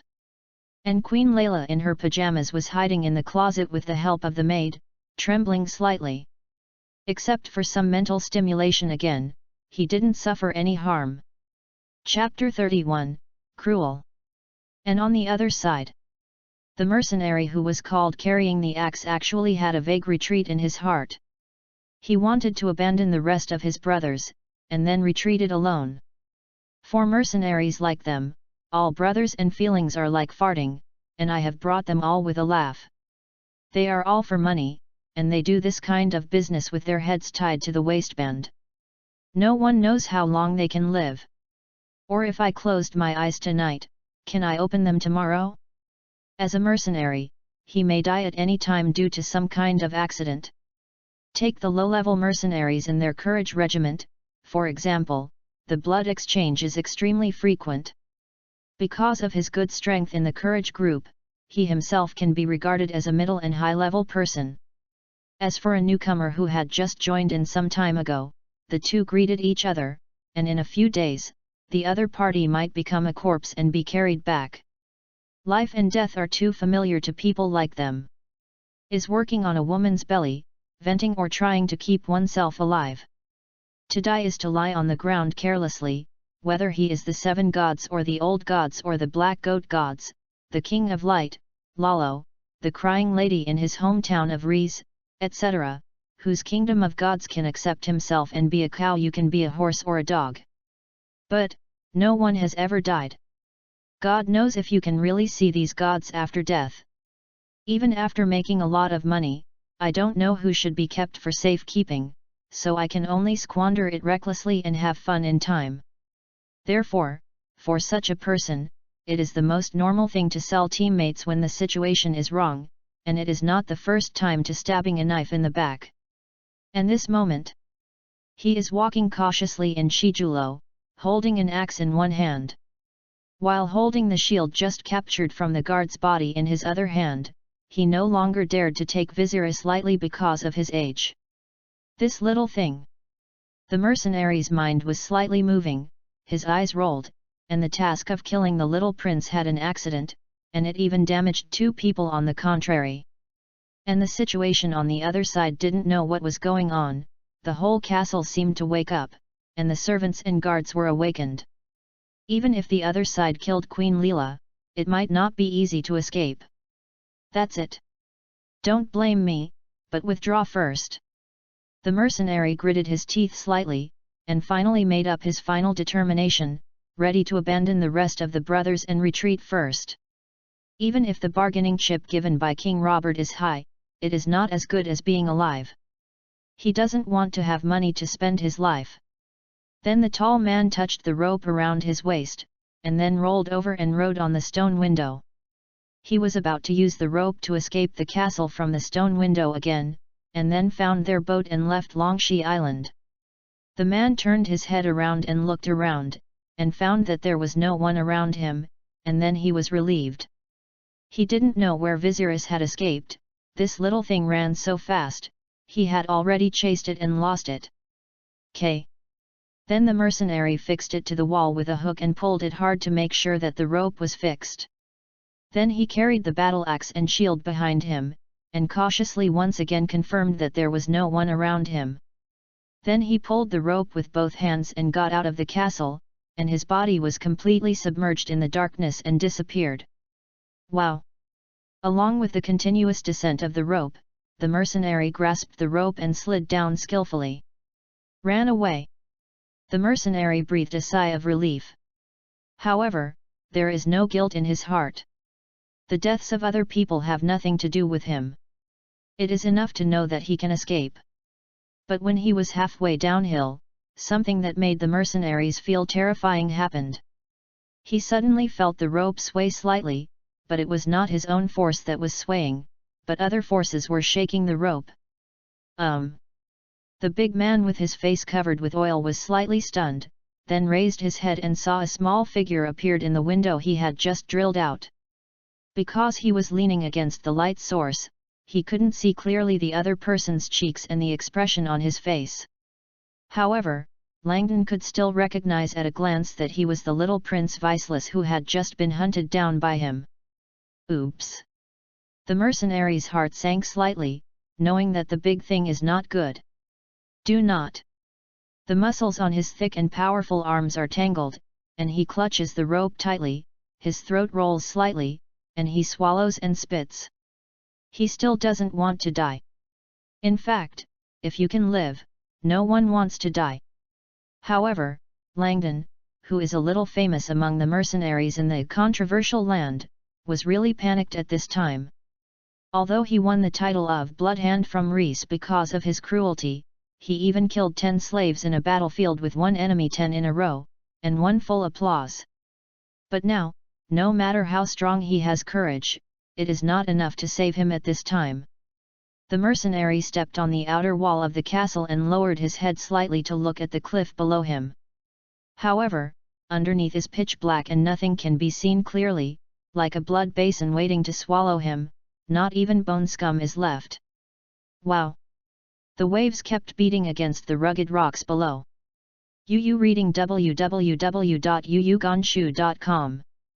Above the sea in the distance, this war seems to have gradually come to an end. Qingting Island fleet is coming in a big way this time, and it is not intended to conquer Longshidao at one time. After all, he had no reason to refuse the king's order, but Earl Redwin didn't want his team to suffer too much. After all, the Qingting Island fleet is the private property of the Redwin family, and he will feel distressed for every warship and every soldier that is damaged. So simply test it out and make it look like Earl Redwin commanded the fleet to withdraw from the battlefield. And the commander of the Dragonstone Island fleet also knew that he had lost the supply of Westeros. Now the fleet is sitting in the air, so it did not take advantage of the victory to pursue it, but instead set the Qingting Island fleet to evacuate the battlefield in an orderly manner. But at this moment, no one can understand the fear in the hearts of mercenaries who are hung in the air, unable to advance or retreat. I don't want to die yet. The location of Longshadeo Castle is on the cliff beside the sea, and the position he has descended now is less than half of it, and there is at least 20 yards below it. If you really fall from here like this, I am afraid that there is no room for struggle, and it will be smashed directly. After all, there is a rocky beach below. Your Highness, please forgive me for my crime. The mercenary was flustered inside, clutching the rope tightly and wanted to beg Viceless for mercy, but opened his mouth but didn't know what to say. His voice was blown out in the wind very far. And Viceless stood in front of the stone window, looking quietly at the mercenary trapped in the cliff. Gasping slightly. Then he drew out the short sword from his waist and put it on the twine, and then cut it down fiercely. Chapter 32, Associate. Then the rope was cut, accompanied by a desperate roar from below, and then paused slightly, finally heard a dull sound from below, like the sound of a ragsack with heavy objects falling on the ground. All the sounds ceased, only the waves remained unstoppable. Bloodhand from Rhys fell off the cliff alive and died. And Viceless stood alone on the castle, looking at the black hole below. Nothing could be seen. The hook attached to the other side also fell to the ground with a crisp sound. Viserys lay on the stone window, breathing slightly. Ended. Because of his insufficient height, he actually lay on the edge of the stone window and leaned out, then drew his sword and cut off the opponent's rope, causing him to fall under the cliff. Although it is midnight, the outside of the castle is completely covered by night, and from the position of the stone window, it is pitch black and nothing can be seen, but Viserys can be sure that the opponent must be dead. There is no need to be sure at all. Because of living in Dragonstone Island for half a year, Viserys is different from the unintentional like Rhaenys. He has already remembered all the complex terrain in the castle firmly. What's more, he heard the sound of a heavy object falling. There is no doubt that the other party did not fall into the sea. It was only possible that he fell on the rocky beach and died of blood. Killed again. And now? The boy jumped down from the stone window. He leaned against the wall of the corridor and slid down on the cold ground without even moving a finger. Viserys was already tired and somewhat collapsed. If it wasn't for his strong desire to survive, maybe he would have been unable to run when he was chased. Whew! The boy sat on the ground and took a breath, then raised his hand and wiped the sweat from his forehead with his cuff. The blood splashed on the face has solidified a lot and merged with the newly oozing sweat. With the boy's tender and cute face and lavender clear eyes, this kind of strong and strange contrast looks a little chilling. Such a cute and innocent little boy in a short period of time used various means to attack, hide, and designed to kill 3 vicious mercenaries. Viserys' long hair like molten silver clings to his cheeks, breathing heavily and gently smoothing his fast-beating heart. Then did I have time to remember the whole thing? In the end, what happened? Viserys didn't react at all when he was attacked suddenly, but knew that these people were here to kill himself. Then he ran away desperately, hid in hiding, and killed all the mercenaries in order to survive. But now he doesn't know who these people are. Why would he come to kill himself? Viserys' first thought was that King Robert wanted to cut the grass and roots, but in fact his first thought was inseparable. As for who these people are, it touches the knowledge-blind zone of Viceless. For the Essos continent Westeros on the other side of the narrow sea, his eyes were smeared, and he knew very little, except for the parts recorded in his favorite travel notes. As for the mercenary and this courage group, they don't understand at all. Then his attention fell on the black smoke he had absorbed just after killing these people. Slightly drew out the short sword in his hand, there are still some mottled blood on the clear sword. This is what he left when he killed the first mercenary. The sword body slightly reflected light under the firelight, and Vasilis's gaze was fixed on the reflection. 3 seconds later. Who? The black mist condensed again. Is still the sun, moon, water, and soil expressed separately in high-level Valyrian scripts. Viserys doesn't know the nature of this black mist, but there is one thing he can completely confirm. That is the black fog, that is, his gold finger, which has an unclear relationship with the Valyrian Freedom Fortress that was destroyed hundreds of years ago because of the wrath of the gods. When he landed on Longshee Island half a year ago to be crowned, he fainted under the gaze of the 7 gods, and then dreamed of many strange dreams. Among them, the deepest memory and the largest one is a doomsday natural disaster. The volcano erupted, the land fissioned, the splendid cities were destroyed, and the land was torn apart into islands. Since then, the most prosperous civilization in human history, even known as the civilization that can challenge the gods, has been completely erased from the earth. The ruins of Valyria have become the smoky sea and demon land in the people's mouth. It seems that they still carry some kind of strong influence or cursing power. Almost 400 years have passed and they still cannot be used by humans. Set foot. And its secret stays there forever. The Targaryen family was once a member of the Valyrian civilization. 12 years before the end of the catastrophe, a prophet was born from a powerless family in the Freedom Fortress of Valyria. She anticipated the arrival of the doomsday catastrophe. So persuaded the whole family to come to Valyria's outpost near the western mainland Dragonstone Island. www.readwn.com escaped. And this family that has no power in the Valyria Freedom Fortress is the Targaryen family that later conquered Westeros and ruled this land for nearly 300 years. These are what Viserys learned after reading the ancient books stored here after landing on Dragonstone Island. After all, this is the base camp of the Targaryen family. At the same time, the old bachelor also explained a lot of stories about the Valyrian civilization for Viserys. After all, this is the family history of Targaryen. When you understand the family history of other nobles, you should also know what happened to your family. Maybe, I will solve this secret one day. Viserys' gaze was fixed on the rolling black mist, including the words composed of high-level Valyrian, and he secretly said in his heart. Weselis Targaryen. Daily nature, 5. Soil, 6. Water-based, 8. Monthly, 20. At the same time, there is a plume of black smoke cruising beyond the black mist. He was just absorbed when Viserys killed the first mercenary and then deliberately controlled it, and didn't let him directly blend into his body. Viserys wants to try whether he can manipulate the black smoke to strengthen the ability he wants to strengthen. The latter 2 enemies killed by him did not absorb the black smoke. Viserys guessed that this might be related to the enemies he killed with long-range weapons.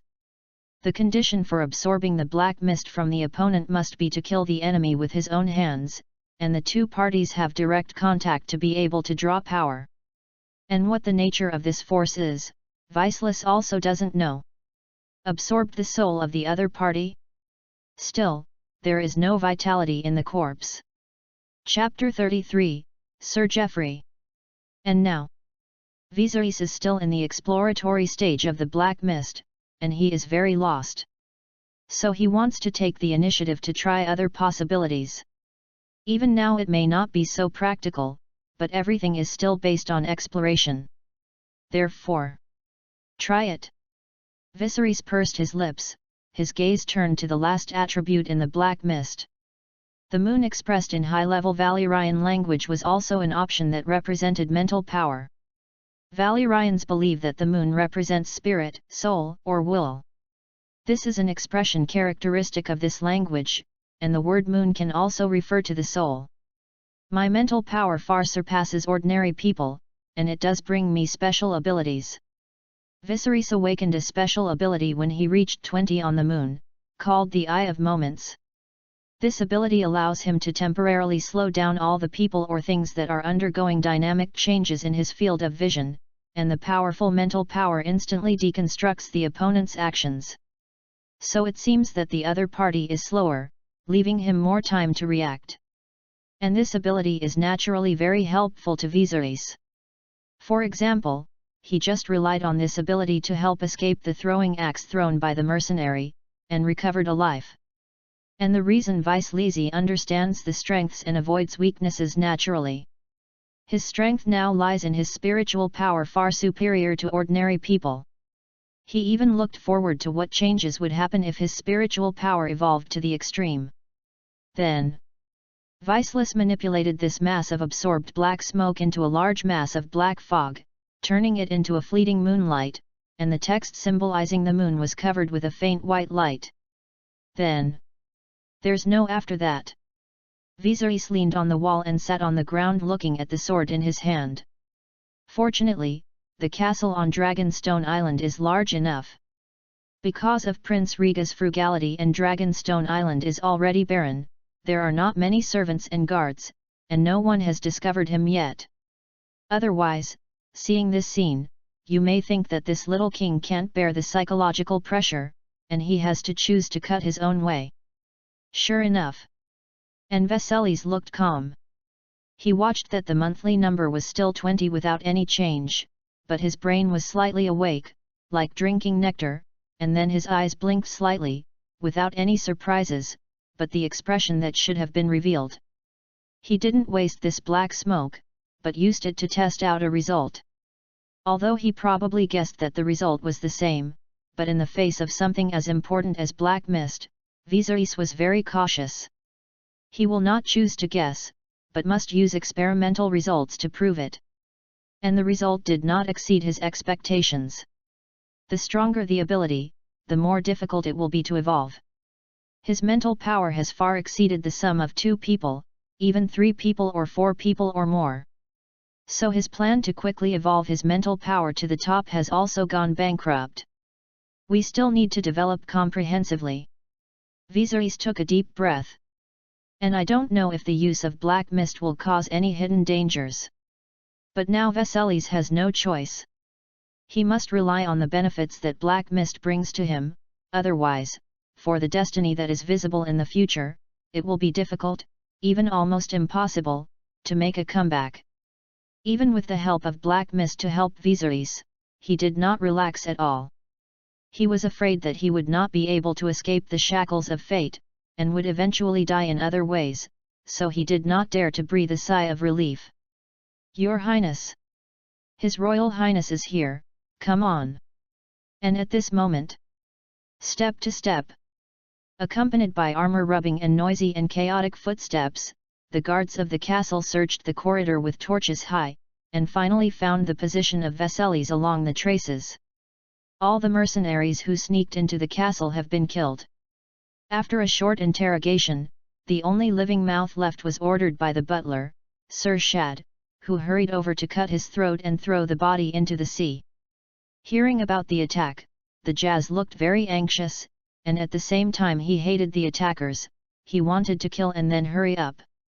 At this time, the guards also discovered that the bedroom where the little king was also encountered an enemy attack.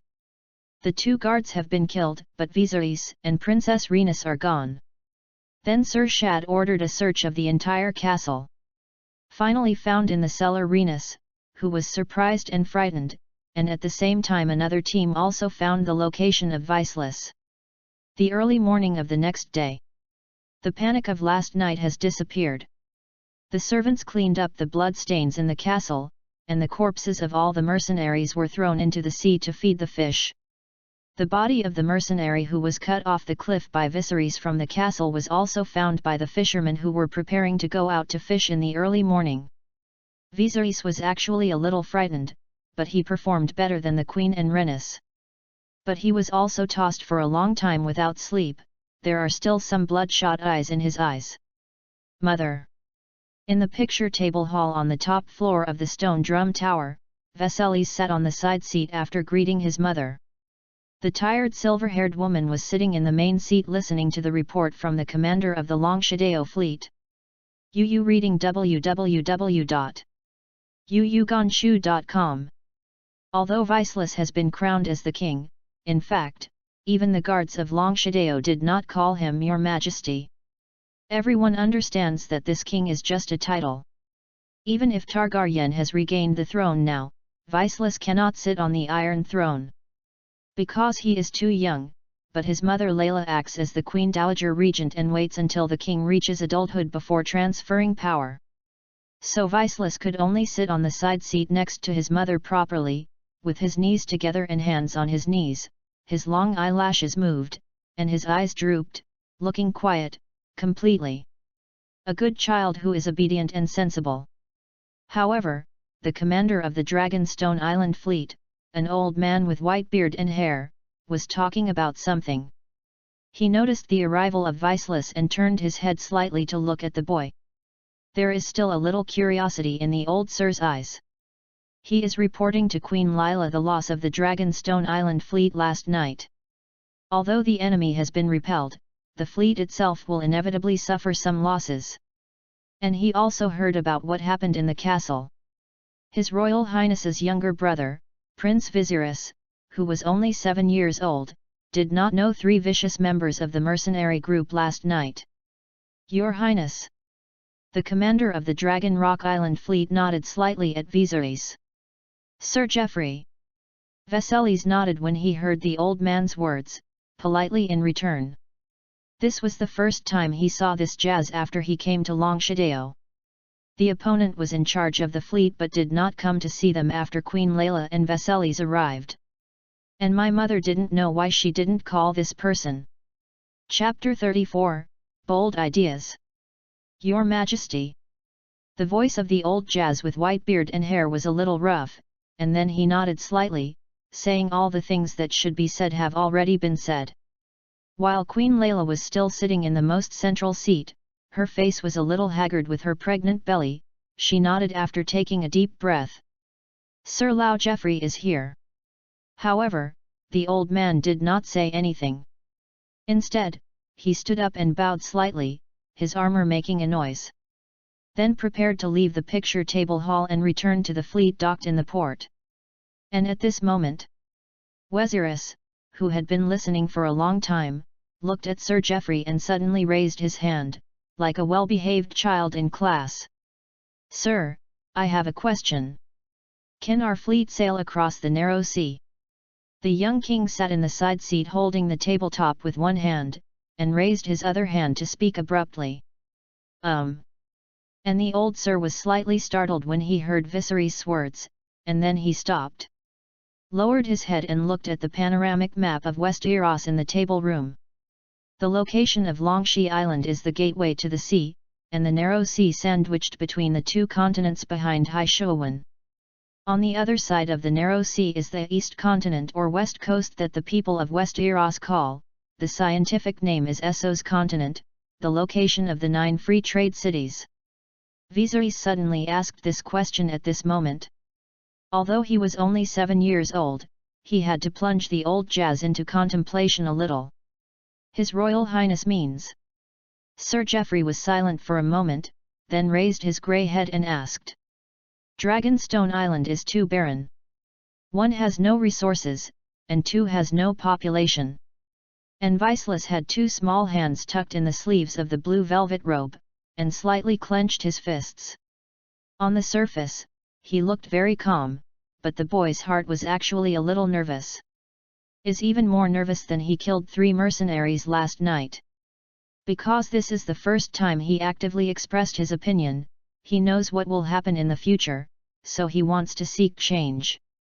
And the Dragonstone Island fleet, a powerful force that is still loyal to Targaryen, naturally cannot be buried in the storm for no reason.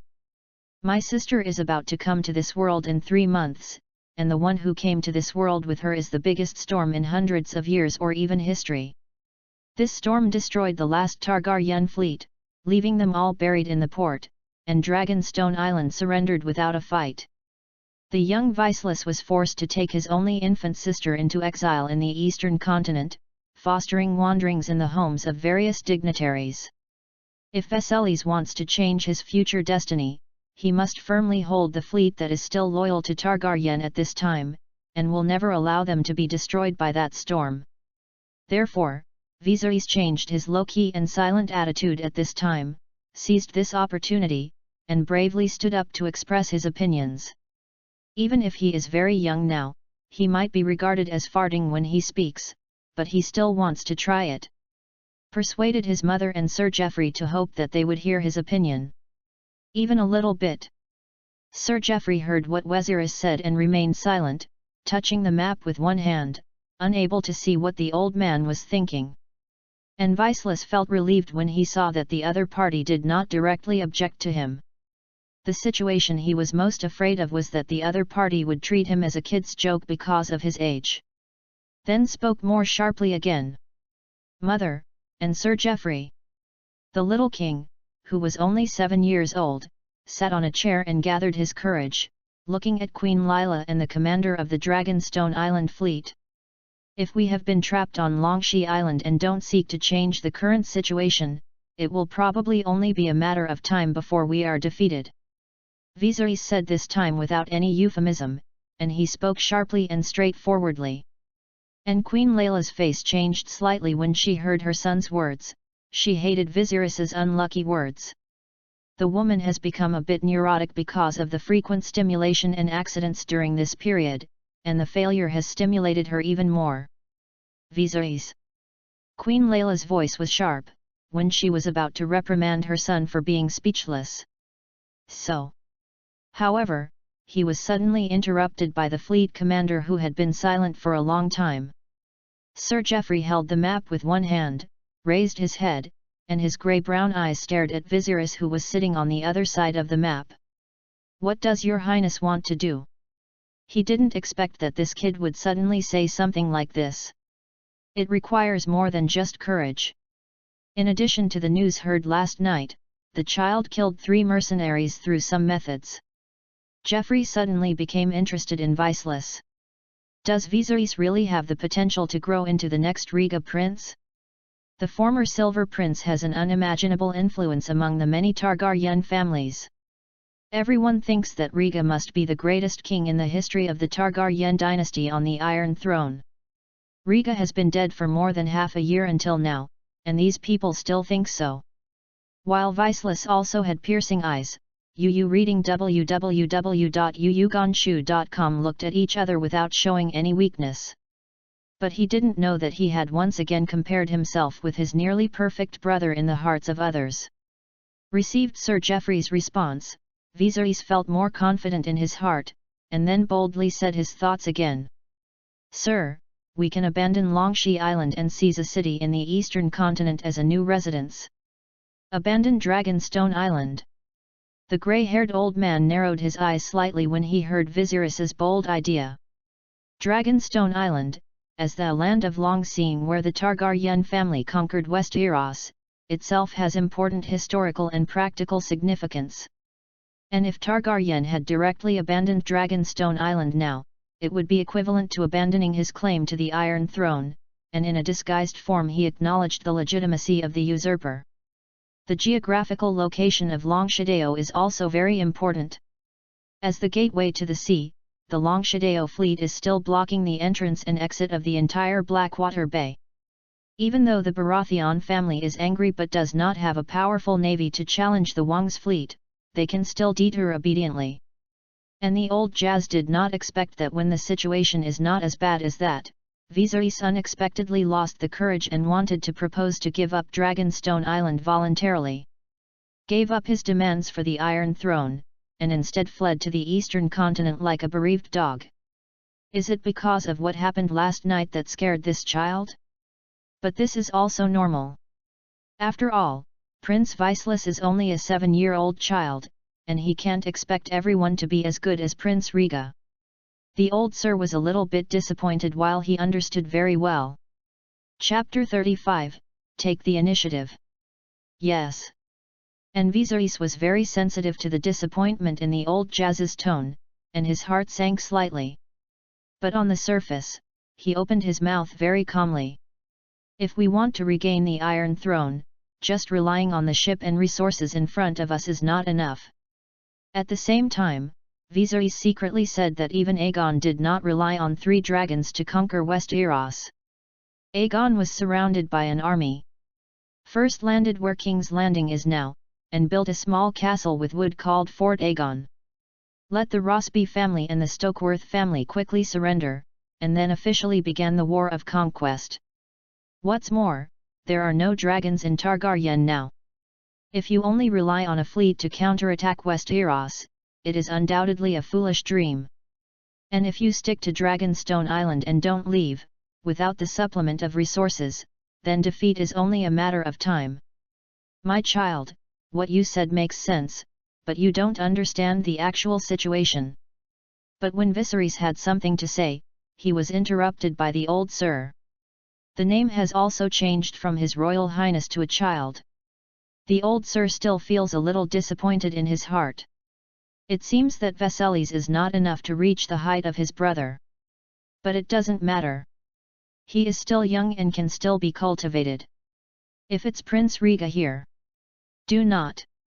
Prince Rhaegar has been defeated.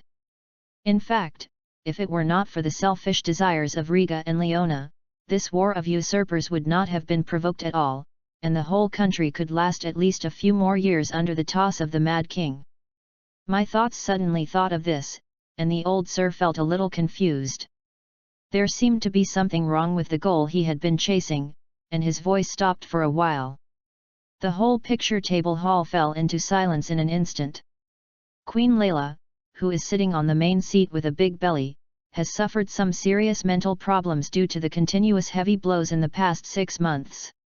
She heard Viserys's words, and then she became excited again. To her, Longshadeo had a very strong meaning. Even if she understood it, she couldn't really give up Longshadeo and flee to the eastern continent. Impossible. The silver-haired woman didn't rest well last night, her beautiful lavender eyes were bloodshot, and her hair was a bit messy.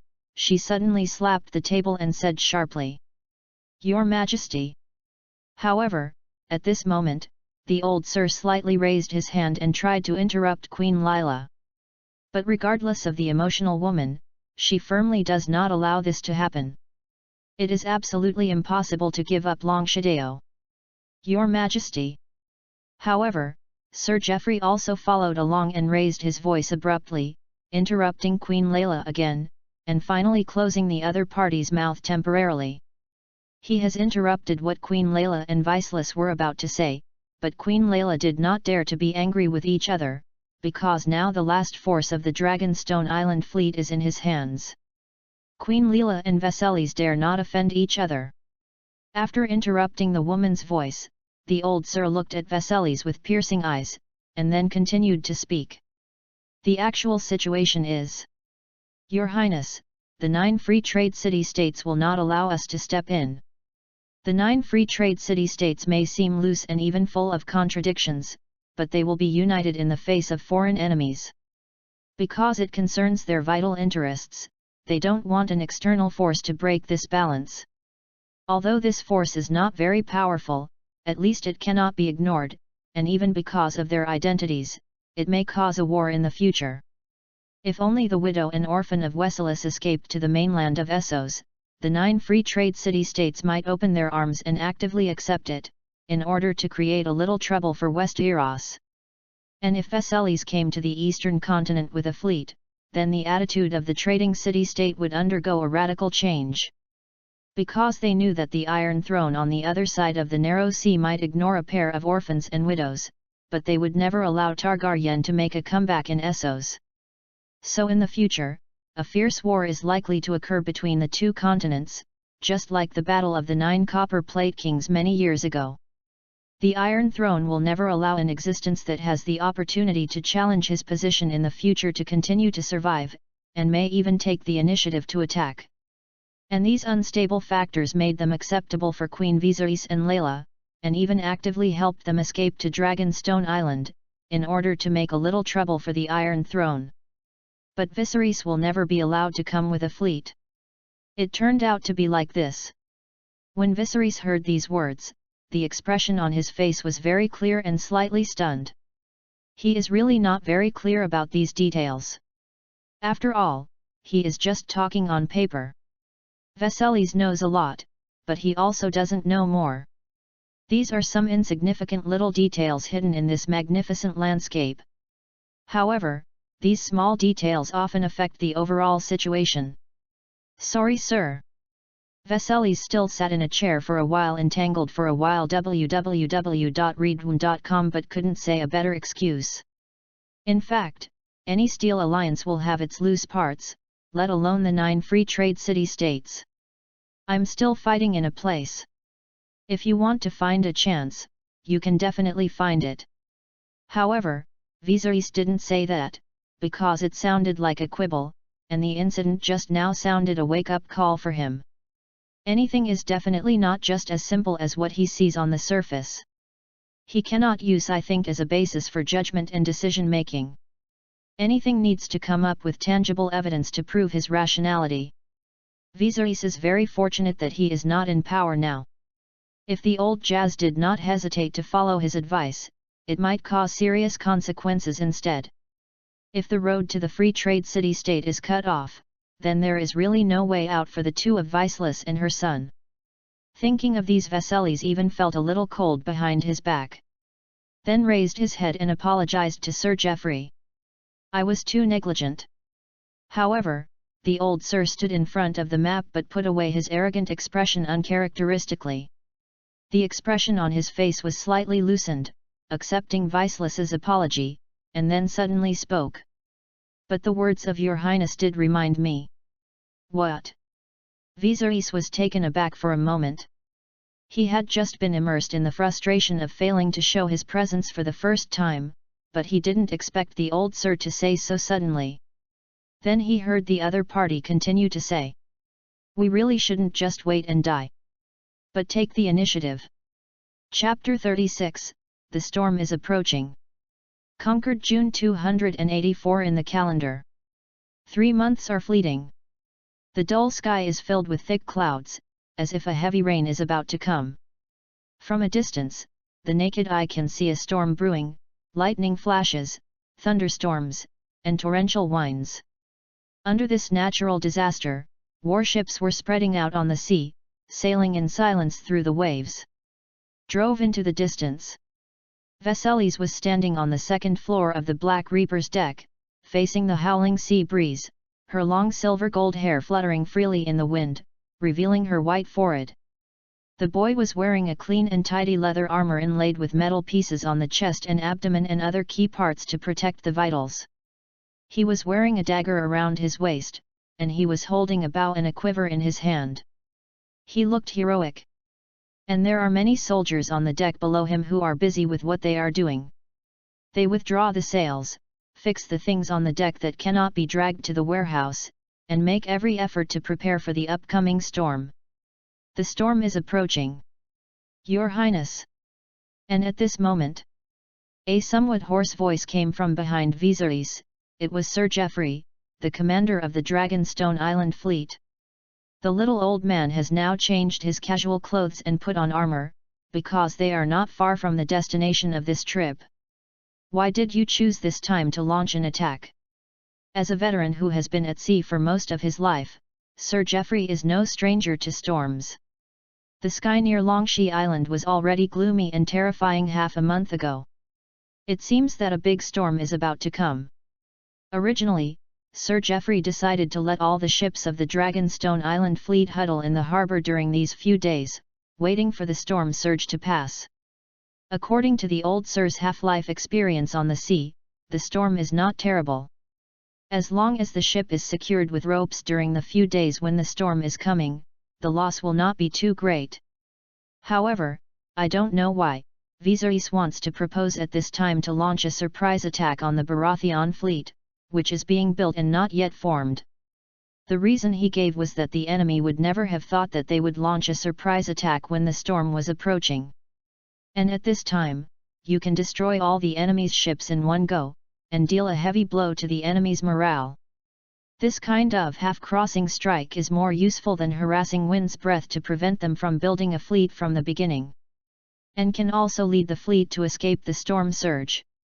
However, although Vesali's is eloquent, the content is a bit dry and doesn't have much weight. And this is actually a very risky behavior. But what everyone didn't expect was that after careful consideration, the old sir actually agreed to such a bold adventure as Viserys. So the Dragonstone Island fleet pulled out the anchor and set sail, escaped the vortex center of the approaching storm with the fastest speed, passed the Blackwater Bay and the throat of the approaching storm, bypassed the sharp corners, and sailed into the distance. Everything was fine at the beginning. The fleet left Dragonstone Island very early, and evacuated before the storm. However, in the next few days, as the fleet traveled above the sea, the old knight's heart was getting colder and colder, and he was even faintly afraid. Because the fleet has sailed for several days in a row, it hasn't gone out of the coverage of this storm, which shows how huge the scale of this storm will be. If he didn't listen to Viserys's opinion, he made a stubborn decision to let the fleet dock in the port, hoping that he would be able to withstand the storm. Then I am afraid that this royal fleet will be hit hard, almost completely swallowed by the sea. So he was very curious about how Viserys made such a judgment and why he would require the fleet to leave Longshee Island for an expedition during the critical period when the Queen is about to give birth. Could it be that this boy also predicted that this time the storm will be unprecedentedly huge? Did your highness also guess something? The old sir asked curiously. And at this moment, blast! The waves above the sea were rough, and the rushing waves slammed on the deck. The storm finally caught up with the fleeing Longshadeo fleet after half a month. Wow! A heavy rain fell instantly, wantonly venting the anger accumulated over the past few days. The soldiers on the lower deck were hurriedly fixing the things on the deck. While Viserys was standing on top and grasping the railing tightly, the sea wind roared into his ears, almost drowning the sound of the two people talking. The boy heard Sir Geoffrey's words with great effort, then shook his head and responded loudly. "Do not. I guessed too." However, the old sir was not satisfied with the answer. He also grasped the railing hard, and looked up at the dark sky in the distance. The heavy rain above his head was pouring down, the wind was violent, and the rain was pouring. "Oh, isn't it?" Immediately retracted his gaze into the distance, turned his head.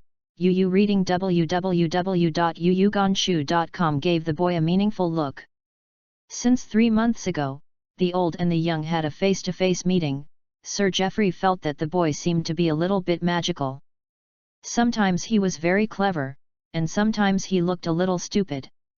And the reason why he would agree to Viserys' risky move and set off before the storm is about to come is because he received a letter from Suession not long ago. Suession has a bachelor who specializes in observing astronomical phenomena. In recent days, it has delivered letters to the entire city and port on the east coast of Westeros. It all shows that according to the observation of the Bachelor of Astronomy, the Narrow Sea will have the strongest storm surge in history in the near future. The Bachelor of Astronomy wearing a bronze bachelor's collar predicted that this time the largest storm surge vortex in the history of Westeros will be near Longshee Island. Suession did not change its attitude because of the change of the Iron Throne. The purpose of the Bachelors is to serve all mankind. The Bachelors are regarded as the servants of Westeros just like the Brothers of the Night Watch. Any bachelor is not politically inclined in theory. So they also sent a letter to Dragonstone Island to deliver a warning message. However, Sir Geoffrey did not treat it as the same thing at first. But as the terrible celestial phenomenon became more and more obvious, the old Jazz couldn't help but beat the drum in his heart, but after all he did not make up his mind. After all, the Queen is about to give birth, the fleet should be guarded on the side of Longshee Island to prevent any accidents from happening again. However, Viserys' words were like the last straw that overwhelmed the camel, and finally made the old knight determined and led the fleet to escape from Dragonstone Island. If the fleet is all buried in the storm, then the Queen's safety will naturally not be guaranteed. Chapter 37, Stannis. In the Windbreath Fort. A man with a straight back and a firm face is sitting at a round wooden table, writing something. There was a piece of white wax half burnt on the clean and tidy table. The candle light was gently shaken by the wind from the window, casting his shadow on the wall behind. And the heavy rain pouring outside the window, the noisy rain made him a little upset. Immediately. Snapped. The pen holder in his hand was accidentally broken, and Stannis' complexion was a little ugly. Then threw the broken pen holder directly onto one wall. I don't know why Stannis was a little uneasy at this moment. The pen holder that suddenly broke was like an omen before something bad happened. The muscles of the man's eyebrows were twisted into a pimple, and then he raised his hand, rubbing his temples with his rough fingers, trying to make himself more awake. But it doesn't help. Then, his pale lips tightened, and Stannis was thinking about it now. He has forgotten how to smile a long time ago, and he doesn't even know what happiness is. His eldest brother Robert Baratheon has now become the king. The traditional fief of the Baratheon family should be handed over to the next heir. Of course, the king can continue to keep Wind's Breath, until he chooses a good heir, and then divide it. However, Stannis is undoubtedly the first heir of Wind's Breath. His brother Lanley is only a child and poses no threat to him. At least Stannis thinks so. Even before the eldest brother Robert gave birth to an heir, he, as a younger brother, could even be regarded as the first heir to the Iron Throne. But Stannis suddenly had a bad feeling now. The reason may be the bad personal relationship with my brother, and there is still no news about King's Landing. Perhaps Robert just wants to regain Dragonstone Island first. Stannis let go of the fingers kneading his temples, sighed, and muttered to himself. The lumps formed by the muscles of the eyebrows are also slightly loosened. Although his relationship with his elder brother is not harmonious, and he has a slight comment on his way of doing things, Stannis is still loyal and does not have the slightest doubt about his elder brother. He knew how much Robert hated Targaryen, and he gave himself an explanation in his heart. Maybe it was Robert just hoping to recover Dragonstone Island first, and then give him the Wind's Breath fort. Now, Earl of Red Wing's fleet has returned to the west coast of Westeros to recuperate since its return from Dragon Rock Island. And King Robert's determination to regain Longshadeo did not waver at all. Stannis is still staying in the fortress of Wind's Breath and is hurriedly building warships to train the Royal Navy. Nowadays, most of the newly built warships have been launched, and the newly trained navy already has some appearances. Stannis is full of ambitions, thinking that after his Royal Navy is successfully trained, it will be easy to regain Longshadeo. Is brother in there? And at this moment, there was a boy's immature and slightly excited voice outside the study, but then there was a cold voice. Sorry, Master Lanley. Master Stannis doesn't want to see anyone now. A guard guarding outside the study blocked the third young Master Lanley Baratheon in Wind's Breath. The boy in a blue velvet jacket seemed to have been poured with cold water on his head, and he accidentally fell to the ground with a shiny stone in his hand. The three young masters of Fengzibao don't know why they are slightly different from boys of the same age. Although he also received some more relaxed night training, but in fact he lacked interest in dancing knives and guns.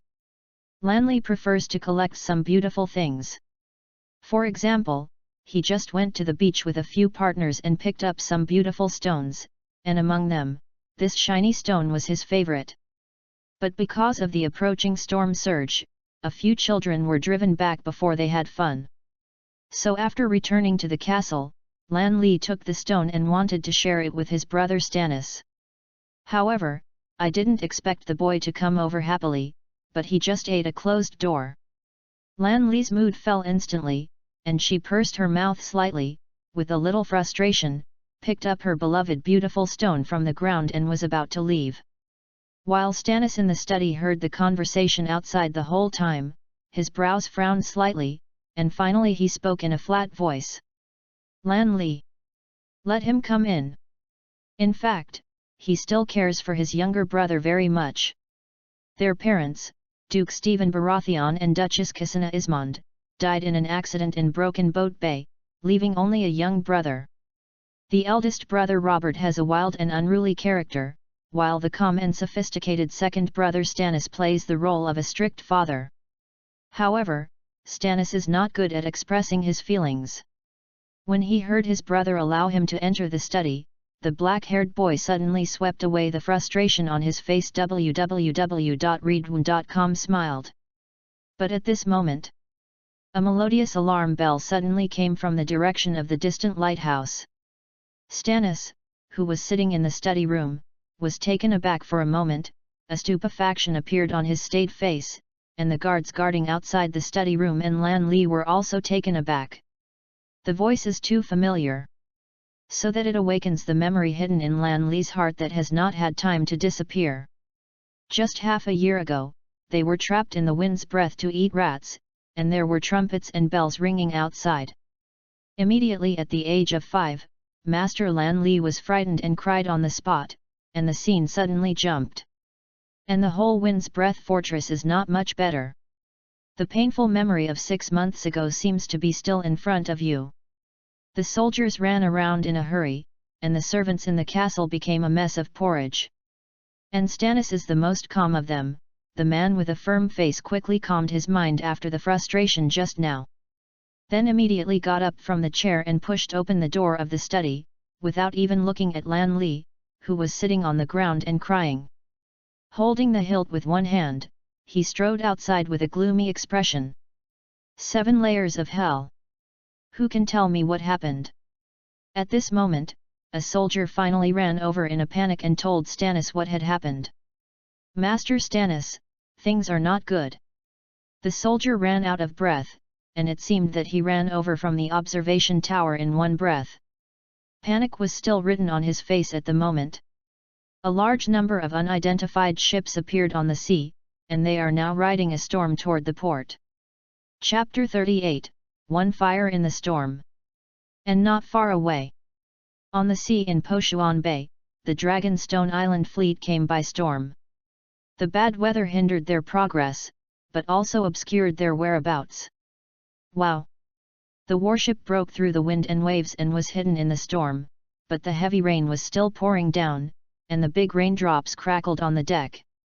The sky was gloomy and terrible, and countless warships lined up and went out of the fog on the sea. The ghosts and ghosts appear, as if they were floating out of the sea, looming, as if appearing out of thin air in the vision of the sentinel of the wind's breath. The soldiers of the Baratheon family stood on the observation tower and rubbed his eyes severely, watching the huge fleet hidden in the storm approaching quickly. This is... He even couldn't believe his eyes, and after reacting, he hurriedly rang the alarm bell. But it was too late. The fleet has braved the wind and waves to point straight to the port of Wind's Breath. Feng Shiveo is one of the hardest castles in the 7 kingdoms. The castle is surrounded by heavy outer walls. The thickest place is about 100 feet high and 40 feet thick. The side facing the sea is about 80 feet thick. It is unusually strong. The city wall is composed of 2 layers of rocks and an interlayer of sand and gravel. The wall is in a smooth arc shape, and the stones are so compact that even a trace of wind cannot get in. There are even legends that the fortress of Wind's Breath was built by the ancient Storm King using magic to resist the harsh climate of Broken Ship Bay. In fact, Feng's Breath Fort does not have a port. Linhai is a cliff, and there is only one waterway that can lead to the inside of Feng's Breath, but it is blocked by a fence gate. The port of Fortress of Wind was built for Stannis to train the Royal Navy.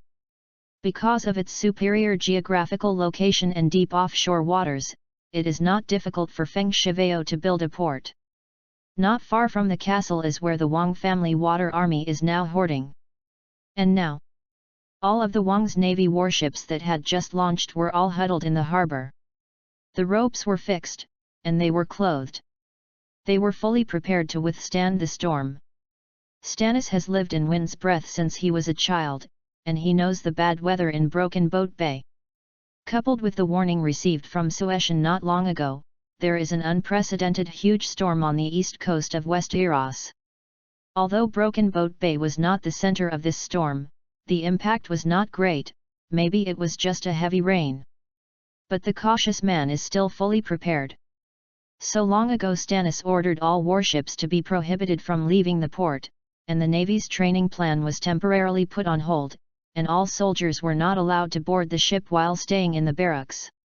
Therefore, before the onset of this storm, even half of the sampan could not be found in the entire sea area near Wind's Breath, and it was naturally impossible to find the Targaryen fleet that came quietly.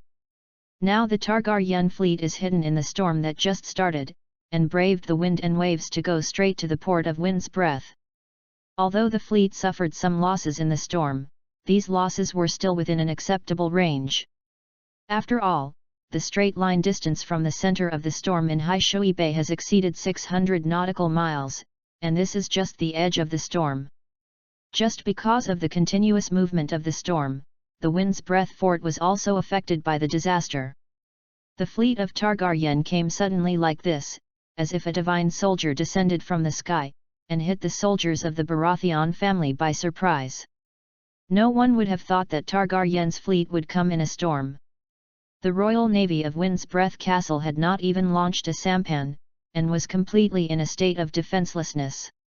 Then this fleet that had just seen its embryonic form, and had not even fought in World War I, suffered a devastating blow.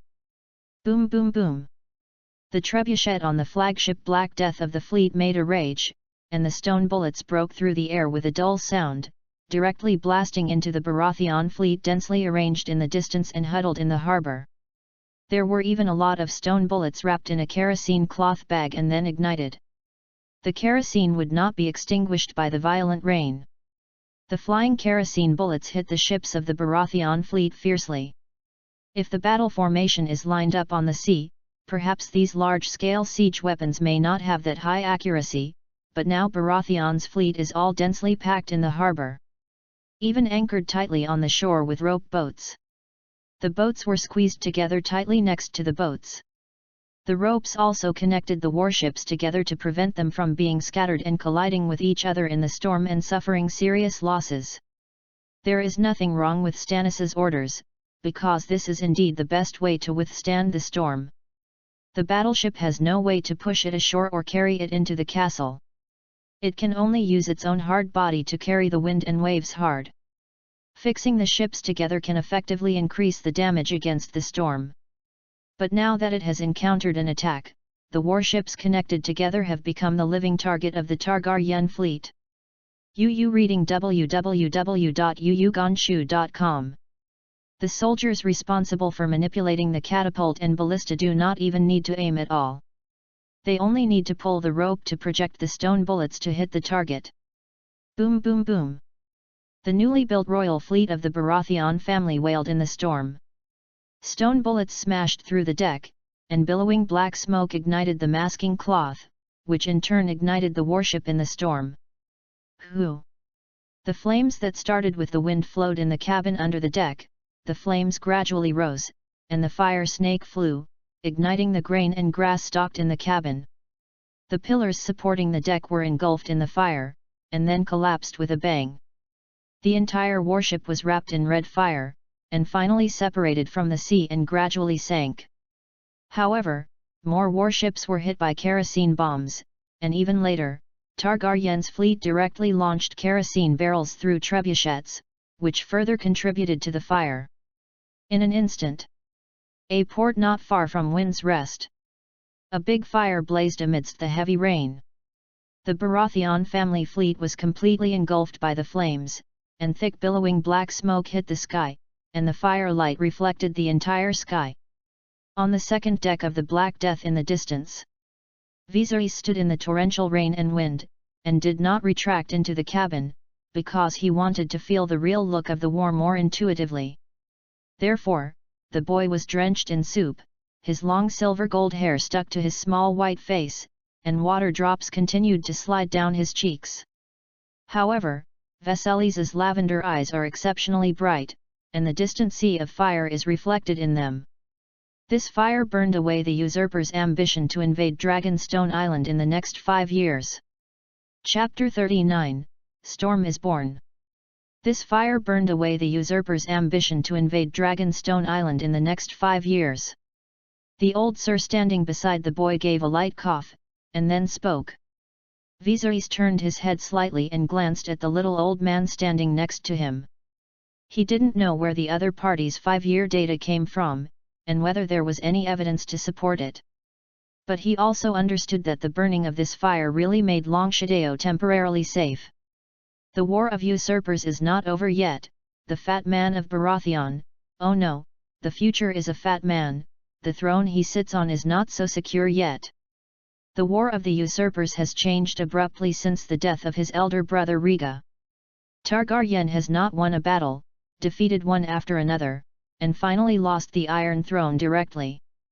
And now, this fire of Viserys is regarded as a beacon for the long night of the Targaryen family's future, at least slightly boosting the morale that is now depressed to the extreme.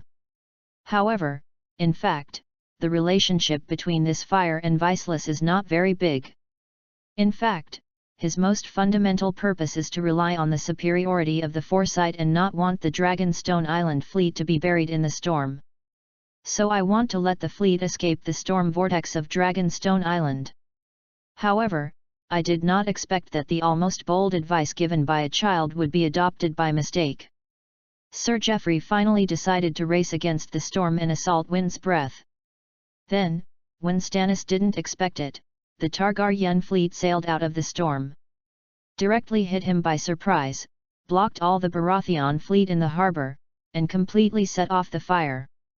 In the future, it is even destined to become one of the most classic cases in the history of the Battle of Westeros. However, Viserys actually only gave a suggestion, which played a very small role. The subsequent command, combat, and raid had nothing to do with him. He just stood beside the little old man and blew the sea breeze, and got a heavy rain. Although Viserys took the initiative to ask to stand outside to watch the battle, I don't know why the old Jazz didn't drive the kid in the way back. Instead, he took the initiative to bring him by his side. Even Viserys stood aside and listened in the battle meeting. And at the head of Feng's Breath Fort, Stannis held the cold battlements in his hands, his face was tight, his body was straight, and his broad shoulders carried the mountains. At this time, his whole body was wet with rain, and his heart was as cold as the rain. The young heir to the Iron Throne watched the fire rising into the sky in the distant port, clenched his fists, his 5 fingers grabbed a thin stone dust on the cold and hard battlements, and his fingers were also worn out unconsciously, the white of the city bricks. The scar was stained with blood. However, Stannis was completely undecided about the pain at this moment. He only felt that his breathing was a little bit short, his chest was constantly rising and falling sharply, and then the vision in front of him was gradually blurred, and he couldn't really see it. Then the world revolves around. Grown-ups! The guard beside him exclaimed. Then hugged Stannis quickly, did not let him faint and fall under the city wall. Otherwise, if Stannis, the 100-foot-high wall of Wind's Breath, stumbled and fell, it would really be a dead end. The king's own brother, heir to the Iron Throne, fell from the wall and fell to his death. It really became a joke. Where is Crescent's bachelor? Quick! Hurry up and find a bachelor! The guard yelled while holding Stannis, who had fainted. Then there were other soldiers hurriedly ran into the castle, looking for Bachelor Crescent, who served the Baratheon family. At the same time, on the remote Longshee Island, the outside world is a terrifying sight like the end of the day. The gloomy sky and thick dark clouds almost press down on the ground, and the strong wind is mixed with heavy rain. The heavy rain pours down and slaps on this solid castle, and the dragon on Longshee Island roars up to the sky, seeming to be fighting this terrible disaster. As the center of this unprecedented huge storm surge in Westeros, Longshee Island stands high above the rough sea, letting the terrifying waves hit the cliff, making a huge roar. The sky was gloomy and terrible, and the waves became irritable and arrogant. Lightning flashed across the sky, illuminating the giant dragon standing still in the huge waves. In a flash, the sky and the earth lit up. And thunder also sounded. Rumbling. The outside world is like the end of the world, but inside the Shijulo is heavily guarded. Quick! Block the water here! The soldiers on the entire Longxi Island were almost all concentrated in the castle, and they were highly nervous about flooding and fighting disasters. The former Red Fort coach put on his armor again after more than half a year, holding the hilt of the sword with one hand, and personally guarding outside the gate, but his face was slightly ugly. This bad weather inspired the old wounds on his body. The old wounds that had almost been penetrated through the abdomen by a sword in such a thunderstorm were like countless ants lying on it and eating like itching and pain, almost unbearable. As the acting lord of Dragonstone Island designated by Riga, Sir Shad, the illegitimate son from Dorne, also appeared outside the door.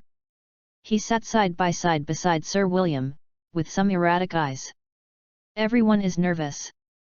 Because the Queen Lila, who was pregnant, finally had a reaction today, she hurriedly sought the help of the midwife and several maids, and now Her Majesty the Queen is giving birth in the house. While in the house, the lightning, thunder, and wind and rain outside undoubtedly affected the mood of the mother. The long silver hair was scattered on the bed, and Queen Layla's consciousness had gradually blurred. The woman spread her legs and tried her best to give birth to her own child, but not everything in the world will be smooth sailing. A woman giving birth is undoubtedly one of the hardest things. Quick! Stop the bleeding! The midwives with inexperienced in the house and the queen's maid hurriedly helped the queen to give birth. But at this moment, the blood under the queen's body was flowing down as if it couldn't stop. In addition, Queen Layla herself is already an elderly woman who has become a grandmother. Even though Viceless has been urging her to exercise more, the woman's body still can't bear such torture. Finally gave up resistance. Joanna. The woman's consciousness has been completely blurred, her will collapses no longer in resistance, and her chapped lips lightly recite her past names. Bonifo. Iris. Leela seemed to see her life in front of her eyes, and she was rescreening quickly. Riga. Viserys. My children. A crystal teardrop fell from the corner of his eyes. Chapter 40, Daenerys Targaryen. Queen Leela suffered several blows, her heart disease was hard to heal, her spirit was on the verge of collapse, and she even had a faint sign of madness. There is no greater sadness than death. When the silver-haired woman had given up her desire to survive, even the seven gods could not save the queen who was in trouble. In the end, Layla Targaryen became confused and kept repeating the name she had just pronounced, the most important person to her in her short life. Female companion Joanna, first love Bonifo, elder brother and husband Iris, her eldest son Riga, second son Viceless. Then finally swallowed one last breath on the sickbed. And Queen Layla still had a brief period of lucidity before she died. She seemed to understand that she was about to leave this world. She shed tears in her hands and hugged the little daughter who took her own life, and gave her a nice name. Daenerys Targaryen. The infant girl closed her eyes tightly, her face wrinkled and she didn't look very good, her silver hair clinging to her scalp.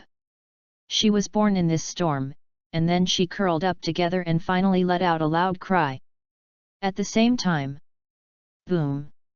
There was a sudden thunder in the sky above Longxi Island, and the whole sky was illuminated by electric light, and heavy rain poured down.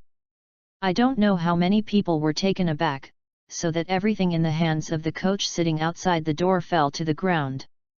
Then hurriedly bent over and picked it up.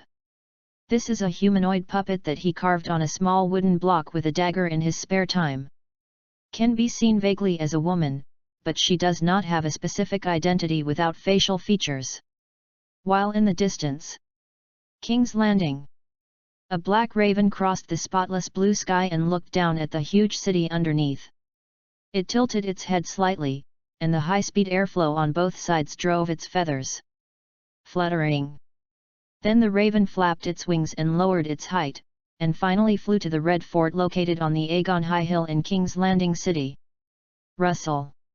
The grey and messy beard was messed up in the wind, and the paschal fellow seemed to have been incomparably vicissitudes of life, and his legs and feet were a little awkward, so he walked tremblingly.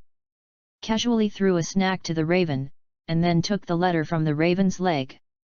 Sent Shill University fellow to unfold the letter, and after a brief look at it, he saw the content clearly, and his face suddenly changed.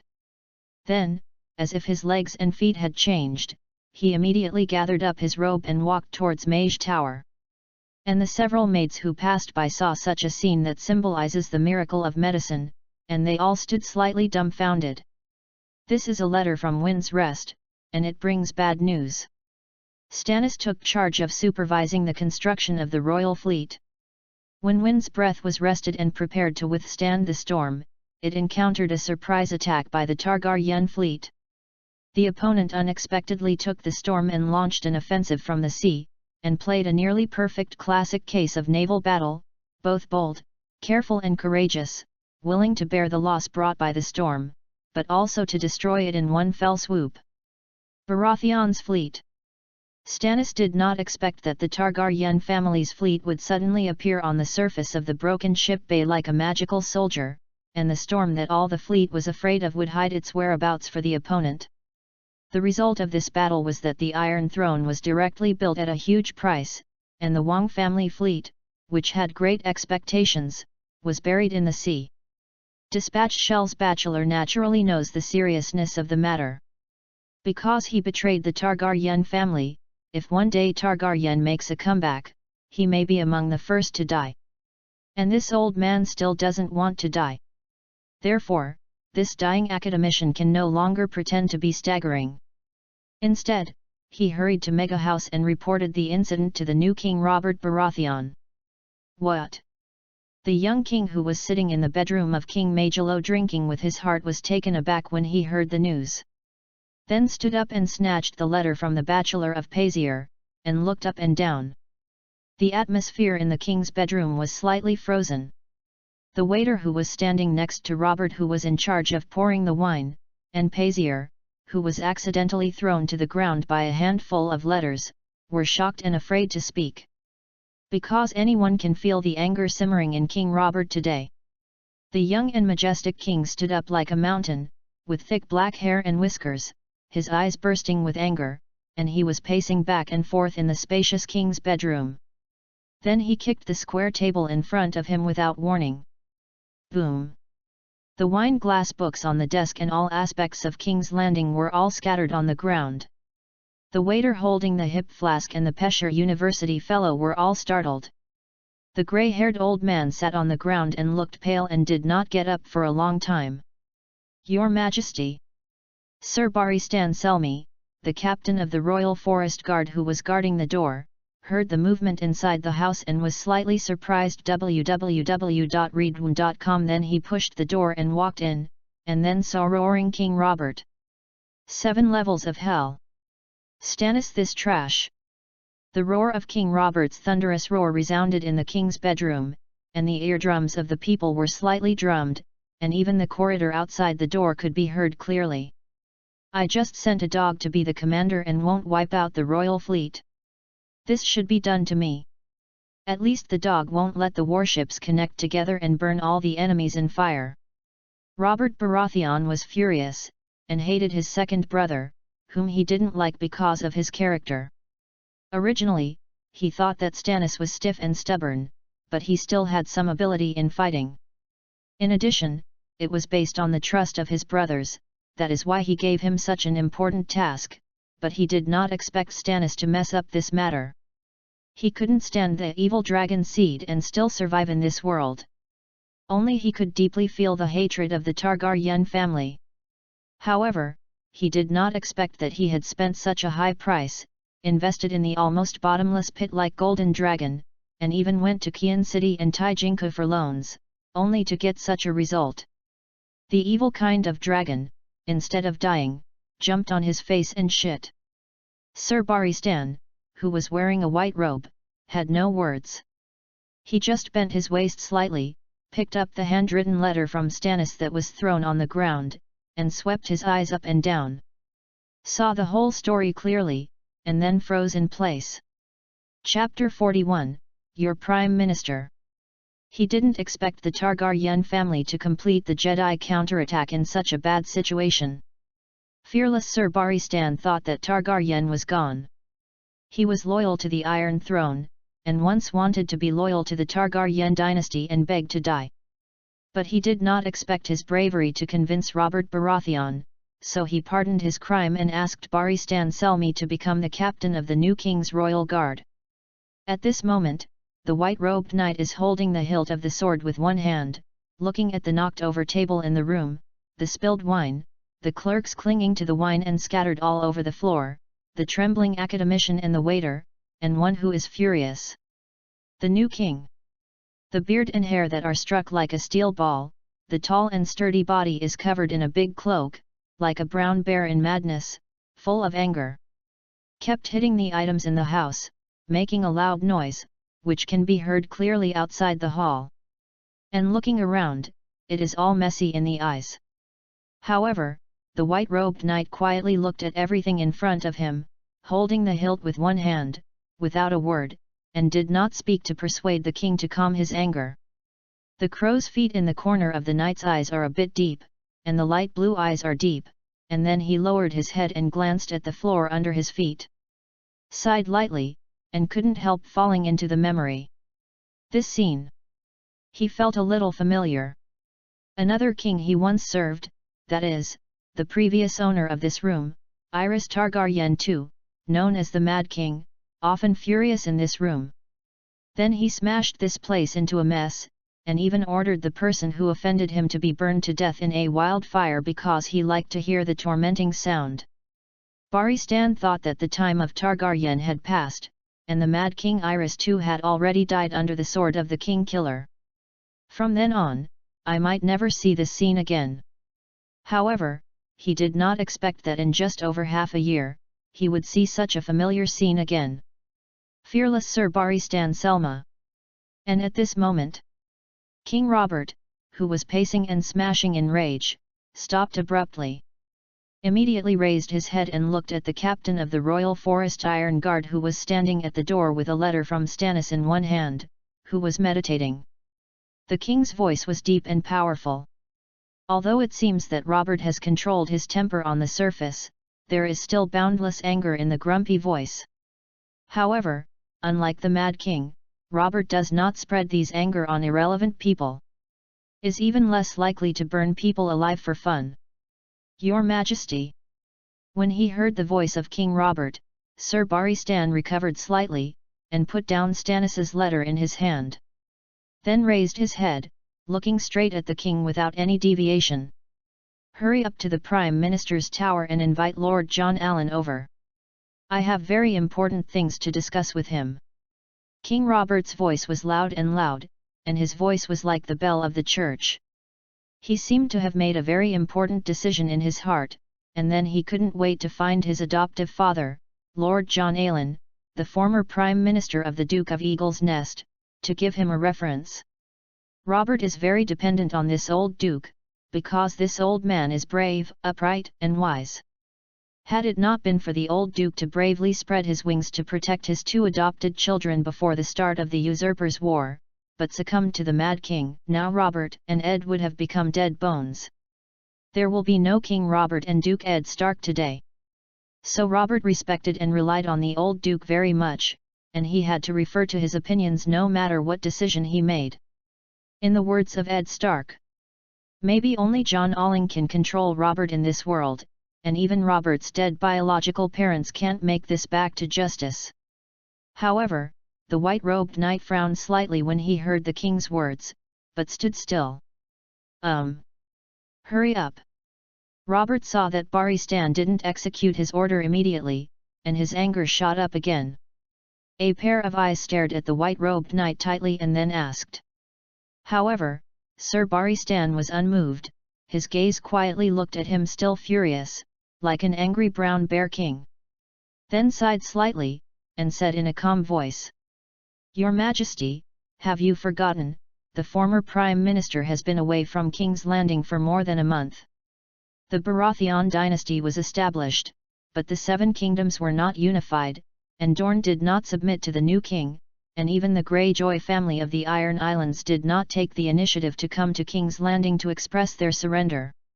And now, as the former Prime Minister, the old duke did his best to clean up this battle that took more than 2 years and swept through the entire continent of Westeros. The pain caused by the war. www.readaloud.com. The whole country has been passed. After the coronation of the new king, the abundance of waiting for prosperity finally stepped on the right track, but it still has not recovered to the state on the eve of the Targaryen dynasty's war. And Don's problem has always been in the throat, and it has become a problem that the new dynasty must solve. So more than a month ago, the old duke finally made enough preparations, and took the bones of Prince Levin Marta and embarked on the road to Dorne for peace talks. Attempts to calm Dorne's anger over the deaths of Prince Levin and Ilia Marta and his son Aegon. However, what Sir Barristan Selma did not expect was that the old duke would still go to Dorne at such an age for the unity of the country. The king who sat in King's Landing all day and had fun has forgotten about it, or he has never remembered it at all. Since Lord John Aylin left King's Landing, the king has been indulging all day long, eating, drinking, gambling, and paying no attention to state affairs. All piled up and waited for the old duke to come back to deal with it. Master John Aylin has left King's Landing. Hearing the blunt words of the white-robed knight, King Robert's slightly blessed cheek was clearly filled with horror, and the anger in his stomach was reduced a lot because of the interruption. He really can't remember this thing anymore. But after hearing what Barristan said, it seemed a little bit of an impression. I see. King Robert suddenly realized. No wonder the old man didn't come over during this period of time to persuade him not to just eat and prostitute himself. It turned out that he had left King's Landing and went to Dorne. Chapter 42, Quarrel. Since the Prime Minister has left King's Landing, then there is no need to bother him with this matter. The slightly blessed king was slightly choked, but then he shook his head and continued to speak. He turned his head and looked at the Pazier University scholar who was sitting on the ground and moaning, his eyes staring slightly. Pretend. Don't get up quickly. Robert Baratheon took off his armor and sat on the Iron Throne for only half a year, but his body quickly bulged like a balloon. However, the fast accumulation of fat can't eliminate his once magnificent muscles, but temporarily hide them under the fat. Even King Robert, after getting blessed, was even more self-assured than he was when he fought on the battlefield. He just stared at the bell-like eyes, sitting on the ground leaning on his legs, and pretending to be a fellow pagier shivered, and then hurried. Got up from the ground. Your Majesty! Send a letter quickly to summon all the vassals, and I will attack Dragonstone Island myself. King Robert roared. He could not tolerate the continued survival of Targaryen in the world. Originally, he thought it would be easy to sail through the Blackwater Bay to attack Longshee Island after the Wang's fleet was built. After all, the newly built Wang family fleet has invested a nearly bottomless pit like Golden Dragon. In order to consolidate the sea and territories, Robert Baratheon's fleet construction is already the largest fleet on the entire Westeros continent. Even the overall strength has surpassed the strongest Iron Fleet in the past. The fleet size, tonnage, and number of soldiers built by the Baratheon family are all far above the Dragonstone Island fleet, not to mention that many of the Targaryen fleet stationed on Dragonstone Island are already old. It's so old. The maritime combat tactics and the quality of soldiers are second. The most important thing is the strength of the battleship. The ship is big enough and strong enough to be able to be invincible, relying on hard power. And the result of the encounter between such a huge investment and stronger fleet and an old fleet is naturally clear at a glance. But Stannis buried the royal fleet in the sea like this, and Robert felt a deep threat in addition to his anger. Don't know why.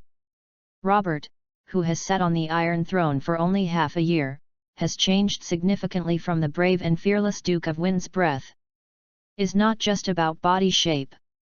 Now Robert roars angrily, demanding that the nobles who are effectively loyal to him send troops to attack Dragonstone Island. The scholar of Percy, with grey hair and beard, heard King Robert's words and stood in stunned mouth. Although everyone in the Red Fort knew that the king's character was bold and unruly, and if it was not good to say it was impulsive and reckless, he did not expect that King Robert would be so crazy. A small Longshi island, with a harsh environment, sparsely populated, and only a small fishing village when it is full of money. Is such a small island worthy of King Robert's labor and money, and all his vassals should be assembled to attack it? Your Majesty! Pi Shire University fellow was a little flustered, his lips trembled, and then he wanted to persuade him. And at this moment, the silent Captain Yulin Iron Guard suddenly spoke. Your Majesty! Sir Baristan Selmy held the hilt with one hand, his pure white cloak hung on the ground, and he frowned into the king's eyes. It was only a pair of widows and orphans who had escaped to Longshi Island. They pose no threat to your location. Now the West Eros continent is almost in the hands of Robert from the Great Wall to the southern border, and Prime Minister John Allen is also going to appease Dorne. I believe that the Seven Kingdoms will be unified soon. And the widows and orphans on Dragonstone Island, no one wants resources and no resources. There is only a broken fleet, which cannot threaten the safety of West Eros at all. You don't have to fight for a child and a woman who has no power to restrain your hands. This will damage your honor. Although he is now serving with Baratheon, he has never told anyone that he ever swears that if he saw Robert smile when Tywin Lannister showed the body of Rhaega's child, then he will not be loyal to Robert. And there is nothing in this world that can stop him from killing Robert. Not hurting women and children is the honor and bottom line that Baristan Selmy observes as a knight. However, these words of Baristan seemed to be the fuse to light a gunpowder keg, which instantly detonated King Robert's anger. I didn't make it clear to you before, then I will say it again now. Master Baristan Selmy. I want them to die. They die together, mother and son. I don't want to see any evil dragon species continue to survive in this world. The angry King Robert is like a brown bear in anger, with his hard hair struggling, his saliva spurted out all the way, glaring at Baristan, hoping to use his aura to frighten him. However, the white-robed knight's eyes were slightly condensed and frowned. He was not frightened by the king's aura, and he was still looking at the other person's eyes. And the Paxier University fellow was frightened by the situation before him, and he tremblingly began to persuade him. Your Majesty! The Seven Kingdoms are under your feet. You can easily gather countless knights, but the horses of the knights cannot swim across the sea. Yul.Yukansha.com. The bachelor with all white hair and beard is on the side of Captain Yulin Iron Guard. But he was not in order to honor the honor. He believed that women and children should not be knifed. He was not opposed to killing Queen Layla and Prince Viseless. He even received the news that Viseless was on Dragon Rock Island. Has also been crowned. But in his opinion King Robert was a little too fussy. And there is still an important issue that has been discussed before, and that is that the Baratheon dynasty does not have a fleet now, so it took great effort to build a fleet. Now with the complete destruction of the newly built royal fleet, Baratheon has temporarily lost his extravagant hope for the sea. Sent Shell University fellow to speak with a trembling voice. Earl Redwing's fleet has been lost, and has now returned to Qingting Island to rest. As for the Iron Fleet, you seem to have forgotten that Baron Greyjoy of the Iron Islands has not come to King's Landing to express surrender to you. Sent Shell the academician while saying that he was also looking at King Robert's face, and he tried to use euphemistic language to avoid angering the other party. Then he told him the current situation. Now King Robert does not have a fleet that can fight, and the sea is the place where the remnants of Targaryen come and go freely. And the next day, the news of the destruction of the Wang's fleet at the port has been spread throughout King's Lynn. In an instant, there was a sensation like a thunderstorm, and everyone was rumoring that Targaryen was about to make a comeback. And far away, Viserys and the Dragonstone Island fleet, which has returned from victory, have also embarked on their way home. Wow! Cleaved the waves and drove into the distance. Chapter 43, Return. Wow! The warship broke through the calm sea and sailed quietly under the afternoon sun. The sea after the storm is quiet like a dignified girl, the smooth mirror-like sea surface is set against the golden sunshine, and the gentle sea breeze gently brushes the boy's cheek like a girl's bare hands. Viserys was still standing on the highest deck of the Black Death, feeling gentle touches against the sea breeze, silver gold curly hair fluttering in the wind, and quietness written on his cute little face. This is the first time since he came into this world, he slightly let go of some of his previously hanging hearts. Different from the previous enlightenment of the old bachelor, this time Viserys really felt that the sense of crisis that had been on his back was temporarily relieved a lot. At least after this battle, the immediate threat was temporarily relieved, allowing him to breathe a sigh of relief and have more breathing space. It's almost on Longshi Island. And at this moment, there were cheers from the soldiers on the lower deck. It turned out that they saw the familiar island and knew that they were not far from returning home.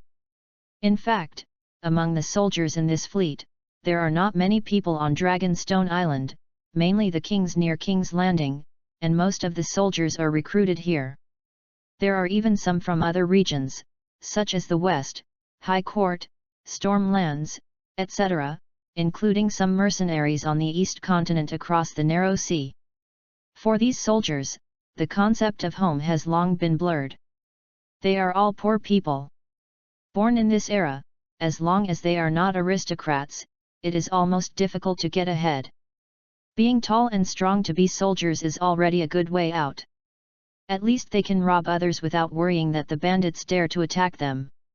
For example, if you want to be a golden robe in King's Landing, you not only have requirements for physical fitness, but you also need to spend a lot of money for civilians to bribe recruiters.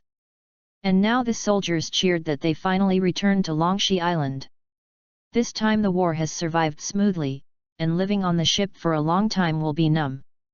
They are eager to return to land.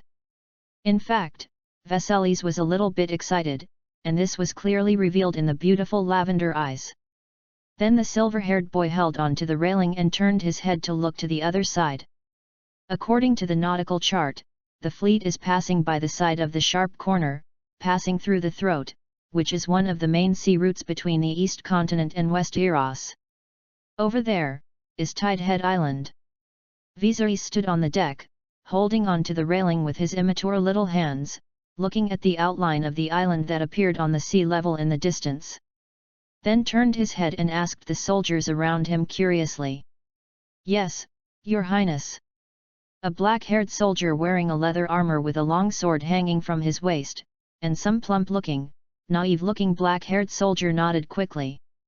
Now the old knight is resting in the cabin, and next to Viserys is a clerical officer who is responsible for handling paperwork beside him. The old Jazz replaced the former guards. Now the chubby officer is responsible for protecting Viserys and answering some questions for Viserys. I don't know what kind of consideration the old sir made for this arrangement. Maybe the guard was incompetent at the time, or maybe Viserys had a lot of problems. Now appearing in the fleet's field of vision is the outline of an island, and the soldiers cheered because they saw it. Before we set off, because of the approaching storm, the visibility on the sea was very low, and Viserys did not see the island close at hand. But he also knows the other person's name. Tidehead Island. Tidehead Island was supposed to be a subject of the Duke of Longshi Island. The owner of this island is the Valyrian family, who also has Valyrian blood.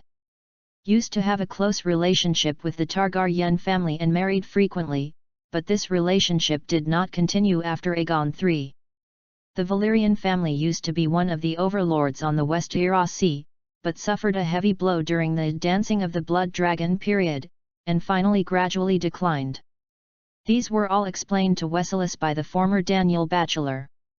The old bachelor asked Westeros to read the family history of each family and remember their clan emblems and mottos. And now, the Valyrian family apparently did not take refuge in the usurper, but at the same time they also refused the call of Dragonstone Island, and seemed to be watching from the sidelines. Viserys remembered that when he and his mother first came to Dragonstone Island, Queen Layla had summoned all the subjects of Dragonstone Island, and in fact no one responded to Queen Layla's call. Although Jayatu Island is very close to Longshi Island, there is no response at all, as if I didn't hear it or saw it. Viserys certainly understood the choice of this distant relative. But while expressing his understanding, he must also be careful about possible backlash from this neighbor. Vaelien also has a fleet. And at this moment, a voice came from behind Viserys and the secretary. Old Sir came out of the cabin. www.readaloud.com. He heard the conversation between two people, and the two on the deck also turned their heads. Morford Valyrian is also a warlike man. Sir Geoffrey's grey hair fluttered, and there were some age spots on his vicissitudes of cheeks, and he held his belt with one hand and looked into the distance. But unfortunately the fleet may have been buried in the sea, and Earl Morford also lost his courage. Viserys could hear the faint sarcasm in the old population. He was a little curious, but he didn't go into the question. This unprecedented storm destroyed any ships that appeared on this sea area, even if it was just a piece of wood, and even many islands were submerged by the tsunami. The words of the old Jazz also told Viserys not to worry about the Valyrian family.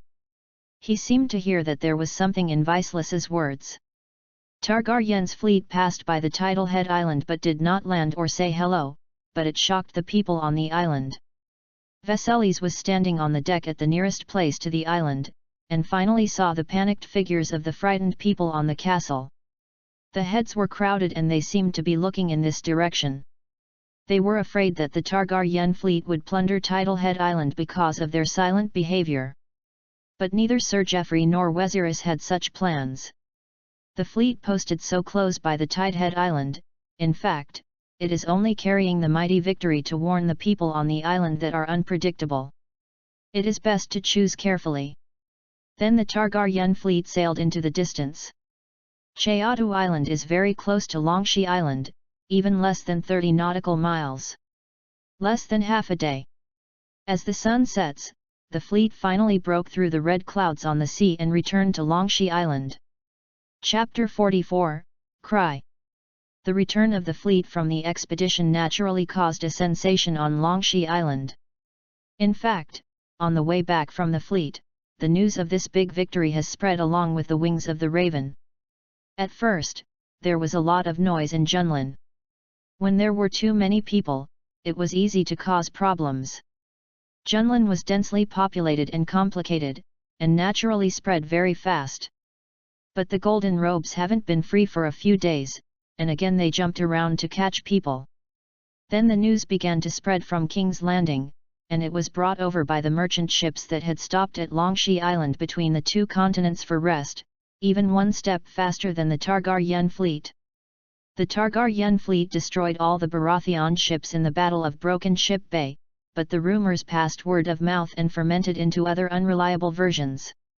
The first is that the Targaryen clan awakened the sleeping Valyrian Dragon King on Dragonstone Island. There is also a saying that they have unearthed the treasures left by their ancestors. As for the last one, it is even more magical. It is rumored that the little Prince Viserys awakened the bone dragon at the Dragonstone Island blood sacrifice, and then personally drove the dragon to repeat the War of Aegon to conquer Westeros and burned Wind's Breath. However, there are various rumors. The most credible in the end is that Viserys really stood in front of everyone. The fleet sailed into the port and after some setbacks, finally docked and secured the ship. Viserys stood at the bow of the ship and there were many soldiers waiting to disembark, with long silver gold hair fluttering, and the boy still looked heroic in leather armor. A pair of lavender eyes looked into the distance, and then lowered his head to look at the crowd below. As the center of the storm, Dragon Rock Island was naturally severely hit.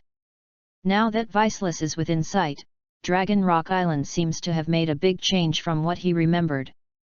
The trees were torn apart, the land was rolling and muddy, and the bare island now looked more rugged, as if it had been ruthlessly ravaged. The volcano in the distance is still billowing white smoke. It seems that many rocks have landslides and rolled down. A small fishing village not far from the port has been severely hit by the landslide. Many of the rocks that washed down have stayed in the village, destroying houses and the pitiful little arable land. In the small fishing village, Viserys also saw many homes with white cloth hanging. It seems that some family members died in an accident during this storm. This small fishing village is the only source of population on Longshi Island. Their lives also depend on fishing in the port of Longshideo, but now the former port has been fragmented, and there are still some wooden boards floating in the sea. Viserys retracted his gaze and looked down, and he could see that there were still soldiers stepping up repairs, shouting loudly to cooperate with the ropes above to make the warship docked. And the crowd greeted below. Sir Shad, the acting butler of Longshideo and the lord of the city, at this moment his face does not know why it looks slightly ugly. And next to him is the former Red Fort coach, Sir William Derry, who gave up his life to protect Layla and her son. The two of them stood at the forefront, and the coach was still holding the little girl Rhaenys, and behind them were servants and soldiers. Viserys looked down a few times while standing on the boat, followed Sir Geoffrey and surrounded by a group of soldiers, and walked off the Black Death. Step on. Steps on the wooden gangway, step by step. Viserys walked off the battleship, and the people greeted in the harbour below saw the silver-haired boy stepping off the battleship. They did not say a word and then huddled and knelt down. With his hand on the temporary shattered wooden gangway, Viserys, who was walking down, saw this scene for a moment. He didn't know what happened and why everyone did it. However, as soon as she was about to ask, she was interrupted by Rhaenys, who broke free of the coach's hand and ran over. The little brown-haired girl hugged Viserys tightly, tears burst into her eyes instantly, while Viserys was holding Rhaenys, feeling her shoulders wet by the girl's tears, and she had a faint premonition in her heart. Rhaenys. As the sun sets, the boy squatted on the ground and hugged Rhaenys, slightly pursing his chapped lips. Then opened his mouth again, seemingly hesitant to speak. But in the end I chose not to ask for an exit. When the fleet arrived at Longshi Island, it was already evening. The spoils of this time were transported, loaded and unloaded, and the port was severely damaged by the storm. Now the ship can be disembarked after the fixed battleship. The sky has been completely dark after the time spent. Down. A group of people walked on the rugged and circling mountain road, with torches illuminating the road ahead. Step on. The heavily armed guards on both sides protected their little king, holding torches high in their hands, and the blazing flames danced with the wind, stretching the shadows. While everyone in the group was silent, it seemed that the joy of victory did not dispel the haze, and they all closed their mouths and said nothing. Because the temperature on the island dropped a bit at night, Vice Lizdo wore a black cloak. The boy's long silver-gold hair hung on the soft cloak, swaying slightly with the wind. His right hand was tightly pulling on Rhaenys' little hand. Sir William. And at this moment, Viserys was silent for a long time, since he disembarked from the ship and now opened his lips for the first time. www.readaloud.com. He seemed to have a premonition, but he did not ask for a moment. Now that he has walked to the present, he finally couldn't help it, turned his head and looked at the coach who was walking beside him. Mother, she. Queen Leela did not come to the port. Viserys had already guessed something. After all, this is a destined destiny. He tried hard to change. He wanted to cure his mother's heart disease, untie her heart, and even wanted to make her laugh and make her happy. However, the world is unpredictable. Many things did not appear in Viseless's memory, but appeared in this reality. Queen Leela was stimulated and hit one after another, including the death of the old bachelor, the subsequent assassination and so on. The teacher's face was a little sad. He heard Viseless words, and then shook his head silently, without saying anything, but Viseless understood everything. The heart chuckled like a heavy blow, and instantly fell to the bottom. He knew it a long time ago, he had guessed it a long time ago. But when things really came before his eyes, he still suffered a serious emotional impact. Viserys stepped onto the next stone step, and then stopped abruptly halfway up the mountain. One of his hands was holding Rhaenys, but the palm of his hand was trembling a little unconsciously. The thin body seemed to be infected with the cold and wanted to cough violently. He bent his waist and covered his mouth with the other hand. Cough. The shadow of the torch blocked. He tried hard to control his tears not to fall. He didn't want Renus and the people around him to see him crying. But in the end it didn't help. Tears rushed out of his eyes. Chapter 45, Burial. The night is deep. Viserys stood quietly on the hillside. Wow! The black plush cloak fluttered in the wind, and the slightly curly hair swept across the lavender eyes. This is the half-hill on the sunny side of the active volcano on Longshi Island. Because it is now in the summer of June and July, the temperature on Longshi Island is also very high. The body of Queen Lila cannot be preserved, so there is no waiting for Viserys returns. As the acting city lord of Dragonstone Island, the steward appointed by Prince Rhaega, Duke of Dragonstone Island, the illegitimate son from Dorne, led the people on the island to hold a funeral for Queen Lila. Buried here the queen who had a rough life course. Mother's nature is cheerful and lively. She should be company with sunshine, breeze, and white clouds. Viserys stood in the forefront, and said with a sudden voice, the voice was carried far away by the wind. But, there was a billowing white smoke above Queen Lila's tombstone. Blood and fire is the motto of the Targaryen family. It is not surprising that Queen Lila, as a Targaryen, will choose fire as a neighbor after death, so Viserys has no opinion on the location of his mother's burial.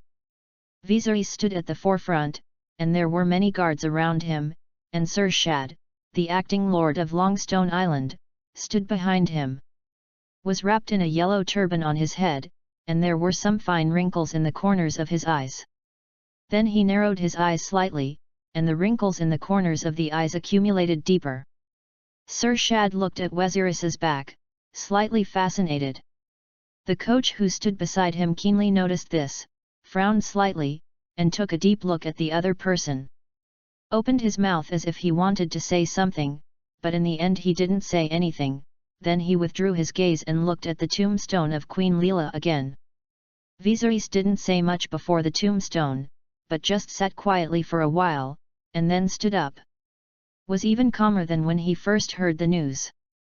There was no excitement, only the sadness hidden in his heart. Let's go.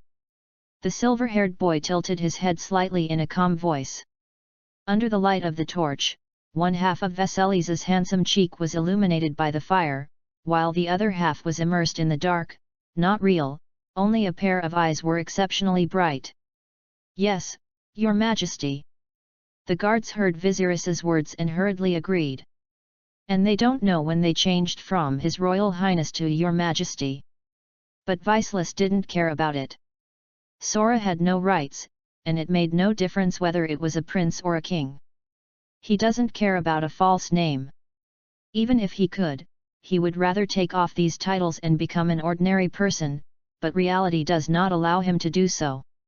Even if he gave up the title of king, but as long as his surname is Targaryen and the blood of the Dragon Kings is still flowing in his body, the Baratheon family will never let him go.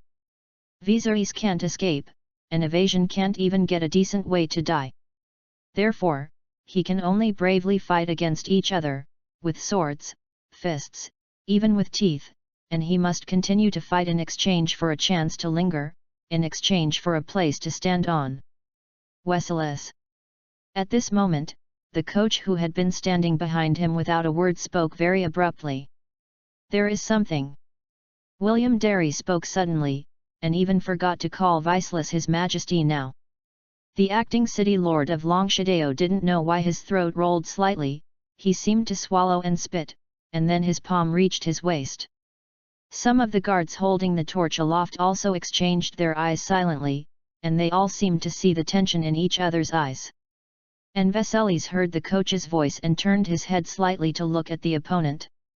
Long silver gold hair curled slightly on his forehead and was blown away by the wind. Then, looking at the other party's hesitation, he raised his hand and interrupted what the coach wanted to say next. "I know what you said, sir."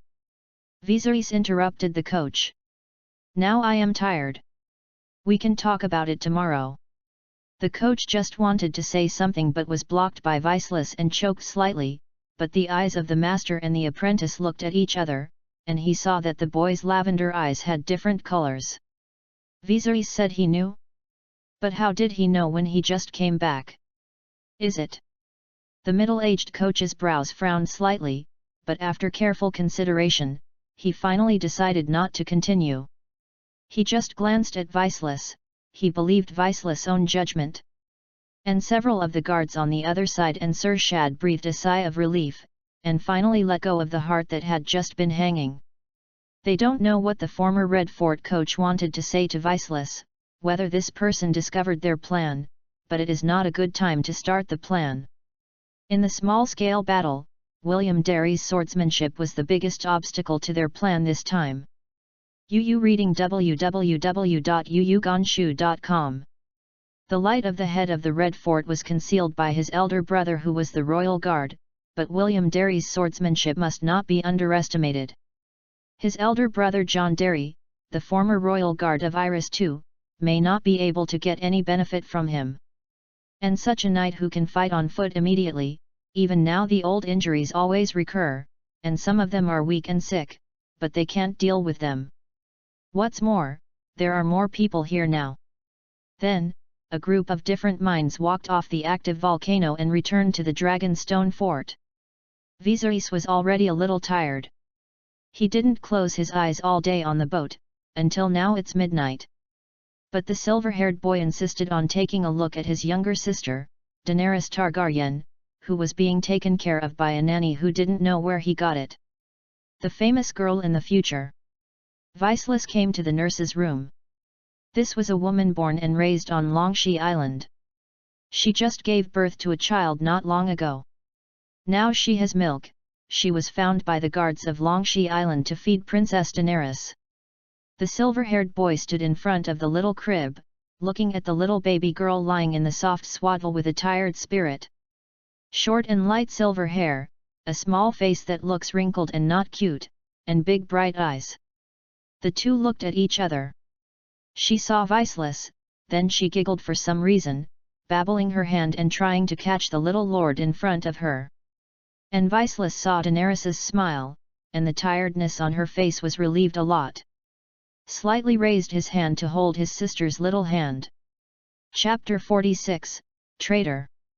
Viseless held Daenerys's little hand, and the intimacy of the same blood came up all at once.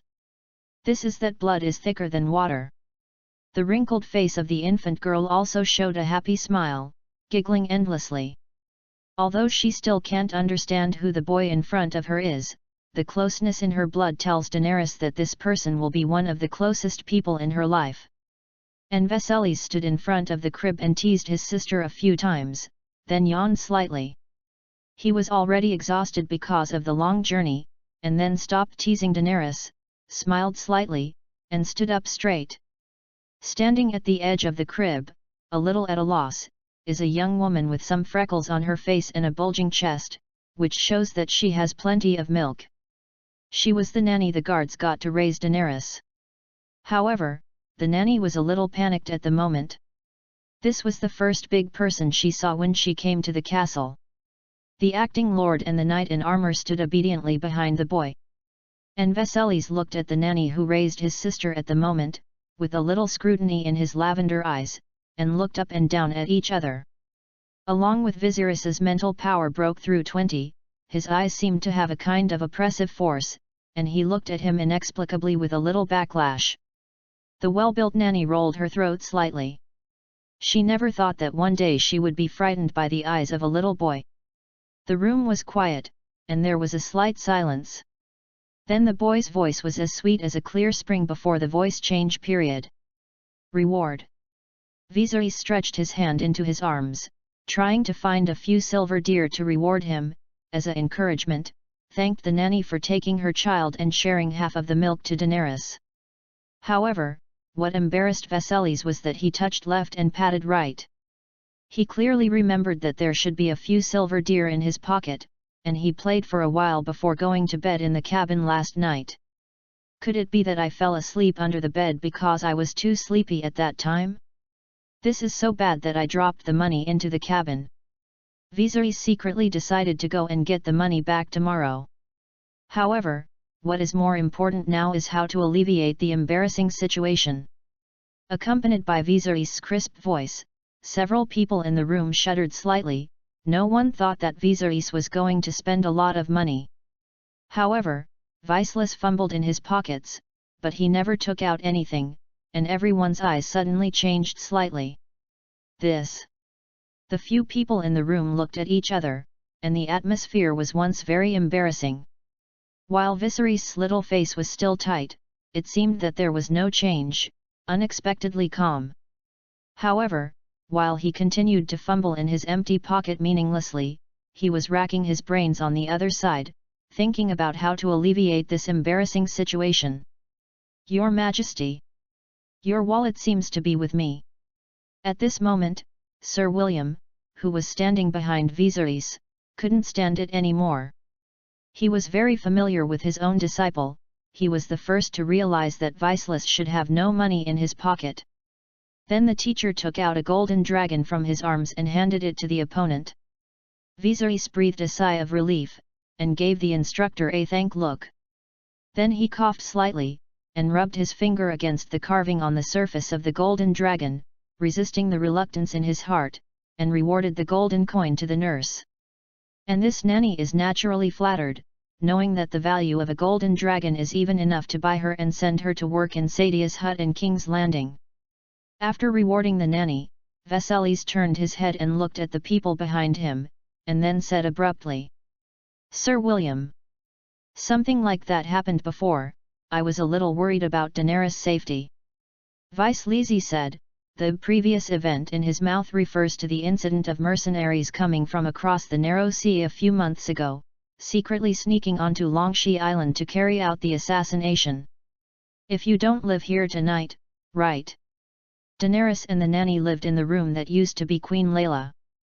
There are many rooms here, enough to free up one for Sir William, while Viserys is still in his former bedroom. He hopes that the coach can protect his sister's safety. The middle-aged coach with slightly curly hair was taken aback when he heard the little king's words, but he hesitated for a while and nodded. "Okay." He didn't know why Viserys made such a decision suddenly, but he always felt that maybe it was not just the simple reason on the surface. Then. The night is deep. Viserys finally returned to his bedroom to rest after visiting his sister. And the whole castle fell into silence, and seemed to have fallen asleep deeply. But far away, in the direction of Longshadeo port, Sir Geoffrey put on his armor, took the long sword from the soldier's hand and put it on his waist. A part of the soldiers on the fleet followed by the old knight, and then the group did not ride on horses www.readaloud.com but walked towards the direction of Dragonstone Fort and extinguished all the torches. Dozens of soldiers rushed over in the silent night under the leadership of the old Jazz. And inside the castle, Viserys returned to the bedroom. The leather armor on his body did not take off, but he closed the quilt, blew out the candles, and fell asleep deeply. I don't know how long has passed. The bell of the distant church rang. A faint whiteness of fish belly has appeared on the horizon. It is close to dawn, which is the time when people are most sleepy and exhausted. The guard who had been on duty all night yawned slightly, but at this moment, a figure sprang out from the darkness, holding a dagger in one hand and covering the opponent's mouth with one hand, and stabbing the guard with the other hand. In the throat. The sharp dagger penetrated in without hindrance. The guards widened their horrified eyes and looked at the man who killed him with disbelief. He did not expect that this person would unexpectedly kill himself. However, before his brain could understand what was happening, his eyes went dark and the corpse fell to the ground. The acting city lord of Longshadeo, the From Dorne, slightly wiped the blood splattered on his face looked a bit hideous, and a few Targaryen guards followed him. Accompanied by the fleet's triumph in Broken Ship Bay, they realized that they could no longer continue to tow, otherwise they would be exposed sooner or later. Now their inner crisis is getting worse and worse, and finally at this eve of dawn, they are determined to launch this plan. Follow me. Kill the evil dragon species. Chapter 47, Clues. The night is quiet. Viserys was sleeping in his bedroom, lying on his side on the soft big bed. The long silver gold hair spread out on the pillow. The boy has enviable exquisite skin, his handsome cheeks are white and his lips are gently pressed. And at this moment, some strange noises suddenly came from the castle. It seemed that there was a vague shouting sound, and then it turned into a clanging and killing sound, which was also accompanied by a screaming sound. Nowadays, the horizon is faintly white. It's dawn. Viserys lay on the bed and just closed his eyes and hadn't slept for a few hours, and then was awakened by the chaotic noise. The boy's long eyelashes trembled slightly, and then finally slowly opened the pair of lavender jewel-like eyes. Damn it! Viserys turned over and sat up on the bed, lifted the soft quilt, and her long silver gold hair fell over her shoulders. At first there was some confusion and impatience in his eyes, but in the end he shook his head and dispelled the irrelevant elements in the brain. He also heard the noise outside, and the sound of weapons colliding, and the sound of killing was approaching constantly, and he understood what was happening in an instant. Has it started? Vasili's last dim sleepiness was dispelled, and he woke up instantly. Actually, Viserys had some news about Sir Shad's rebellion. The reason is naturally that some clues were discovered a long time ago. The death of Bachelor Daniel was very suspicious, a bit like being poisoned. And the old bachelor also took Viserys' hand before he died, and whispered a few words in his ear, telling him that there was a stranger in the castle, so that Viserys was more careful. The lifespan of the old bachelor is very long, at least in this era. He has traveled and met many people. After teaching Viserys himself for several months, he came to a conclusion he had never mentioned to anyone. This conclusion was buried in the heart of the old scholar until he walked into the coffin. May sound unbelievable. That is, he thinks Prince Viserys is better than Prince Riga.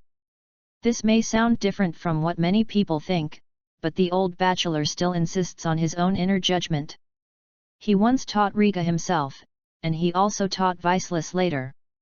Even the time he has been in contact with Riga is much longer than the time spent with the second prince. Prince Riga is indeed wise, there is no problem, but the prince's wisdom is still limited to a certain frame, perhaps this era, or this world. The old bachelor didn't think this was a problem, because Riga's intelligence also amazed him. However, since Bachelor Daniel came into contact with Viserys and had an in-depth conversation with the child, the old bachelor was shocked to discover that Viserys could always inadvertently mention in his words some ideas that detached from this era, and even surpassed this world. Some of these ideas are shocking, some are impractical, and some are extraordinary. Bachelor Daniel thinks he has read a lot of books, from the era of the heroic era 8,000 years ago to many miscellaneous books nowadays. However, Viserys' ideas have never been limited to this framework. Perhaps because of this it is even more great. This is also why the old bachelor took Viserys' hand before his death, let him lie on his mouth, and told him about it, not Queen Layla. Because the old bachelor thinks Viserys will do better than his mother. And Viserys has never failed the old bachelor's dying expectations. He hasn't told anyone, even his mother, since he learned about it. Of course he was not worried that his mother would leak the secrets, but his mother's mental state was already very bad. Often get angry or cry inexplicably. Viserys didn't want these things to disturb Queen Layla's retreat, so he was always alone. However, the effort paid off. After the death of the old bachelor, Viserys discovered that the Raven Cage on Longshea Island, which was responsible for external communications, had been moved. Someone seems to use the Raven to pass on some news after getting rid of the old bachelor. But the opponent's actions have been very careful, and Viserys has not found any clues, so it has been unable to determine the identity of the opponent for a long time. Is a person, or a group of people. However, Viserys deliberately told Sir William about this matter before going out with the fleet this time. As Viserys' swordsmanship teacher, the instructor once gave up his life to save Queen Layla and Viserys' mother and son. Without him, Viserys would have died, so Sir William needn't doubt and be trustworthy. Viserys hopes that the coach can help pay attention. After he leaves, anyone will eagerly expose himself. www.readaloud.com. This is the reason why Sir William has just stopped talking to Viserys several times. However, Viserys did not let him speak out. Because the boy had obtained news through other channels before returning to Longshi Island, and understood who this traitor was hidden on the island. During the return of the fleet, a small boat was intercepted in the waters near the edge of Longshi Island. The other side saw the fleet coming aggressively and hurriedly wanted to leave. However, the experienced sailor in the fleet chased it up with the small boat, and finally stopped it. Several people on the boat even wanted to jump off the boat and kill themselves, but only one person was drowned, and the rest were picked up again. After a torture and interrogation, these people finally confessed their identities. These people all come from King's Landing, and Sir Shad, the acting lord of Longshadeo, has already secretly taken refuge in the Baratheon family. King Robert on the Iron Throne even promised him a castle and the title of Earl with a big stroke. However, because of the fact that a fleet is stationed on Dragonstone Island, they have no way to directly hand over Queen Lila, mother and son, so they have been waiting for the opportunity. Then I waited for the opportunity of the storm surge. They understood that this was a golden opportunity. They wanted to take advantage of the storm's blow to the fleet, or a good opportunity to leave the port, killing Queen Layla and Viserys and then fleeing here. But things happened again at a turning point. Viserys even left with the fleet on Dragonstone Island, and they didn't know where the fleet was going. Sir Geoffrey was so fierce and stubborn that he didn't even put him as the acting lord in the eyes. Chapter 48, Launch a Rebellion. However, Viserys is a boy of the Targaryen family. His life is actually much more important than Queen Leela, including the children in Queen Layla's belly, before the gender was determined.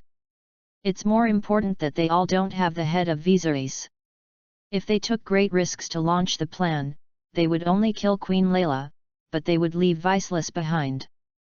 Then their plan this time was a complete failure, and the Iron Throne would not fulfill his promise. Because Targaryen's heir has not died yet. So in desperation, the illegitimate son from Dorne and the guards bought by him have to wait patiently, waiting for Viserys to return. Then he waited for the news of the victory in the battle at Poshuan Bay. The Targaryen fleet destroyed the Baratheon family navy in the first battle and returned with victory. Sir Shad has actually been pushed to a corner by Viserys, and even the possibility of him wanting to keep hiding has disappeared.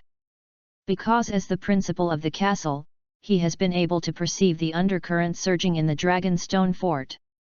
Maybe someone has noticed their movements, and they are secretly investigating something, and they are about to be traced to him. The chefs he bought before have been secretly cooked by him, killing people. But these are not enough. Sir Shad's inner panic increased with the news of the fleet victory.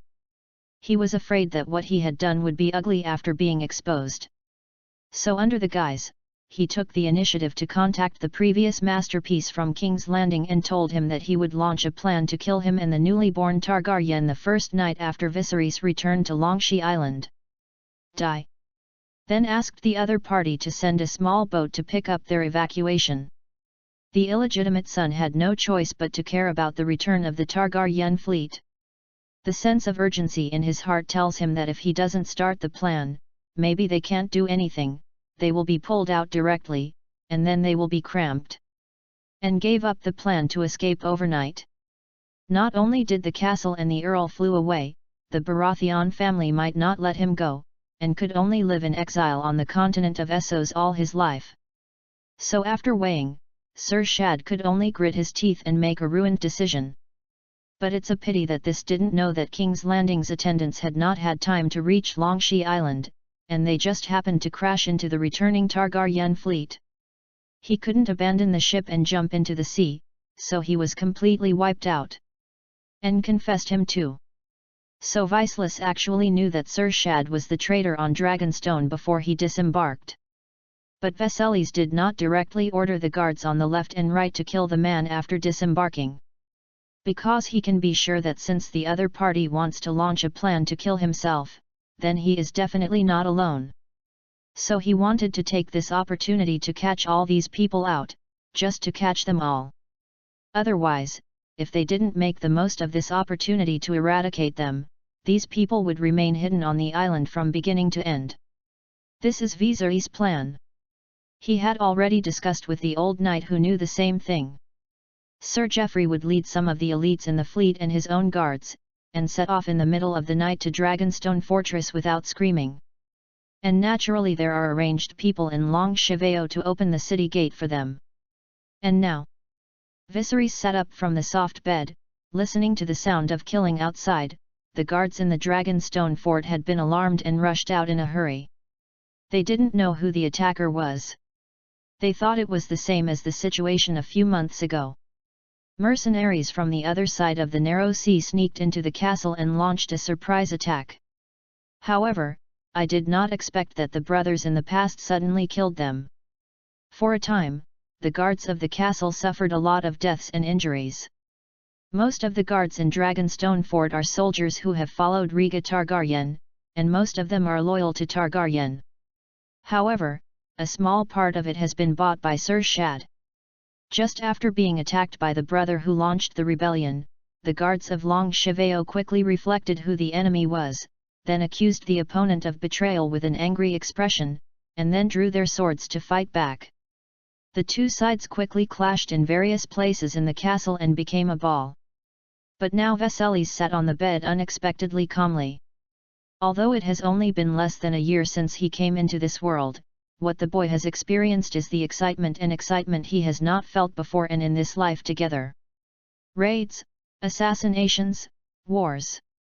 The blood in Viserys' body is still hot, but there is no longer the initial panic and tension. There is actually a word that has been circulating in Westeros.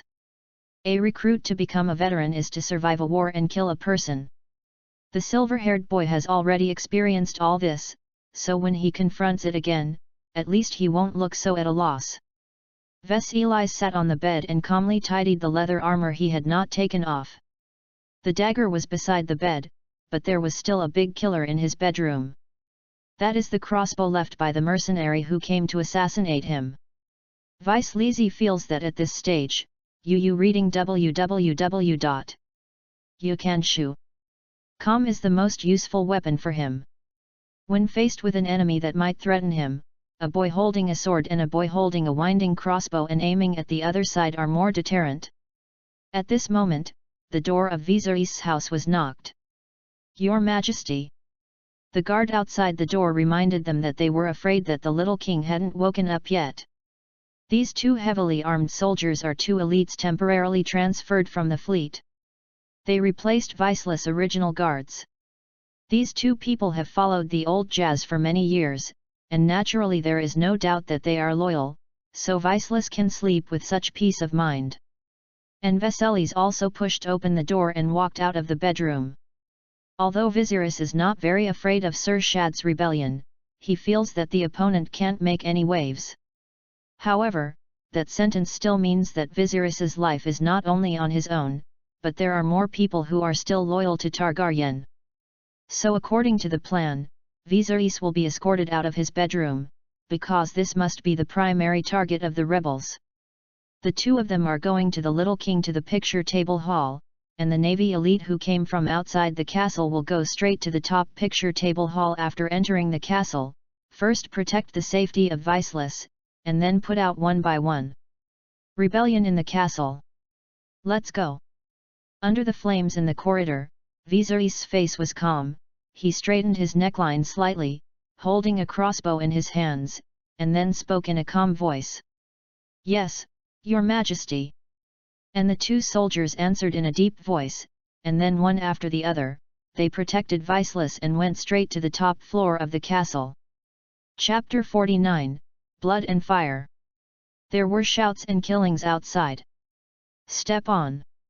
The sound of steady footsteps in the corridor is clear. Along the way, the flames on the dragon's claw torch stand were beating. Viserys walked among them, listening to the noise of the approaching outside. His heart couldn't help but feel a little cold.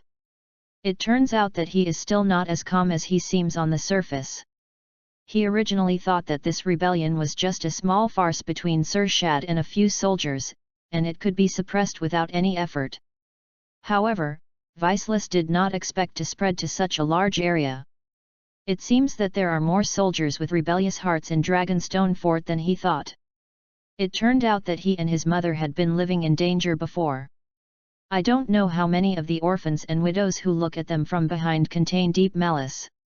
The people hiding by their side want to kill both of them to get the bounty. Even now when I think of these Veselis, I still feel a little bit cold all over, and my heartbeat speeds up again. Yes.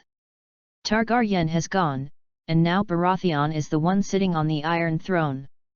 Why can he guarantee that these guards are still loyal to Targaryen, without wavering?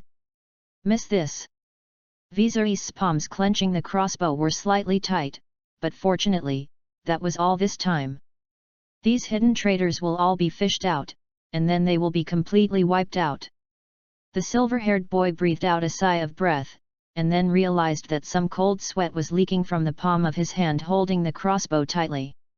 Of course, he is not as calm as the appearance of pretending, he is also afraid of accidents, afraid of death, but he is much better than he didn't even pretend to look like at the beginning. 2 guards at the front and back protected Viceless through the corridor of the Shijulo. Went up to the highest level of the main fort along the stone stairs, and had a map table room with a map of the entire Westeros continent. Your Majesty! Your Majesty! The 2 guards guarding outside the gate of the picture table saw Viceless. They were fully armored, and then clenched a fist with one hand and placed a small salute on their chest. Viceless didn't say much, but nodded to the 2 guards who were still loyal to Targaryen. Then the 2 guards guarding the gate pushed open the heavy brown wood gate of the picture table hall for Viceless. Squeak! 2 soldiers from the fleet and Viserys entered the Tuhi hall together. K. Then he inserted the door bolt from the door, and overturned the cabinet with heavy objects to prevent accidental betrayers from entering the picture table hall. And Viceless walked directly to the main seat in the middle after entering the picture table hall, where his mother, Queen Lila, was once sitting. And even farther ago, it was Aegon the Conqueror and his 2 sisters Visenya and Rhaenys sitting here, and the 3-headed fire dragon ambitiously overlooking the entire Westeros continent. Now, the person sitting in this position was replaced by Viceless. He, the king of the Andals, the Rhoynas, and the Ancestors, the ruler of the 7 kingdoms, a long list of titles, and finally Viserys Targaryen III. The silver-haired boy sat on this heavy seat, but he didn't feel cold or hard. Because Queen Lila, the last owner of the throne, was pregnant, she naturally couldn't sit in a cold position, so this heavy seat had been covered with luxurious and soft animal fur. Viserys put his hands on the armrest of the main seat, overlooking the huge map table below, on which is carved a detailed map of the Westeros continent. The entire map table is more than 50 feet long, and the widest part is about the length half, and less than 4 feet at the narrowest point. And the main seat where Viserys sits now is exactly the location of Dragonstone Island on the map. The designers of nearly 300 years ago carefully considered the design, and finally ensured that the position of the main seat just overlooks the whole view of Westeros. King's Landing, Herrenborg, Wind's Breath, Eagle's Nest City, Kian City. Viserys' gaze started from Dragonstone Island, and he kept jumping to the main cities on the Westeros continent. He had read the history of Aegon I's War of Conquest at the request of an old bachelor. These are the routes taken by Aegon I to conquer Westeros. High Shuhi World War III dragons joined the war at the same time. The dragon flames spit from the dragon burned the grassland. The fire frightened the horses, and the thick smoke made the soldiers unable to see the enemy ahead. This battle directly defeated the coalition of nearly 55,000 troops between King Kian, King Loren Lannister and King Minon Gardner IX of the River Bay. While Viserys was immersed in history, there was even a faint hallucination before his eyes, as if he had witnessed this unprecedented war. The noisy noise outside the table room made him wake up. Kill the evil kind of dragon. Kill the son of the Mad King. The brown wood door of the two-double hall was being blocked by torn-down cabinets and heavy objects, but the sound of killing outside the door seemed to be close at hand. Clang, clang, clang. There are sounds of weapons colliding, shouts of killing, the sound of swords cutting into the flesh, and the screams of soldiers being injured. It seems that the last two guards guarding outside the picture table hall have started fighting with the rebels. Reading www.yuyugonshu.com. Then there was another sound of heavy objects hitting the door, as if a soldier hit the door during the fight. The heavy brown wood door trembled slightly, but fortunately, there was a heavy object blocking the door. Hit directly. Viserys suddenly woke up. The silver golden hair hangs on the boy's white cheek, one of his elbows is still on the armrest of the main seat, the palm is supporting the cheek, and then his head is slightly raised. He was awakened by the sound of shouting and killing close at hand outside, his face paled slightly, and the lilac eyes that had been calm before finally appeared panic that could no longer be concealed. The boy closed his eyes slightly, took a deep breath, and then opened it again. The enemy has already reached the door. Everyone! Viserys sat on the throne and did not stand up, but he straightened his thin body slightly. He wanted to say something to boost morale. Now that Viserys sits here is actually a dead end. Behind the main seat of the picture table hall is a huge roof. You can see the entire sea, dozens of yards from the ground. If you jump down, you will undoubtedly die. There is still a little panic in the boy's composure voice. But he still hugged the crossbow that had been buckled in his hand, and pointed it in the direction of the front door. If the enemy really rushes in, he promises that the first person to come in will also die. Swear to the death to defend your majesty. However, the two loyal Targaryen fleet soldiers drew out their swords and slapped their shields, standing on either side of the throne. Swears that the traitor must step on his corpse to hurt the little king. Chapter 50, Suppress the Rebellion. The bravery of the two guards slightly boosted Viserys' morale. The silver-haired boy still sat on the main seat without moving, and slightly tightened the crossbow in his hand. And at this moment, there was a loud noise at the door of the table hall at one time, and at the same time there was a metal sound of armor, as if someone was hitting the door. Viserys' heart tightened slightly, cold sweat oozes from his palms, but his eyes remained unchanged, staring at the direction of the door. The silver-haired boy can clearly hear the breathing of the two young soldiers beside him is also slightly heavy, and it can be seen that they are also very nervous. They are not afraid of death, but they still do not flinch. The sound of fighting outside the brown wooden door remained the same. The sound of the long sword cutting through the throat was accompanied by a screaming scream. Wow! The tables and chairs were torn down, the torch was thrown on the ground, and the flames blazed. The fighting outside is extremely fierce, and the three people hiding in the picture table room are like prisoners waiting for the trial of fate. They don't know what the result will be when the door is opened. Is life or death? The atmosphere in the two-table hall was so tense that it was slightly frozen, and even the breathing became a little cautious, and the cold sweat on his forehead kept falling off. The time to stay in and wait for the trial seemed to be a torment every second. However, I don't know how long has passed. The brown wood door was hit once again and made a loud noise. Viserys came to a sense of consciousness. It turned out that he didn't know why he was in a trance again. Since he came to Longshi Island, he has often had such problems, inexplicably dazed, inexplicably seeming to see some illusions, just like when he just stared at the map. And this situation seems to be more and more obvious. However, after being awakened this time, Viserys realized that the shouting and killing outside had ceased, and everything suddenly fell silent, except for this one and another crash, as if nothing else had happened. Is the battle over? Viserys sat up slightly, staring in the direction of the gate with all his attention, and squeezed the crossbow in his hand. The cabinet that was pushed down behind the door of the picture table hall has also been knocked open a little. The gate is about to be broken. Next second. Boom! Several heavily armed knights carrying blood-stained swords in their hands, directly savagely smashed the door of the picture table hall with their thick shoulders. Sawdust flying. The heavy brown wooden door was ripped, torn and riddled with holes. The outside of the door was like a splash of paint, smeared with blood. Just looking at it made the brain congested, the face was pale, and the smell in the air was even more disgusting. People want to gag out directly. And the crossbow in Viserys' hand was also activated at this time. The clear bowstring sound broke the silence for a second after the door was knocked open. The bowstring of the crossbow burst out with power, and the crossbow arrows that had been stuck on it flew out. Then, in the horrified eyes of the knight who rushed into the picture table hall in the forefront, he nailed it to the black stone wall above the gate. Crushed stones splashed, accompanied by dust on the armors of the two knights below, making a rustling sound. Besides being taken aback, the two knights were also embarrassed. "Your Majesty!"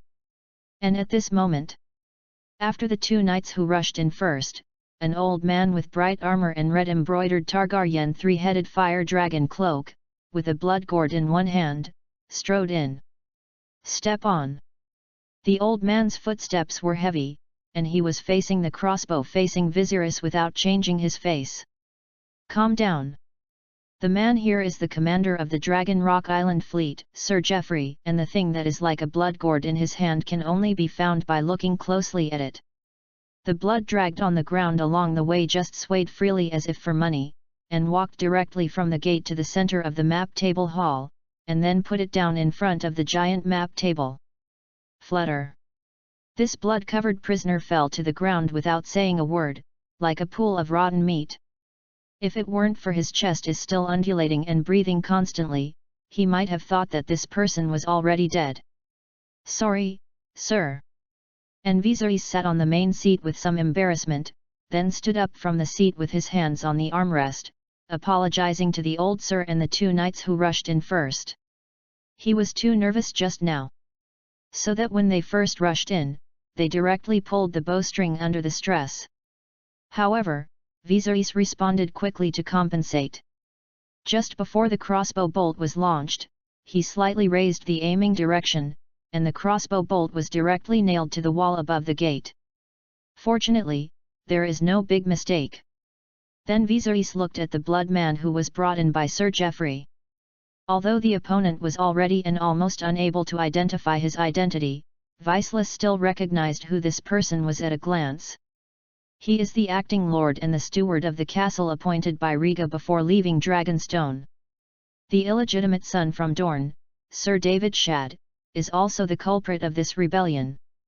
He had already been bought by King's Landing before, and against Su Ujali, he used the Earl and a castle as a temptation to induce Sir Shadd to betray the Targaryen family. www.readaloud.com to kill and escape to Dragonstone Island. Orphans and widows. But Sir Shadd was afraid that even if he planned to kill Queen Lila, mother and son, he would not be able to escape the hunting of the Dragonstone Island fleet, so he dared not start, and missed good opportunities time and time again. Until the storm approached, Viserys left Dragonstone Island with the fleet and missed the best opportunity. Now launching the final dying struggle, it was suppressed by Viserys who had prepared in advance. All the guards, servants, and the rats from King's Landing he bought on Dragonstone Island died in this rebellion. It was a real loss. "Do you want to interrogate him personally?" "Your Majesty." The two knights who rushed in first stroked their chests slightly, not daring to accept Viserys's apology. And the old sir simply ignored these, standing at the map table, watching the little figure standing next to the main seat, and said straightforwardly, "Interrogate him personally." Viserys hesitated slightly when he heard what the old sir said. The curly hair wrapped around the boy's ears, which looked cute, and then shook his head. "No more. Master Geoffrey." Viserys stood beside the main seat, and then slightly turned sideways and wanted to sit back on the seat. He didn't have much interest in watching a person. However, Viserys seemed to have thought of something again, stopped abruptly, turned his head to look at Sir Geoffrey standing in front of the map table, and then spoke. "I want to know what he did. I will leave it to you." Then Vasilis added another sentence. It's just that it's better to save his life and let me take it personally. Chapter 51. A qualified king should not personally deal with such a lowly sinner. Your Majesty. However, the old sir stood at the map table and heard Vizir's request, frowned slightly, and then spoke. He will stain your hands. He didn't know why Vizirus wanted to deal with the traitor himself, but such behavior is okay for anyone, except for a king that seems somewhat inappropriate. Will even affect the honor of the king. And Viceless is only an 8-year-old child after all. How old was Geoffrey himself to kill? He forgot. But it seems to be 16 or 17 years old. Under the impulse, he drew his sword and killed a man in the street, blood stained his chest. At that time, his palms were trembling. He practiced swordsmanship hard in the ordinary days, but after he really finished killing, he couldn't even hold the sword. Since then, Geoffrey has left the family, his hometown, and even the land. He is reluctant to return to Westeros, let alone talk about the past. And how old was Vasilis when he did all this? Now, although the boy still panics when facing death threats, he can already take the life of an enemy without changing his face, and sentence him to death without blinking his eyes. Although maturity is a good thing for a young king with ill-fated fate. After all, Viserys has a heavy burden on his shoulders, and he is responsible for restoring the country and family. He doesn't even have the right to be kind to the enemy, because it is cruel to himself. However, Sir Geoffrey is still very afraid that Viserys will become a bloodthirsty tyrant in the future. Just like his father, the Mad King, few kings in history would have received such a title. In fact, the young king was very lucky. Targaryen's surname not only left him an amazing tangible wealth on Longshea Island, but also accumulated an intangible spiritual treasure for him. Mother Queen Layla, Bachelor of Daniel, Sir William Derry, the head of the Red Fort, including the fleet commander Sir Geoffrey, many soldiers who are still loyal to Targaryen, etc. These people will give Viserys help and guidance at critical times, help him through the difficulties, and prevent him from going astray. While Viserys stood in front of the seat, he was slightly silent when he heard the words of the old Jazz. Although he trusts this old man deeply, he still thinks it is more appropriate to hide some things in his heart first. He has no way to explain Black Mist and Valyrian text to Sir Geoffrey, and he can't explain it now. After all, Vasilis himself hadn't figured out what this black fog was, and what was the unclear connection between it and the Valyrian civilization. But, there is one thing he knows at the moment. That is, it needs life, and Viserys needs to kill the life himself, and there must be a medium that can be linked to each other. Long-range weapons such as bows and crossbows cannot be used to kill enemies indirectly. Then he would take something from the body of the slain person, turn it into a black mist, and then melt into the whole black mist to strengthen himself. Jazz. After some hesitation, Vasilis slightly organized his own language and raised his head to explain again. I am not going to execute a sinner myself, let alone indulge in the pleasure of murder. Viserys looked at the old man at the map table, calm lilac eyes. It is for Daniel's bachelor and many more innocent soldiers who died in this rebellion to claim their lives. They all died to protect me, and I naturally want to get this justice back for them. Viserys had some uncertainty at the beginning of lying, but in the end he became calmer and calmer, even looking straight into the eyes of the old sir. It's not that he is getting better at lying, but that he recognized the reason he was looking for. He should seek justice for these innocent people who died. Since the old bachelor was poisoned to death a few months ago, mercenaries from the mainland of Essos sneaked into the castle, and then the 2 guards who had just died outside the door, including standing by their side, did not shrink from beginning to end. Escort. Viserys felt that he really should do something. And Sir Geoffrey hesitated slightly when he heard Viserys' words. He heard that there was something untrue in the little king's words, but the final firm tone made him a little shaken. Queen Leela is dead, and the bachelor also died earlier. The old sir thinks that he should be playing the role of a strict father and must not let Viceless go wrong. I am sorry not only for the trust of the Queen and the Bachelor, but also for the Prince Riga Targaryen, the Duke of Longshadeo he once followed.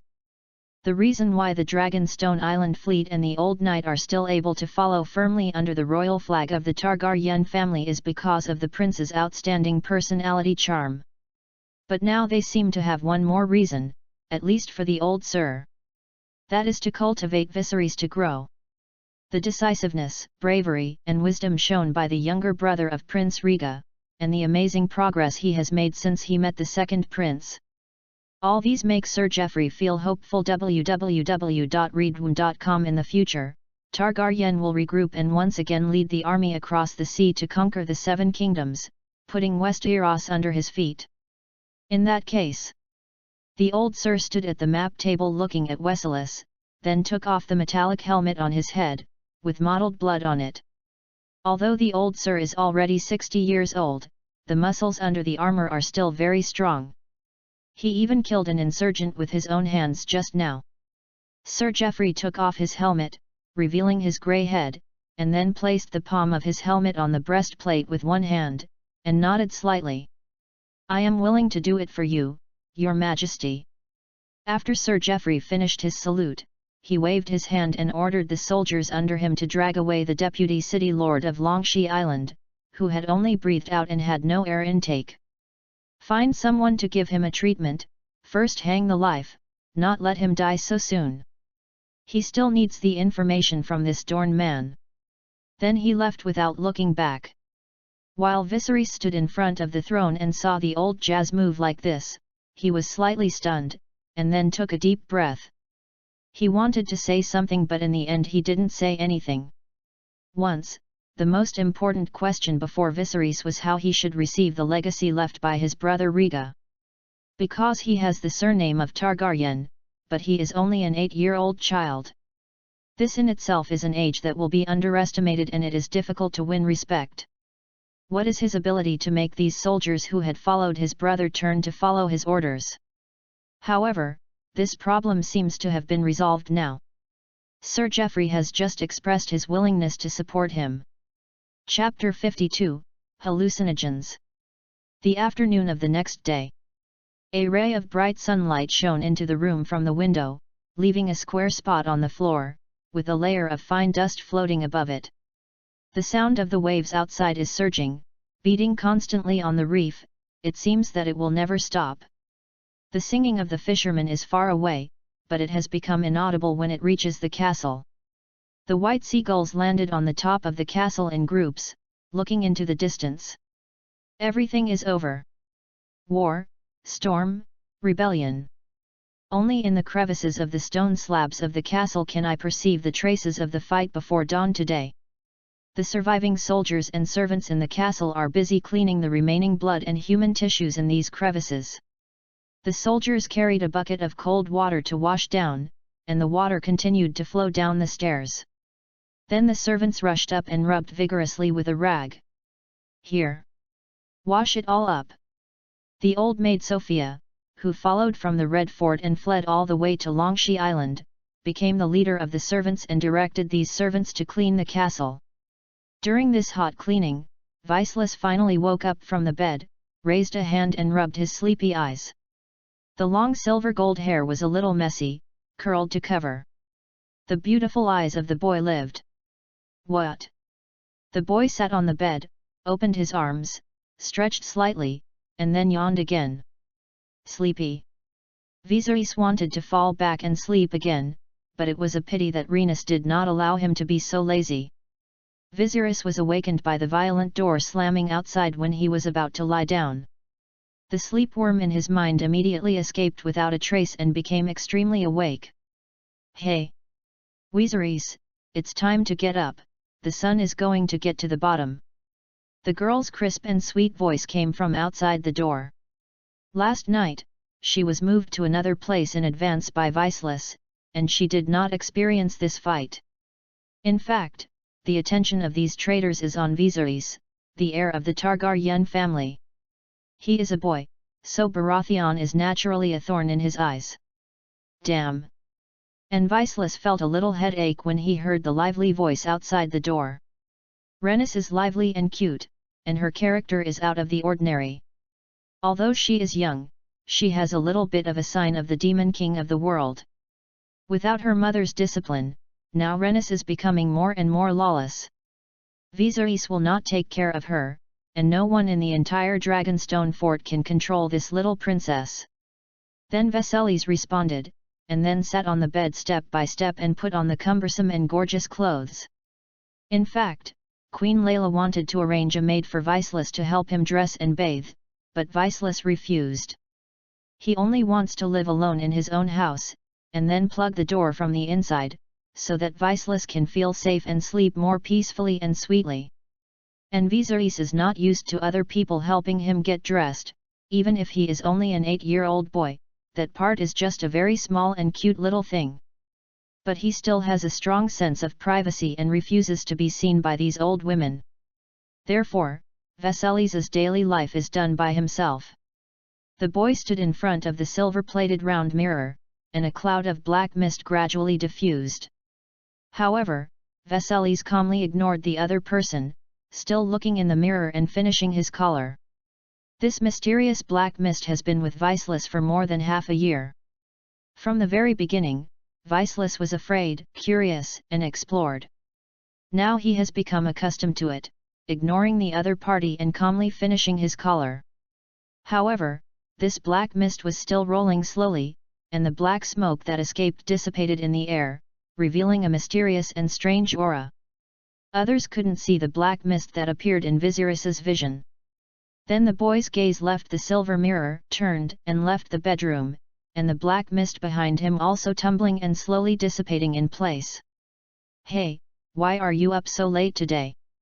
As soon as Viceless walked out, the little brown-haired girl complained, pouting and hugging his arm. Because she was not at Dragonstone Fort last night, Renis didn't know what happened last night, so naturally there was no way to know why Viceless got up so late. Because Viserys had just finished handling everything when it was dark, and had time to go back to the bedroom to untie his leather armor, and then went to bed. "Your Majesty, Master Geoffrey is waiting for you in the lobby." And a guard guarding outside saw Viceless, bowed his head slightly and saluted, and then spoke. Then he saw Viserys' eyes shifted, and the guard glanced at Renis, and then added a little softly. "Say yes, the things of last night have already got a little bit of eyebrows." Viserys was taken aback for a moment, and then his expression became clear. He understood what the guard said. It should be the illegitimate child who was captured last night. His mouth had been pried open. Sir Geoffrey thought he had received relatively important news from him, and then hurried over to tell him. "Go to the picture table hall." After Viserys woke up, Yu reading www.yuyugonshu.com handed Renis to the guards. He didn't want the girl to be exposed to these things prematurely. After all, that incident more than half a year ago was still a psychological shadow of Renis. As an uncle, Viserys will naturally try to spread his wings to protect Renis' safety. Then the little king strode to the picture table hall. Soon after, Viserys came here, met the old knight who had been waiting for a long time, and then got shocking news from the other party. "What?" Hearing the news, Viserys was slightly stunned in place, somewhat unbelievable. "Sir, do you mean that this despicable once gave me and my mother a lot of hallucinogens? Last night, Sir Geoffrey took David Shadd back to the camp like a dead dog, then took his life and interrogated him overnight. And the other parties seemed to have given up the hope of surviving, and said everything he knew. The acting Lord of Longshadeo once bought the chef, and put a lot of hallucinogens in the meals of Queen Layla and Viceless. This hopes to kill both of them silently and without attracting anyone's attention. After all, there is the Mad King as a lesson for the past, and there is a crazy gene in the blood of the Targaryen family. And Queen Layla's later state is obviously already caused by hallucinogens. As for Viserys, even this traitor doesn't understand why. He even increased the dose of hallucinogens to a large amount, but Viceless still did not produce any abnormalities. It turned out to be like this. Chapter 53, Execution. That's right. The old sir did not wear armor today, he just wore a grey cloth robe, his face was slightly gloomy, and then he nodded. So to say. And Viceless walked a few steps in front of the throne a little dazedly, his eyes slightly losing focus. He recalled the last time he saw his mother. At that time, Queen Layla's mental state was already very bad. She often saw and heard hallucinations, and then went crazy, yelling, angry or crying somehow. Viceless thought that because of her pregnancy, coupled with the series of stimulation she had experienced before, she was slightly mentally disturbed. But now it seems, all of this is likely to be man-made. Mother, shouldn't have died. Really? Sir? Viserys stopped slightly abruptly, then turned his head and asked the old sir standing beside him. And Sir Geoffrey's face was gloomy, he didn't answer Viserys's question, as if he had acquiesced. Queen Leela shouldn't have died. Although the woman was hit one after another, she was very strong. She and the Mad King have been married for so many years and have been abused so many times without being tortured. How could she suddenly collapse and become mentally disordered at this time? And Viceless tried to remember what would happen in the future if he followed the original trajectory. The real Viserys' mental state is slowly becoming abnormal, with a grumpy temper and a psychological distortion. Even Daenerys, who is gentle, will burst out crazy after being stimulated. So, is that so? Viserys stood still on the spot, staring blankly at the sky and the sea behind the seat in a daze. He should have thought of it long ago. But he didn't expect it. Viserys and Queen Layla both took hallucinogens, and became crazy and irritable under the influence of hallucinogens, and Daenerys, who was in the mother's womb, might also be affected by a little medicine. But now, Viserys was also given a large amount of hallucinogens by the acting lord of Longshadeo. However, Viserys did not show any symptoms of madness, he only occasionally showed some symptoms of hallucinations. For example, sitting on the Conqueror's throne in the picture table hall last night, looking at the map of Westeros, following the route taken by Aegon I, recalling the story of the war that the old scholar once told him. In the end, the shadow of this war faintly appeared in his mind, as if he had seen it immersively. Now that I think about it, the hallucinogen has played a role, and Viserys has fallen into his own fantasy. But it is also obvious that Viceless eats more hallucinogens than Queen Layla, but this poison does not seem to have a great effect on Viceless. Viserys only had some mild symptoms of auditory and visual hallucinations, and did not appear to be mentally disordered like his mother. And the old sir stood beside the throne and watched Viserys standing in a daze, feeling a little bit unbearable in his heart. This situation is really cruel. It might be acceptable to say that Queen Layla died of dystocia, but she shouldn't have died. It shouldn't even be like that, but because someone tarnished the honor, using poison to a pregnant woman and a child led to this ending. The hair on the grey head of the old sir was blown by the wind, and he took a deep breath. Despicable usurper, he can't wait to smash him into pieces. But now there is one more important thing. Your Majesty. There was silence in the table hall, and after a long period of silence, the old sir took the initiative to break the silence and spoke. Perhaps I should find a doctor for you to diagnose your current physical condition. There are no bachelors on Longshee Island, and ordinary people cannot get bachelor's care like nobles and rich people, so they usually can only turn to local doctors and midwives and their knowledge of herbal medicine. The medical skills on the continent of Westeros are actually not smart. This is also showing how precious it is for the old bachelor to live to be 80 years old. They can even use herbal medicine to consolidate or apply externally to the wounds of ordinary and simple diseases. Sword wounds are disinfected by some extreme methods, such as boiling water, mill fire, or fire mill to clean. The latter two are directly burned on the wound. If the wound has begun to rot, maggots can be used to eat the decayed limbs and then bandaged. It is also possible to suture the wound if necessary, and use an ointment containing mustard seeds, nettle, and baker's yeast to prevent infection. But these must be used together with poppy flower milk and similar medicines such as sleeping wine to paralyze and relieve pain.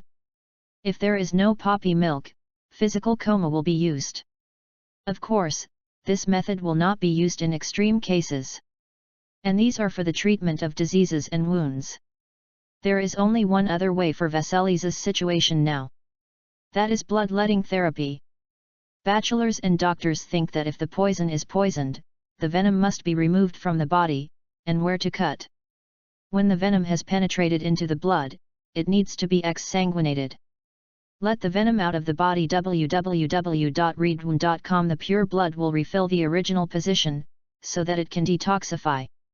Viserys heard Sir Geoffrey's words, his cheeks twitched lightly, as if thinking of a bad memory, and then he refused directly. No, sir. I feel very good now, there is no need to bother the doctor.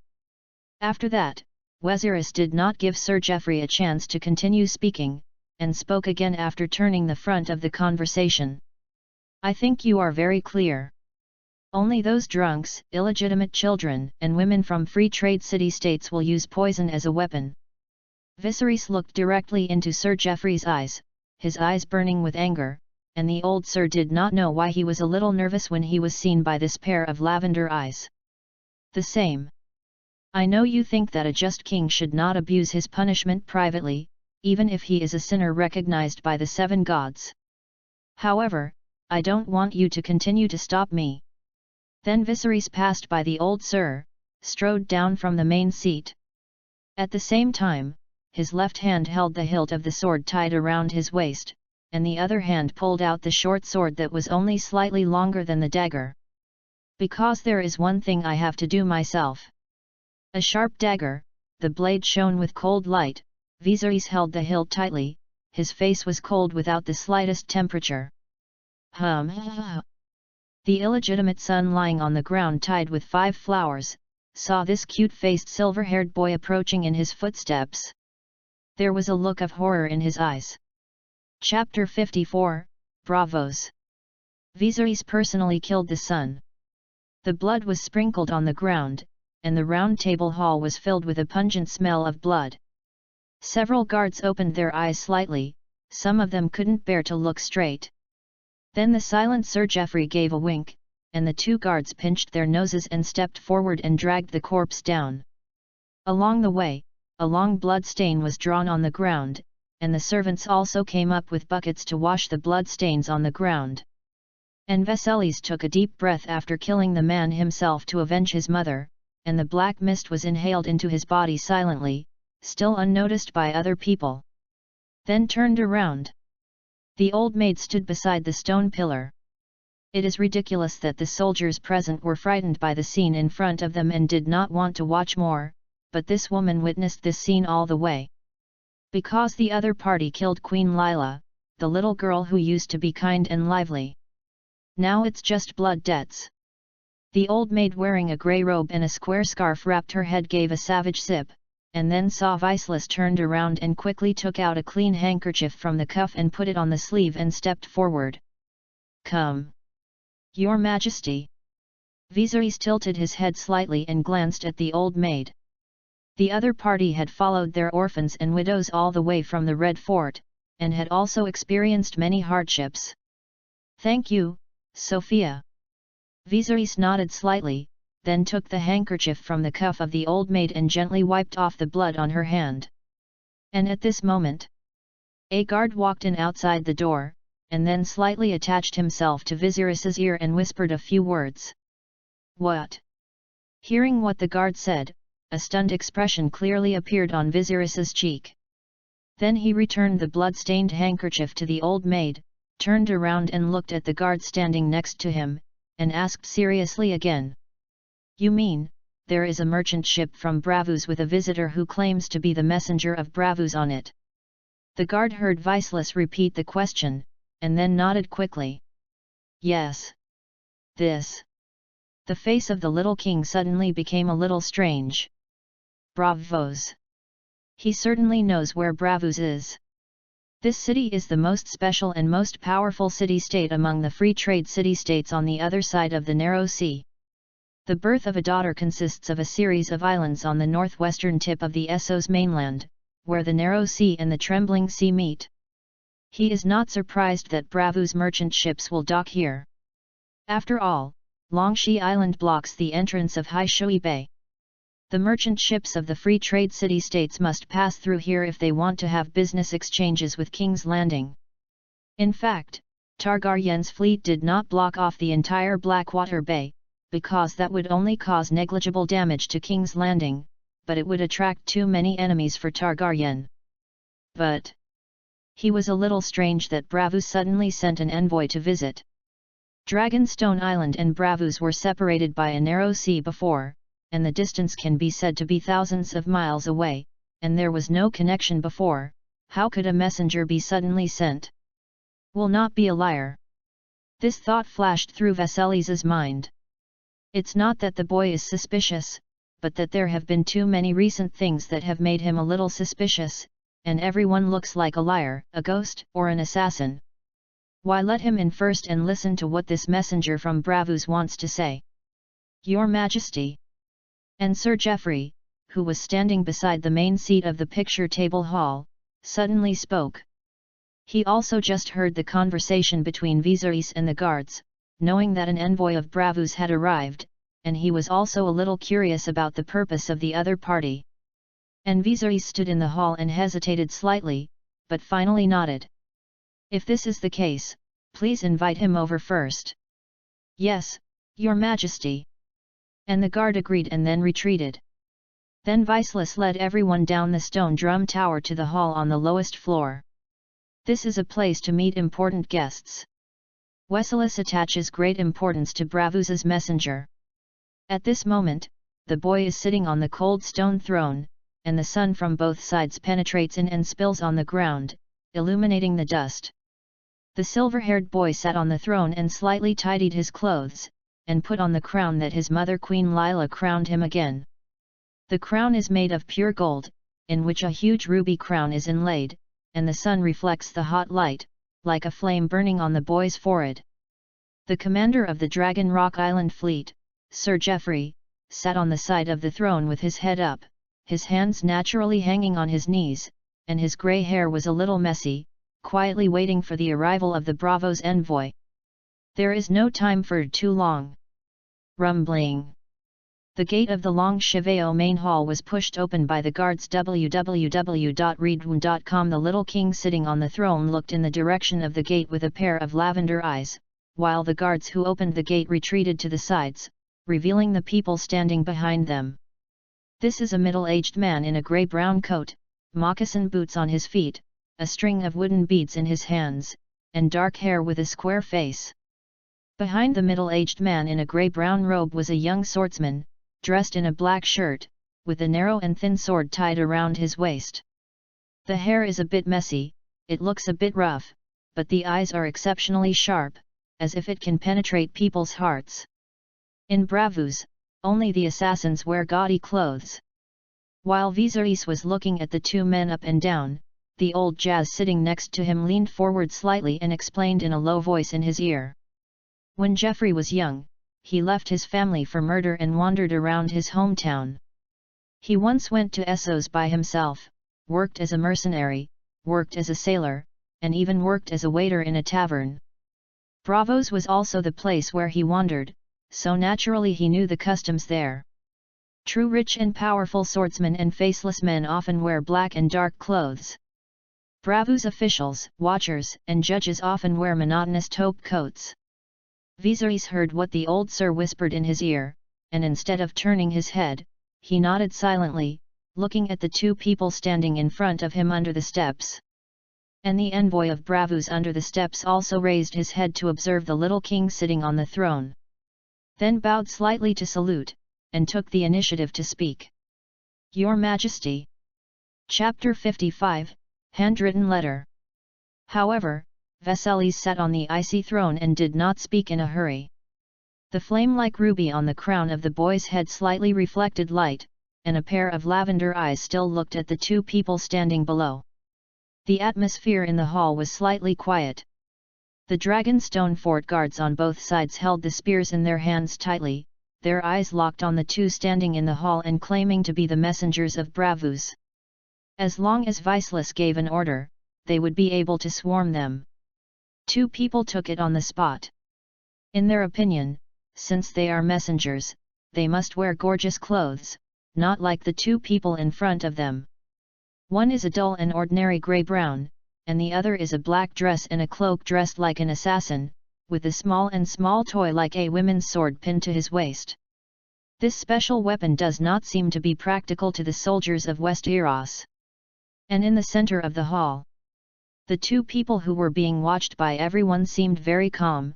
The messenger in the beige robe looked calm, and his eyes were still looking at Viceless, while the samurai behind him had a hand on the hilt.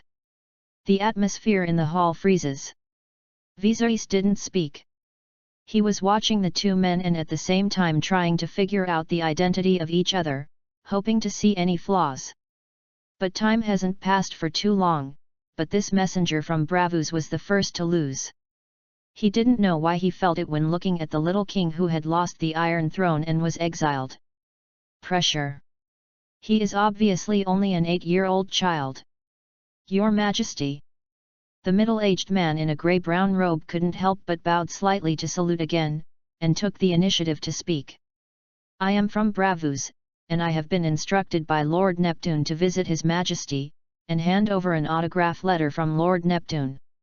The accent of the envoy of Bravus, including the words used, was slightly weird, which made everyone present feel uncomfortable. However, Viserys looked very calm, looking at each other with piercing eyes. Handwritten letter. He heard this person want to forward an autograph letter from Sea King Bravus, only slightly believed the identity of the other party, but this still needs to be judged after reading this letter. However, he still has something to say at the moment. Don't worry to read this autographed letter. Viserys sat on the throne, stroked the cold armrest with one hand, then leaned forward slightly to adjust his sitting posture. The crown on top of his head reflected light in the sunlight and then spoke. The messenger can speak Valyrian directly. I understand.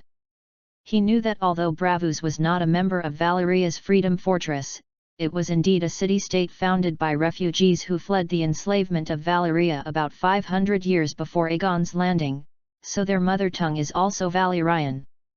As the heir of the Targaryen family, Viserys is naturally familiar with the Valyrian language, so there is no need to speak the lingua franca of Westeros as a hometown between the two parties.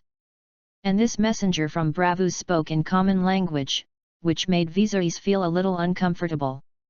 Sorry, Your Majesty, I was rude. And the messenger of Bravus was surprised and delighted when he heard that Viserys could speak in a proficient Valyrian language. Fortunately, he no longer needs to speak in the obscure Westeros. What was shocked was that he didn't know if Viserys had heard him when he was quietly complaining with the swordsman next to him. Otherwise, it is very likely that he will be dragged out and put to death. He thought that since the Targaryen family conquered Westeros, it has been nearly 300 years now, and has long abandoned the Valyrian language and used the lingua franca of Westeros. After all, even Aegon I was conquering. After the war, they all converted to the Seven Gods. However, in fact, this messenger had never contacted members of the Targaryen family, and was a little ignorant. Targaryen did not give up the Valyrian language. But Viserys did not hear what he had just mumbled under the scorpion. After all, the throne was so far below, and his ears weren't downwind. The boy looked at the two messengers and then continued to speak. Two of you, tell me your names. Upon hearing Viserys's words, the messenger in the beige robe at the head corrected his color slightly and saluted again. Your Majesty, my name is Cleon Meisner, and I am a municipal officer in Bravus. The municipal official is mainly responsible for conveying Bravus's decree to manage the city, and can be regarded as Neptune's assistant in administrative policies. Then the messenger named Cleon turned around to introduce the swordsman beside him. His name is Cilio Friel, and he is the personal guardian of Lord Aquaman and the chief swordsman of Bravus. The black-robed swordsman standing behind Cleon also bowed slightly after the other party introduced him, and Yu reading www.yuyugonshu.com spoke out for the first time. "Your Majesty." And Viceless heard the name of the swordsman in black and felt a little familiar. Silio Friel. He always felt that he had heard the name somewhere, but it seemed that he couldn't remember it for a while. Sir Geoffrey sitting next to him thought Wesiris didn't know what kind of position the chief swordsman was, so he whispered in his ear again. "Your Majesty, I have heard the name of this person. Silio Freyr, as the chief swordsman of Bravus, can be considered the best swordsman of Bravus at the moment. These people, they have extraordinary insights, and it is their greatest duty to protect the safety of Aquaman." Viserys tilted his head and nodded slightly after listening. In fact, he didn't need the old jazz to remind him. He seemed to remember who this person was. And at this moment, Cleon touched his arms, then took out a letter and held it in the palm of his hand, looking respectful, and then spoke again. "This is the handwritten letter from Master Aquaman to His Majesty." A guard standing on the inner side of the hall stepped forward, took the letter from the messenger, and then checked that it was not poisoned or moved any other hands and feet, and then walked to it. Next to the throne on the steps, handed it to Viceless. And Viserys reached out and took the handwritten letter from Sea King Bravus from the guard. He actually has some curiosity, what exactly does this Sea King want to say to himself? Then the boy tore open the letter in his hand. Chapter 56, Relatives by Marriage. Viserys tore open the envelope and pulled out the contents, then unfolded it to watch. Farrago Antarion is the current Sea King. Sea King of Bravus is the ruler of the free trade city of Bravus. His personal guard is known as the Chief Swordsman of Bravus. The one standing below Silio Friel with messy hair is hold such an important position. The current Bravus Sea King Farrago Antares lives in the Neptune Hall in the city. The title of Sea King is not hereditary. After the death of the previous Sea King, the new Sea King will be selected from all citizens by the governor of Bravus and the watchmen according to a mysterious and puzzling process. Once he is selected as Sea King, he will serve for life until he dies. And the letter Viceless is holding now is a letter from Farrago Antares. The content of the letter is not very long, and it expresses only a simple purpose. And, Viceless can see that the timeliness of this letter seems to be a bit expired. This letter from Farrago Antarion was written before the expedition of the Viserys and the Targaryen fleet to Fort Wind's Rest. After all, Bravus is also a long way from Longshea Island. After Aquaman got the news of this naval battle, it was too late to take back this letter. And this letter is not written to him, it's just being written in his name. After all, Viserys was a wandering king who had aspirations for the Iron Throne after he was crowned, and his blood was pure and legally impeccable. But actually this letter was written to his mother, Queen Leela. In the letter, the Sea King of Bravus persuaded Layla to take Viserys to abandon Dragonstone Island and come to live in Bravus. Bravos will provide active protection and blessing to the descendants of the Dragon King, which is the more elegant title of political asylum. At the same time, Neptune also implicitly stated in the letter that he might consider supporting Targaryen's righteous appeal for the Iron Throne of Westeros at certain critical moments. The whole letter is eloquent, and it is in Valyrian. It seems that Neptune is still a bit more accurate than this messenger. However, Viserys looked at the hole in the letter without changing his face. Bravos may really need them, a pair of poor orphans and widows, but it is definitely not for the reasons such as justice, jurisprudence, and so on as written in this letter.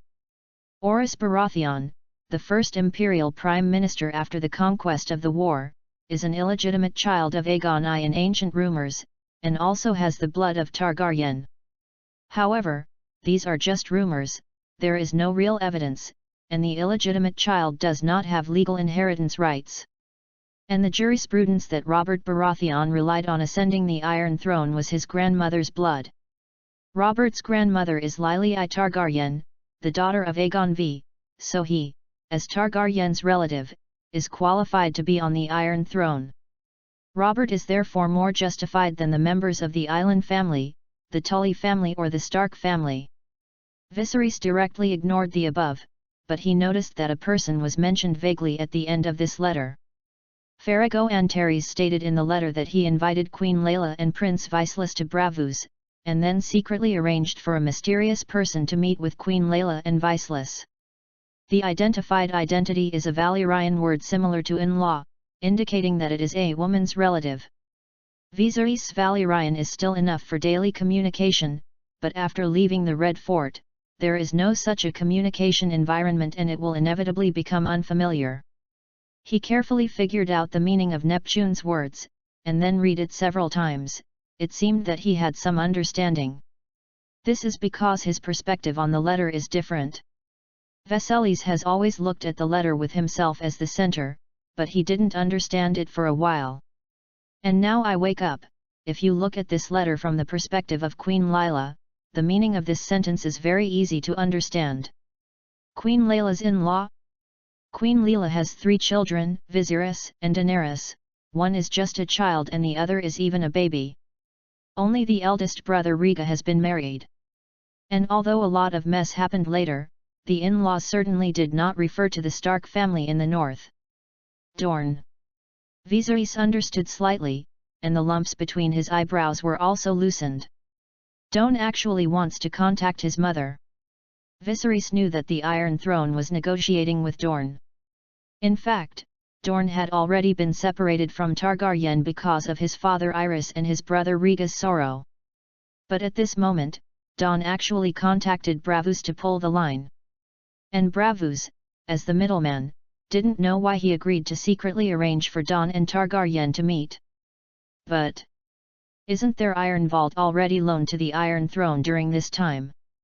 Aren't they afraid that the money won't be collected?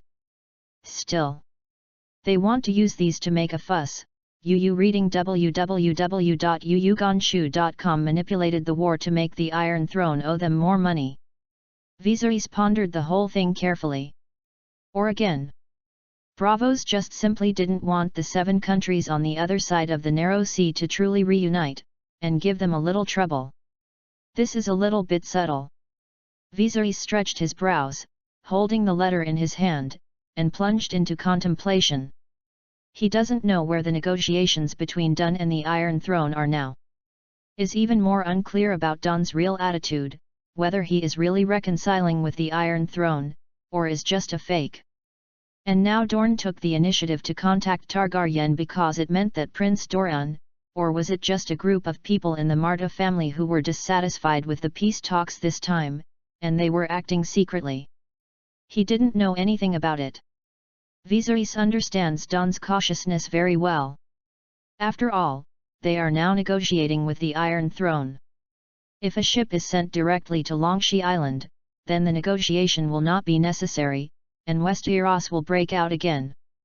But what this letter shows is not just that simple. If Viserys understood it correctly, the letter meant that Queen Layla would take herself to Braavos and meet people from Dorne. Specifically pointed out that Targaryen and the Marta family are still relatives. Then used a name of pro above plus pro, indicating that it was a woman's relative. Viserys squeezed the letter in his hand, and suddenly had a bad feeling. Does the Marta family have any daughters? They won't look at themselves again, right? Chapter 57, Hand of the King. Viserys squeezed the handwritten letter from Sea King Braavos and fell into silence. The whole hall is silent. Everyone looked at the little king sitting on the throne among them. They didn't know what was written in the letter. This was a highly confidential content, but they seemed to be embarrassed by Viserys's face. Then, Viserys did not speak, but instead passed the Neptune's letter in his hand to Sir Geoffrey next to him. For this fleet commander, Viserys has nothing to doubt. After all, without the opponent, he and his mother would have been dead long ago. Even according to the original trajectory, he and his mother, Queen Layla, fled to Dragonstone Island, and the fleet's deterrent agent City Lord and others were afraid to murder their orphans and widows. Even if the storm is approaching and destroys the Targaryen fleet, Viserys is not clear about the details in the middle. Perhaps the illegitimate and others want to hand over the Viserys brothers and sisters to Baratheon, or other plans. But with the help of Sir William, he finally fled to the continent of Ersos, and then began a long life in exile. So Viserys naturally has unconditional trust in the old Jazz and the coach. If he now needs to create a medal for the hand of the king, perhaps Viserys will directly award the medal to Sir Geoffrey. The grey-haired old Sir also didn't refuse, he directly accepted the letter from Viserys, and then read it seriously. And Viserys's gaze fell on the two Bravos envoys again. Actually, my mother Layla Targaryen is dead. Viserys stood up from the icy stone throne, the sunlight on both sides of the hall shone in, forming a dusty beam of light, and cast it on the ground. Your Majesty, please be sorry. And as the messenger Clare, the municipality of Bravos, once again gave a slight salute to express his condolences to Viserys. In fact, they knew the news when they disembarked. Please allow us to pay homage to this kind and great Queen Mother when we leave Longshee Island. However, Viserys just waved his hand, he knew that these were just kind words from the messenger. The other party didn't even know that Targaryen could still speak Valyrian now, and she might have only heard this name for her mother, Queen Layla. The messenger, please stay in Longshee Island for a while. I still need to consider what is written in the letter from Lord Farrago Antares. This is what Viserys hesitated about now. When he got this letter, Viserys could confirm that the other party was indeed the messenger from Bravos. However, he was a bit hesitant about whether to actually go to Bravos to Yovesaris. Although the little king today frustrated the Iron Throne conspiracy several times, and followed the fleet in a beautiful turnaround in Broken Ship Bay, it strongly boosted morale. But for Baratheon, Targaryen's balance of power is still quite disparity. The opponent is like having 10 fingers, but he seized the opportunity to break one finger. If the opponent clenched his fists, he could easily slap him to death on Longshee Island. After all, it's too close to Westeros, it's almost a stone's throw away. Viserys has no sense of security on Dragonstone Island. Although he knows that King Robert currently has no warships, he still fears that when he wakes up, Dragonstone Island will be surrounded by ships that cannot be seen at a glance. Ns. Therefore, Viserys has been thinking about how to abandon Longshee Island, lead the fleet and the people to retreat to the continent east of the Narrow Sea. Get a heel over there, and then develop with peace of mind, so that you can save the lives of your siblings and prevent you from living a life of upheaval and displacement. Viserys had never had a clue about this matter before. After all, as the old Sir said before, the free trade city-state seemed loose, but it repelled the intrusion of external forces. Viserys did not dare to lead the fleet to invade the continent of Essos. That was tantamount to breaking his own way. And now this letter from Sea King Bravos brings him another possibility. Viserys was slightly uncertain. This idea is very good and bold, but correspondingly, it will take considerable risks. If Bravos is malicious, it is possible to tie him up and send him to King's Landing in exchange for a huge reward. But Viserys believes that a living self, who can trouble the Iron Throne, is far more important than the trivial reward for the Iron Vault. So when Viserys actually hesitated in his heart, he already had such an answer. It's just that there is still no one to support him to do so, so that he has the courage to strengthen his inner thoughts. This is equivalent to a gambling endgame. Perhaps this is one of the reasons why Bachelor Daniel thinks Viserys is better than Prince Rhaegar. He will try to complete self-salvation in a difficult situation, will never give up, and always come up with some unexpected ideas. www.readaloud.com Follow His Majesty's arrangements. And the two envoys from Bravos naturally had no objection to Viserys's arrangement. After all, this is a secret conversation between the little king of Targaryen and their Lord Sea King. They are just a message conveyor in the middle, and everything is mainly to serve the overall situation.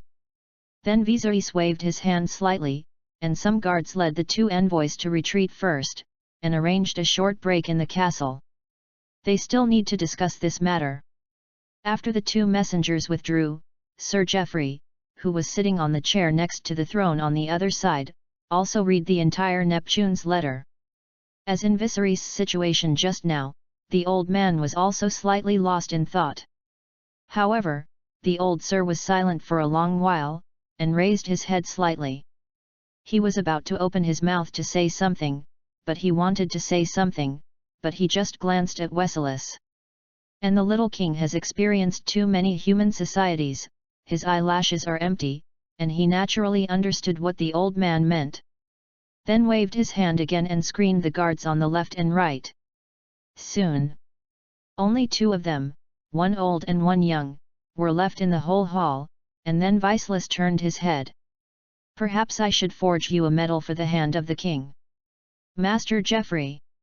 The silver-haired boy wore a golden crown of rubies on his head. Under the sunlight coming in diagonally, his small figure was stretched to the height of an adult. A pair of lavender eyes sparkled with brilliance, and he joked. The old sir was just about to say something but was interrupted by Weselis, with a wry smile on his face. "A person like me does not have the talent and morality to be a former prime minister." Chapter 58, Decide. Sir Geoffrey laughed at himself with a wry smile, then his face was slightly straightened, and then he spoke seriously. "But, Your Majesty, this is indeed a once-in-a-lifetime opportunity."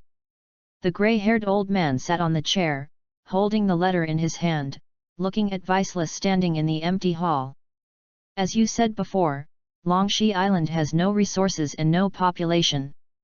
The reason why we can still stay here today is entirely because we defeated the new navy created by the usurpers. The king on the Iron Throne now wants to smash Viserys into pieces, but he can only furiously. Without a warship, even if you have 1,000 troops and horses, you can't swim across the sea. Even if Robert Baratheon is brave and fearless on the ground, he can't stand on the ground, and even gets seasick. Like a big stupid bear. Naval warfare and land warfare are completely different systems. However, we can't just sit back and wait. After all, Westeros is rich in resources and population.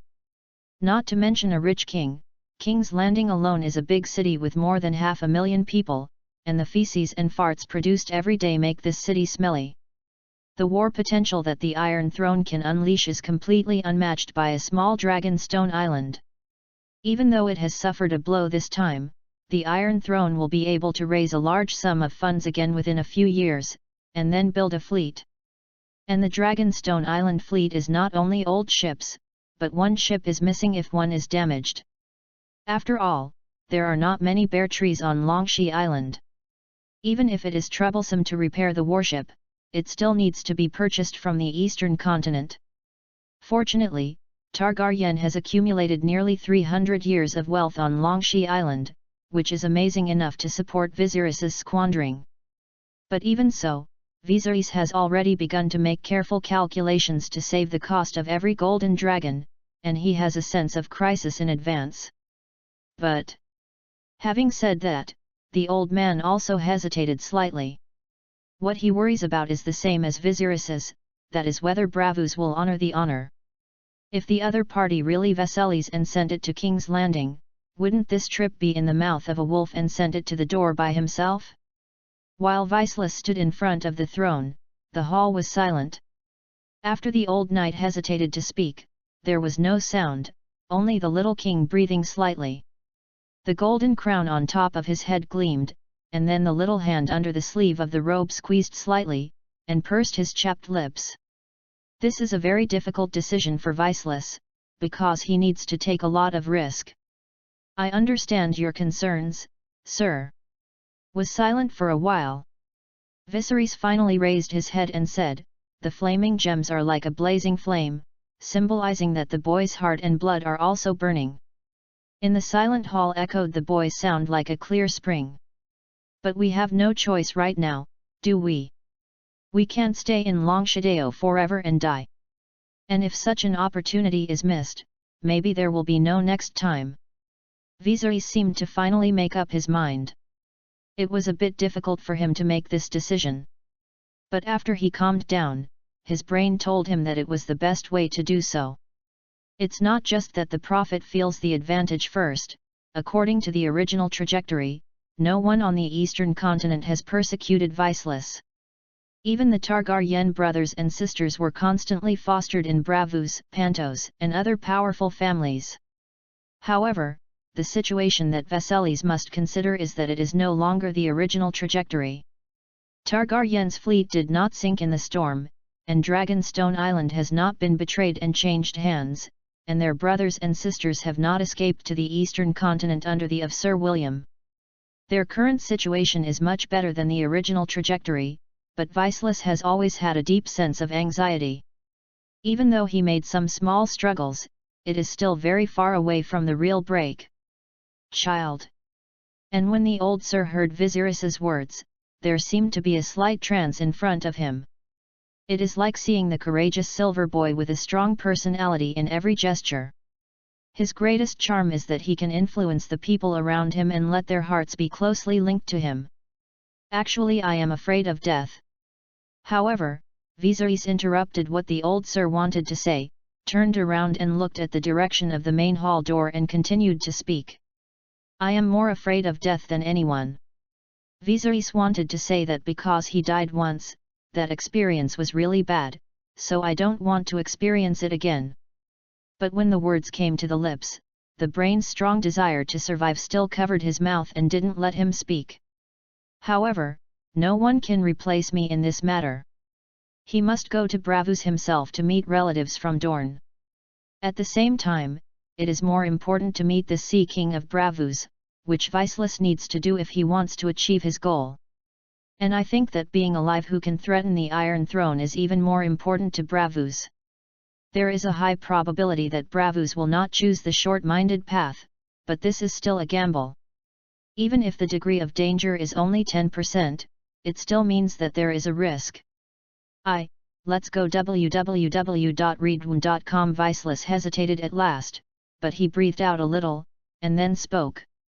Then I will go with your majesty. And the old Jazz actually supported Viserys a bit, and then stood up decisively to respond. He admired the boy's courage very much, knowing that this is only an 8-year-old child. If you put a child in an ordinary family, maybe a person will be scared to cry when they go to an unfamiliar environment. However, Viserys has already experienced so many ups and downs, and at this time has the courage to leave the protection around him and go to Bravus alone. No need. However, Sir Geoffrey's request was rejected by Viserys after a little thought. If Bravus really has any evil intentions, Lord Geoffrey, you won't be able to change the situation with one more. Viserys sighed and continued to speak. It's better to go alone, because I can hide my whereabouts. If something unexpected happens. Viserys was actually not as calm as it seemed on the surface. He had no choice but to tell him clearly that this was a good opportunity, and then summoned the courage to make this decision. However, in the current situation, you must have the courage to break the situation. Otherwise, even if you can live on Longshea Island for a few more years, it will not change the final outcome. I hope you.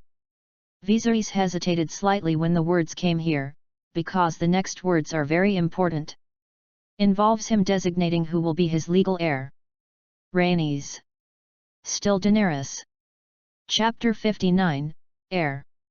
But Viserys hesitated slightly when he said the last sentence. If something unexpected happens. There was a little brown-haired girl in the silver-haired boy's mind. It was Rhaenys Targaryen, who always likes to pester herself. Although Rhaenys is only a child, she can see that she is a beauty embryo now. In the future, she will inevitably grow into a stunning beauty who will fall for the 7 kingdoms. Hey! Viserys! And now Rhaenys' smile that melts her heart flashes through Viserys' mind. Because of the close age difference, or other reasons, Rhaenys doesn't like to call him by seniority. On the contrary, I always like my brother. My brother's yelling keeps on calling him by his name. And then immediately, the baby girl wrapped in a swaddle appeared in Viserys's mind. Daenerys Targaryen. When the two brothers and sisters met for the first time, Viserys gently held Daenerys's little hand, and he could feel the strong sense of closeness of blood. This feeling can never be separated. Viserys was hesitant again, unable to make a decision immediately. And the old man also knew the significance of this decision was very profound, so he didn't speak to bother Viceless.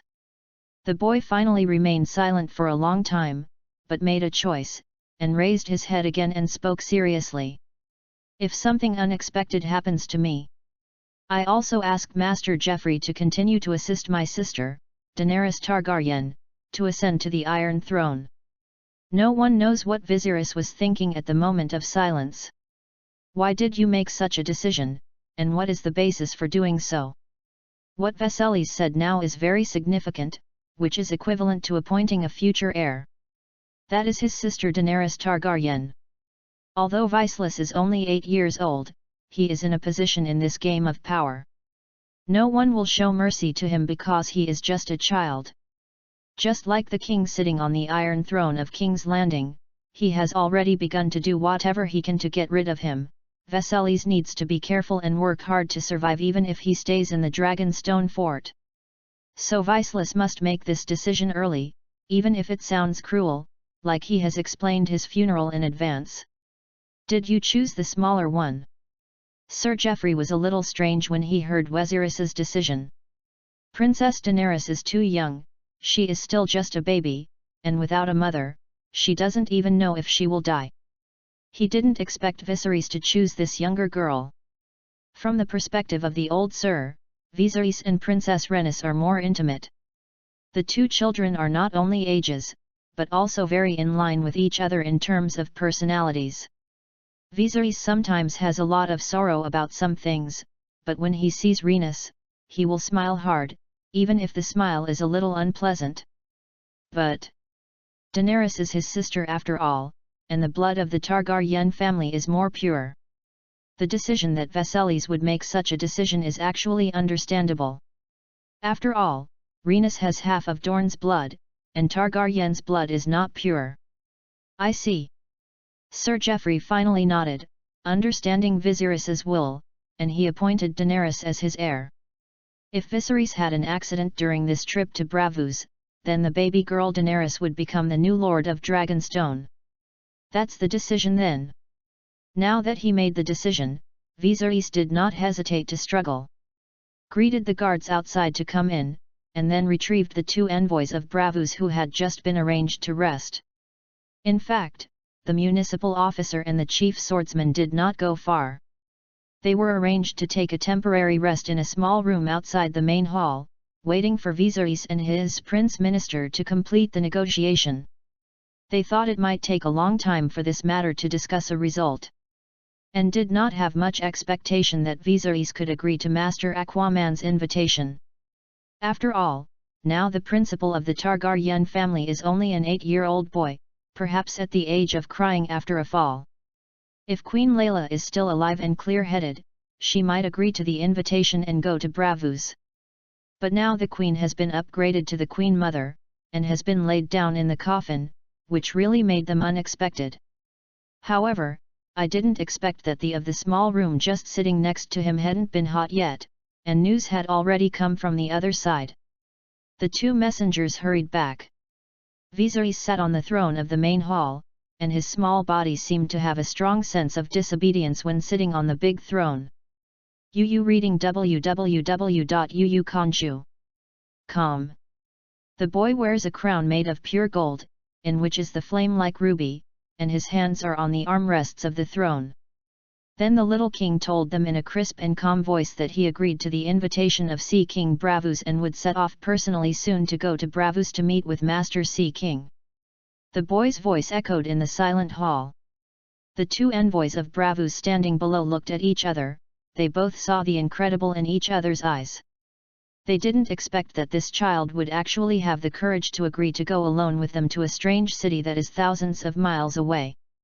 However, after Viserys finished speaking, Sir Geoffrey stood up at the same time and demanded that Braavos respect the ancient tradition of guest rights on the continent of Westeros, and must ensure the safety of the little King Viserys. Guest rights are the traditional rules that the 7 kingdoms of Westeros abide by. That is, when a guest comes under the eaves of the host and accepts the bread and salt provided by the host, the guest rights will take effect. During the subsequent visits, neither party shall harm the other party. Violators will violate sacred laws and are believed to be intolerable to the old and new gods. This is true in the old gods and the doctrine of the 7 gods. Of course, Your Majesty. The 7 gods of the 7 kingdoms and the old gods also have temples on the Isle of Gods in Bravus. Encleon, who is the envoy of Bravus, once again gave a slight salute, and then promised to arrive. Bravos respects credibility most because it is as important as our lives. Since we have invited you, we will inevitably protect your safety from the moment you leave Longshi Island until you return here safely. Chapter 60, Leave. After meeting with the messenger from Bravus at Dragonstone Fort, a few days passed. Viserys arranged other things on Dragonstone Island during this time. After making up and dressing up, her silver golden hair was also dyed blue, and her enviable facial features in the past have also been simply modified, which is no longer so eye-catching. It's just that the purple eyes can't be concealed, and they still have the calmness and steadiness that is diametrically opposite to that of a boy. There is a thrilling beauty in the eyes, like a lavender gem. The complex runes hidden deep in the eyes are invisible to ordinary people, and the boy will feel invisible pressure when he looks at him. This is the fear that comes from the soul, no matter how strong his body is. The spiritual power has surpassed the mortal and reached another realm, which brings a little change to Viseless.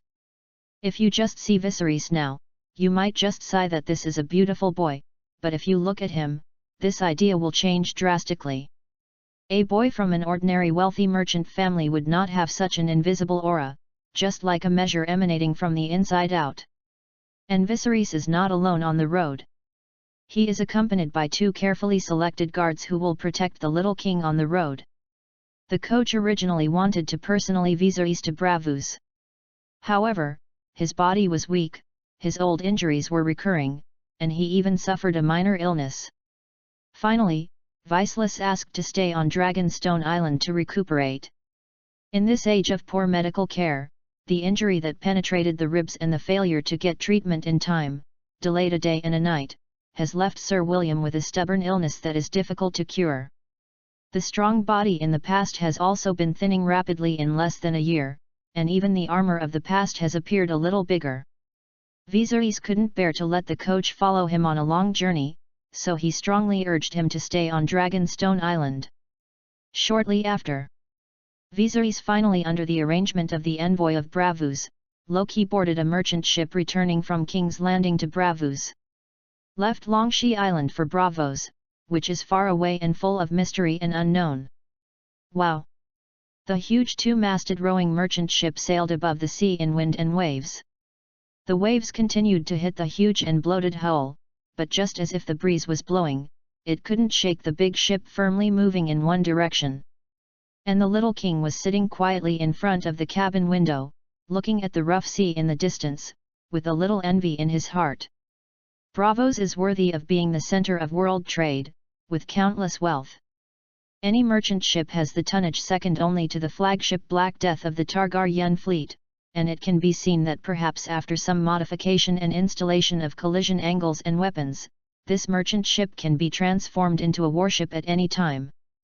Viserys personally followed Sir Geoffrey on an expedition to Fort Wind's Breath not long ago, and destroyed Baratheon's fleet on the waters of Broken Boat Bay.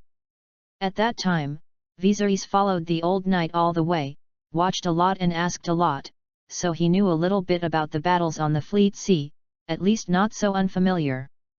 Viserys can see how terrifying war potential this giant city-state, the first of the 9 free trade city-states, has. If the war really starts, Bravus may be able to pull out an invincible fleet with hundreds of brig paddle ships in a short time. The fleets of other city-states are still using longboat dinghies as death squads to protect the safety of the main ships. However, their main ships are just ordinary ships here in Bravus. Then the invincible fleet of Bravus can easily blockade the opponent's maritime trade supply route, greatly reducing the enemy's warfare capabilities. However, the invincible fleet of Bravus is actually not a great deterrent to the nobles of Westeros. Because of the size of the invincible fleet, it is impossible to surround the entire Westeros. And these big aristocrats will not rely too much on trade, and the small peasant economy can be completely self-sufficient. Cutting off the sea route only caused them a little loss at best, and it was not even enough to hurt their muscles and bones. These have already manifested in the War of the Usurpers, and the royal fleet of Targaryen is too powerful to make it out. And what really worries the Seven Kingdoms and even the Iron Throne is another weapon of Braavos. That is the gold coin. The wealth of the Iron Vault is enough to shock the world, so that the throne under the kings is covered with thorns. When kings or nobles default on their debts, or are stupid enough to disrespect their contract with the Iron Vault, new kings or nobles will spring up like mushrooms under the financial assistance of the Iron Vault. These new nobles must recognize their previous debts and repay the money they borrowed from the Iron Treasury to win the throne, lest they suffer the same fate as their predecessors. This is also the reason why Taijinko has borrowed so much money www.readaloud.com, but no one has ever dared to fall back on the account. Just as the Braavos people have a proverb, iron treasury cannot be owed. Viserys looked at the waves on the sea, fell into deep thought, thinking about these messy things. He has some memories and impressions of Braavos based on his mind, but these are not comprehensive, and the rest are the knowledge, folk customs and customs of Braavos that he has made up for in the past few days. A soldier sitting aside quietly looked at the expression on the little king's face, and showed a little as it should. After several incidents, including the previous design to kill mercenaries and the naval battle in Broken Ship Bay, Viserys's name has actually gradually spread among the soldiers. People say that Viserys has the talent that will never lose to his brother Rhaegar, and now it seems to the soldier that it is true. What were you doing when you were 8? Seems to be still playing pea and mud. However, in fact, Viserys' brain is empty now. He doesn't know what he is thinking about, just looking at the sea in a daze. Although he had gone through some simple disguise, he still hid in the cabin without showing up for a day, just to be cautious. After all, this is the first time Viserys has left the protective circle around him and stepped into a completely unfamiliar environment. Even when he hurriedly fled from King's Landing, there were more than 50 soldiers escorted by his side, but now Viserys is surrounded by only 2 people. But at this moment, the door of the cabin room was knocked. "Master, it's me." A deliberately lowered voice came from outside the door.